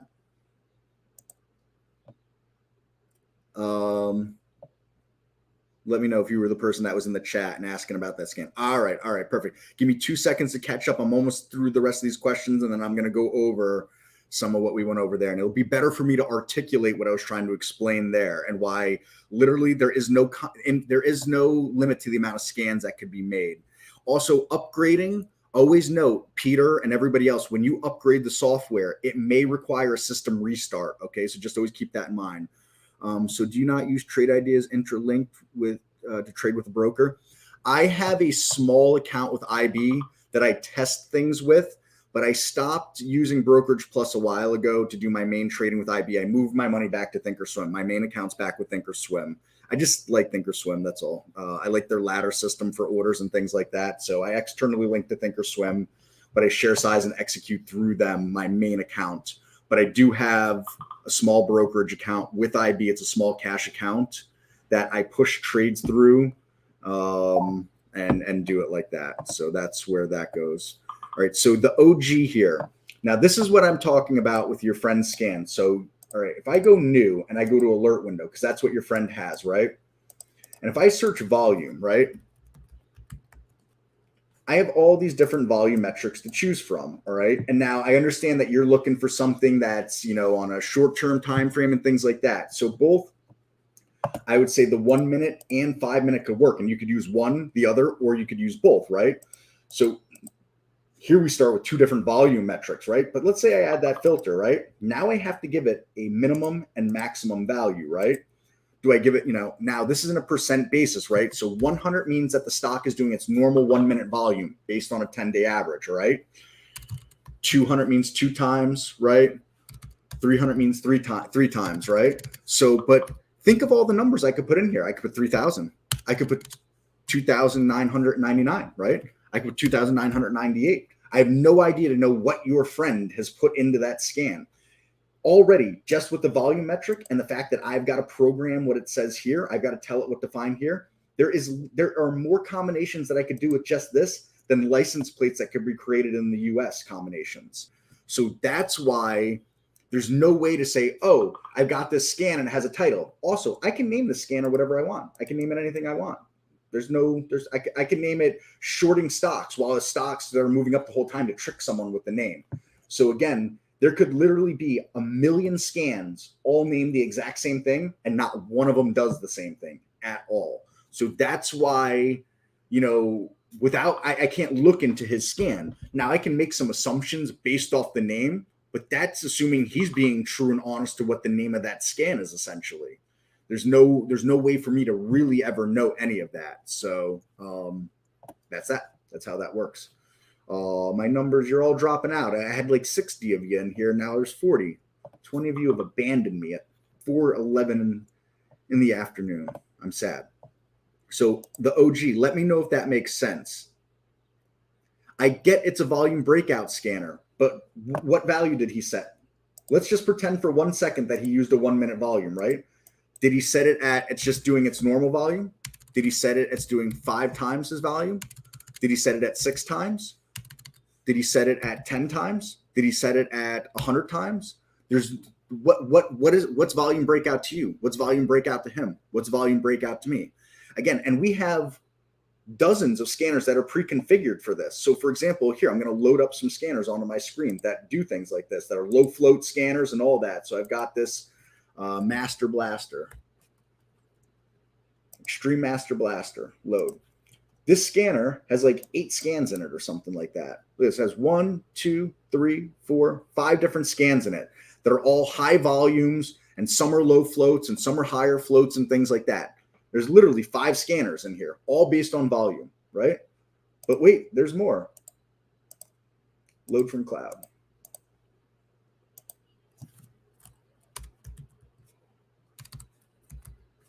Here's a high-day momentum scanner that I'm going to load, right? Here's a high-day momentum scanner, right? 1, 2, 3, 4, 5, 6, 7, 8 scans in there based on low and medium floats, all with high volumes and breakouts. So right here in these 2 windows, we've got over 10 scans right now. So can you imagine the combination?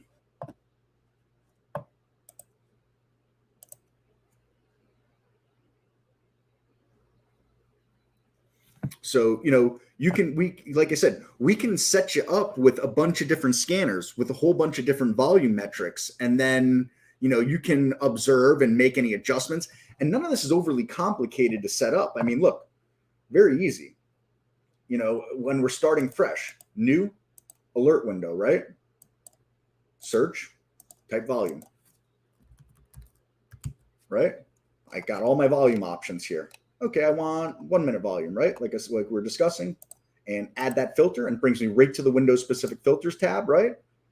And I can start adding stuff. I can say, all right, I want to see stocks doing 5 times or 1 minute volume, and I want them priced in between $2 on the minimum side and $10 on the maximum side. And I want to see that they're up 1% from the previous day's close. And I can even put, like you said, you want float, right? So FLOAT, shares, float, add that filter, right? And I could say I want a maximum of 50 mil in the float. 1, 1, 2, 3, 1, 2, 3. Boom. There we go. That's a breaking out on volume scanner, right? I'm doing 5 times, my 1 minute volume with price between $2 and $10, below 50 million, up 1% from the close. So now you're saying he has some kind of movement in this, right? So look, he's saying it's changed the next amount of time, right? So is he change in 1 minute? Is a dollar value or percent value or percent? Is it a 2 minute change in dollar or percent? Is it 5 minute, 10 minute, 15 minute, 30, 60, 120 minutes? Which one did he select? Then what value did he give it for a minimal? Let's just say he took a 1 minute, right? I can add that filter now. Is it a 10-cent change? And this is in dollars. So is it 10 cents? Is it 20 cents? Is it 19 cents? So, again, that's why there is literally probably as many combinations of scanners that could be made as stars are in this galaxy. And that is not an exaggeration. Because again, Look how many things that I can choose from to make a scanner in here. Look at this. Look at all these things. And the list goes on and on and on. And you've got to give things values. I mean, on over 500 different items to select from in here. Now, nobody uses them all. And nobody's putting 500 things in a scan. But even if you just choose 5 filters and 1 alert, and then you've got to give those 5 filters values, crazy amount. So the more information we have, the easier we can back engineer something. But when we're flying blind, completely impossible. But all the same, we can get you something. You could test it. You don't like it, you can easily make adjustments. We could help you make adjustments too if you want. But I always try to suggest to people it's good to become efficient in the software so you can fly the ship on your own to your liking. So we can do all those things. We can do all those things and more. Get rid of those. And any scan that I have, I'll share with you or anybody. Any scan. You were speaking with Andy as well. He'll share with anybody. Steve, Michael, Barry. Barry, who runs our trading room. Barry has some of the best scans I've ever seen. Shares his scans right there on the homepage. So there's no lack of scans for you to have. And what I think you should do is not get hung up on this one person scan. Because I can promise you, there are no magic scanners. The magic comes from being a risk manager based on the alerts you get from a scanner. You could have the greatest scan in the world, but if you don't know how to enter a trade, manage a trade, and exit that trade, that scanner won't mean a thing.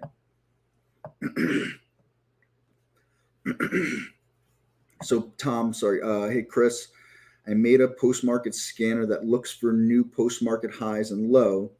Is there a way to filter out scan results with a really wide spread? Yes, we have a spread filter. Now, the spread filter only is defaulted to an alert window, Tom. So we can add the spread filter to a top list. Here's the issue, though, because we have to put it in as a custom. Top lists only update every 30 seconds, right? So if that spread opens wide during those 30 seconds or closes down during those 30 seconds, you could miss something. But it'll give you some assistance in what you're trying to do. So if you want, Tom, that spread filter as a custom, email me here, support@trade-ideas.com.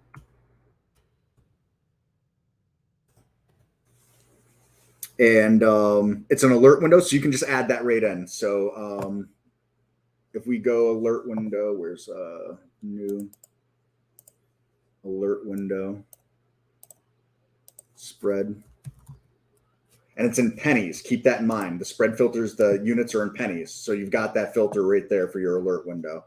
And so you can decide what you want that spread to be, a maximum of, or a minimum of, or a range.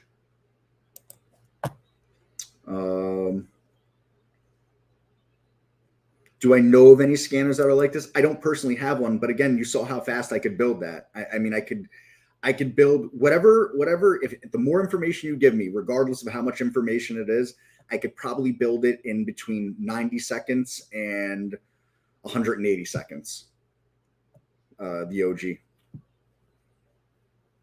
Again, it's just a matter of knowing what the settings are. Otherwise, I'm flying in the dark. Thanks, Raj. I appreciate that. You have a great weekend, great week moving forward. And we will catch you back here the 15th for sure.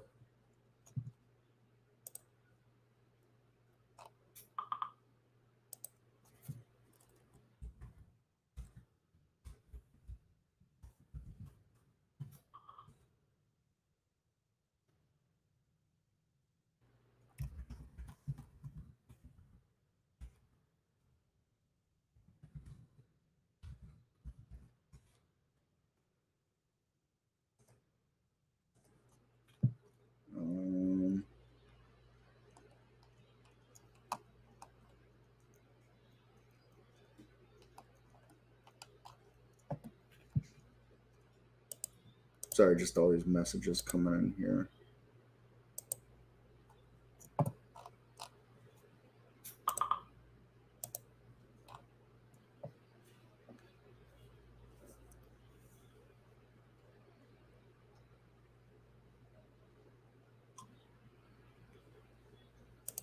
Okay. Sorry, just all these messages. If I sign up for the 2-week back to school subscription, how do I make sure that I don't get charged? And you don't, OG. We will never.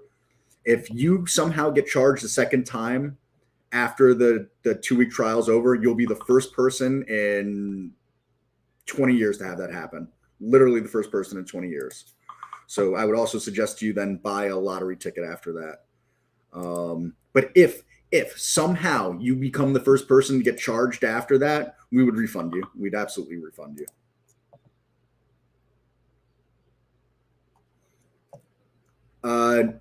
No one will be filling in for me next week. Just everybody else around here is tasked with other stuff and getting away for an hour. This was this 3:30 session was my own doing. I said, hey, I want to start this, and I got the backup of the company here because nobody else had time to be able to do it. So it's me on my own. Barry scans. I'll drop Barry's webpage in here. Barry is like, they say never meet your heroes, and not they really, have heroes or anything like that. But, Barry was like one of those people when I got hired by Trade Ideas, I was like, wait a minute, I get to work with Barry? Like, man. And Barry's one of those people that did not disappoint when I met him. He is behind the scenes. He's exactly as you see out there in front. He's just beyond a class act. So that's Barry's homepage. Let me bring it over here just to walk you through here. Really, everybody here is like that. I mean, not just Barry. I mean, everybody here is a total class act. So here's Barry's homepage. If you weren't subscribed already, you can use Barry's code for 15% off the first month or year here, of course.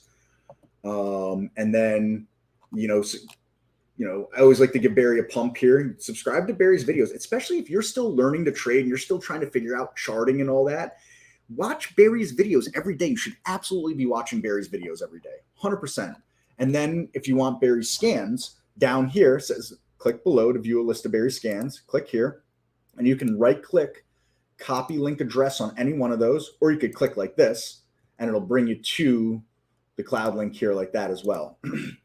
And so all of his scans, here's his race mode, biggest winners from the open, unusually high with or moving higher with unusually strong options, 10-day daily breakdown with repeats and don't repeats, his single stock windows, low floaters on the move, his gap up, gap down, his pre-market actives, his halts resumes, lifetime lows, his compare count windows, gap continuation or reversal, so on and so forth. All right. So all that right there with Barry. And again, if you're not subscribed to Barry's video, come on, give Barry give him some love, right?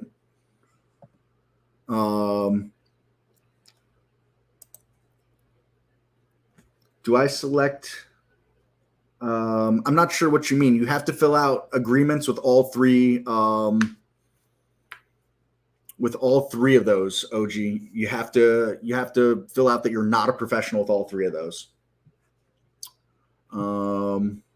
So gave you that, John, Peter. Yeah, sorry, Peter. You'll all be flying solo for Power Hour next week without me. I do apologize for that. Chris, I'm glad didn't hold me, or else I would have been down today.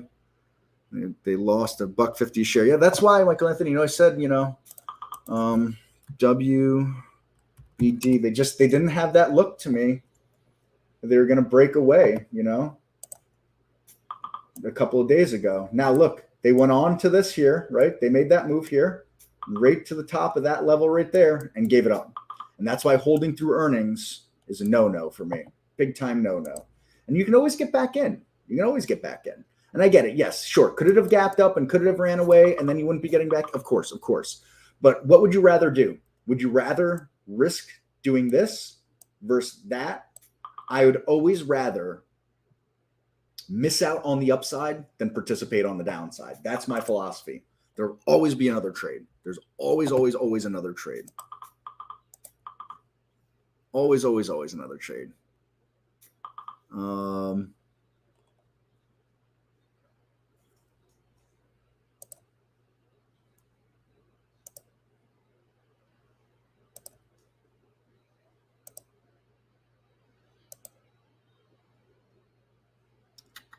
Barry is the best, without a question. Barry is the best. Yeah, Raj, of course, here's there was different motivations behind me doing this live stream. So one is I want people to get out of trade ideas what I got out of trade ideas. Changed my life. I went from being, working in a restaurant full time for 27 years to, I was able to scale back some hours there with trading. And then all of a sudden, Trade Ideas reached out and offered me a position. I was able to leave restaurant industry completely, so but before I even land the job here, it was already having a very positive impact on my life, Trade Ideas in general, and the community that's built around it. But then, I was seeing a lot of people struggle. I see these emails come in, oh, I can't figure out how to trade, and I don't understand this, and I don't understand that. And I said, all right, well, what if I start this and we go half an hour of live market action, half an hour of after market action, and I could talk about the scanners and why, I cannot stress to people enough. I can never stress to people enough. There is no magic scanner. It doesn't exist. There is no golden goose. There is no genie in a lamp for a scanner. It doesn't exist. And if it does exist, the people that found it are never telling anyone ever. I promise you that. But there are lots of great scanners. There are probably millions of great scanners. What sets the people that use those scanners well from the people who don't is a risk plan. And that's why I wanted to come here and talk about risk management, how to use a moving average, how to look for support and resistance, how to do some technical analysis. We don't do a lot of that as far as our teachings go and our videos go. So I said, I'm going to come here live, and I want people to be able to see and hear and look and feel all of this that I'm discussing. Hasn't quite caught on the way I thought it would, but here we are nonetheless. So, all right, but one share won't kill you on that, Michael Anthony. Like I said, if you like the price it's at now, I'll say this about this chart here. Look, it gapped down to here. Let's just throw a support line on there for fun, right? To the bottom of today's action, right? So let's throw a support line there, right? Look at that. That's an interesting level that it gapped down to and held, right? That's an interesting level through there. If you hold this level, maybe you can build on this again and fill this gap. So it might give you a gap fill trade after already taking a little profit on it. So definitely possible.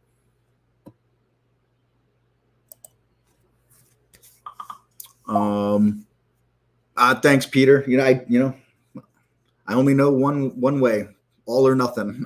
I'm an all or nothing person in everything I've done in life. So I applied it here with everything that I do. So, I probably answer between the support chats and the emails and responses and all that. I probably answer, I don't know, in between 500 and 1,000 emails a month on top of, all this, and then trading and testing and all that. So,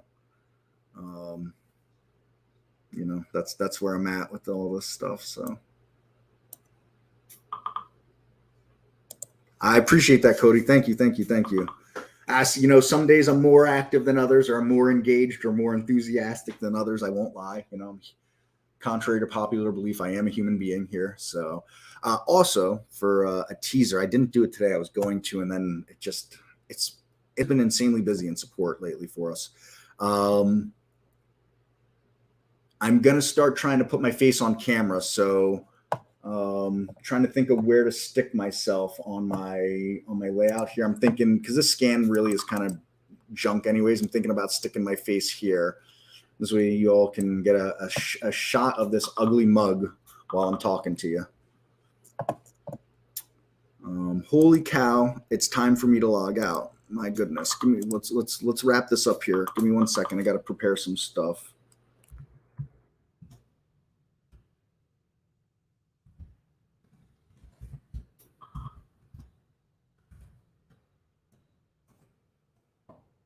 Bear with me 1 moment here. I apologize for dead air.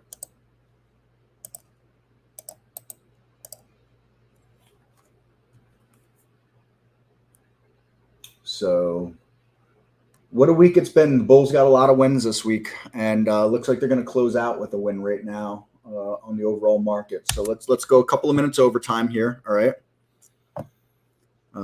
Give me 1 second. I just got to log out of some of our software here, our support software.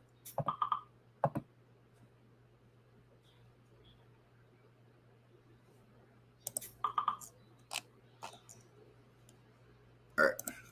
There we go. All right.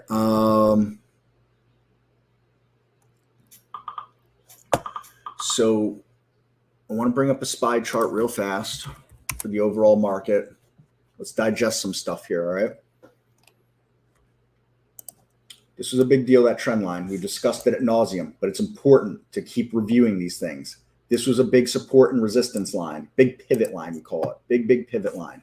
We broke this, right? We broke the downtrend. We also broke that support. We broke that pivot line. We came back and tested it, right? And then we broke away from that. Very bullish in my opinion, all right? But we had this sell-off, right? We held that support. We bounced off of it, and we had a wicked sell-off. So we know it can happen again. We got to be nimble. We can't just think the coast is clear, bears are done, bulls are back in charge. It is best to keep a mindset of neither bear nor bull, but price and volume, all right? Because I can make a bear case and I can make a bull case right now in both this. I can make a bear case saying, we got this kind of curve happening right here. We couldn't get back up over this level that's up here, all right? And we're doing this all on declining volume right now, and rallies on declining volume are always suspect. So I've got tons of bear cases I can make. I can make the bull case. I already did just now, right? We broke this trend line. We tested this pivot line. We blasted off that pivot line. We're moving nice and sideways, right? All the bad news keeps coming out. We keep holding up. We keep moving up, right? How much more bad news could come out? I got my bull case too. So let's just keep that all in mind. Let's keep it in perspective. Anything could happen at any given time, all right? You have to have, if you're swinging, you absolutely must have the price on the downside that gets you out. Without that, you're in big trouble. You're going to suffer terrible losses. That's all there is to it. You must also have the price on the upside that has you saying, when do I need to take profits? Why do I need to take it there? All right. Huge deal. What we do is hard, right? As I always say, get away from the screens for a few minutes. I'm not saying don't do some charting this weekend. I'm not saying don't look at some scans. I'm not saying, don't watch a movie, but go for a walk, get away, meditate, run, swim in the pool, hike in the woods. I don't know, get in an old spare tire and roll down a hill, whatever it is. All right. Get away from your dog, your cousin, your cat, your mother, your brother, your wife, your husband, your sister, your boyfriend, your girlfriend, your children, your grandchildren, your uncle's neighbor's dog walker. Get away from everybody for a few minutes. Give yourself 5 minutes, 10 minutes, an hour, whatever it is, right? A few minutes with your own thoughts to reflect. Journal, write it down, not just your trading, your life. You will never regret journaling. Write it down, type it out, use an audio journal, whatever it is. Even if you never go back and review it, which I think you should, it is a huge benefit to your life, all right? These things are the things we do that help us as traders, that have an intangible value to them, all right? And if nothing else, give yourself a break. If you had a bad week this week, dust it off. It's in the past. Why was it a bad week? Let's address that. Let's move forward. If you had a good week, don't get too high up on cloud nine. That's when the market gods come out and take a swipe at us as well, right? You had a good week, you put that behind you too. Prepare for the next week. Why was this good? How could it be better? Now we implement that to make that better. And that's what we do here. That's the kind of mentality we have to do here. That's the kind of mentality we have to have as traders. So I thank you all very, very, very much for coming in. I really appreciate the interactions here. Thank you, Stephanie, Cody, Michael Anthony, Hal, Peter, big time, Raj, OG. Hope you came in. Hope you got something. Love for you to sign up. Give us a shot. We can build stuff out for you, the OG. We can get it over to you. You don't like what's there, we'd send something else over. All these different things, John, appreciate you. Tom, all right. Peter, again, really appreciate you. All the positive stuff coming from Peter. Teddy, all right. Willow, really appreciate you being here. Harry, appreciate those comments, especially, talking about, making my point, Harry, with meta and the fundamentals and the technicals just never lining up on all that. Tyler, thank you. Jim Z, appreciate it. All right. Really great stuff. Hal, thank you. Perfect Circle, if you're still kicking around here. Justin, all right. I really appreciate the community that we've got growing here, and hopefully, you're all able to make a few bucks with this software. That's my real goal. My real goal is that you all become successful traders, that you can achieve the goals that you have set for yourself, one trading day, one trading week at a time. So again, I thank you all very much. I don't know that I'll pop in here for a hello or not over the next week, but if nothing else, you will see me on Monday the 15th at noon, and again at the 3:30 hour, and we will rock to it. So everybody have a great, wonderful weekend and week ahead of you, and we'll see you on the flip side. Take care, everyone. Bye-bye.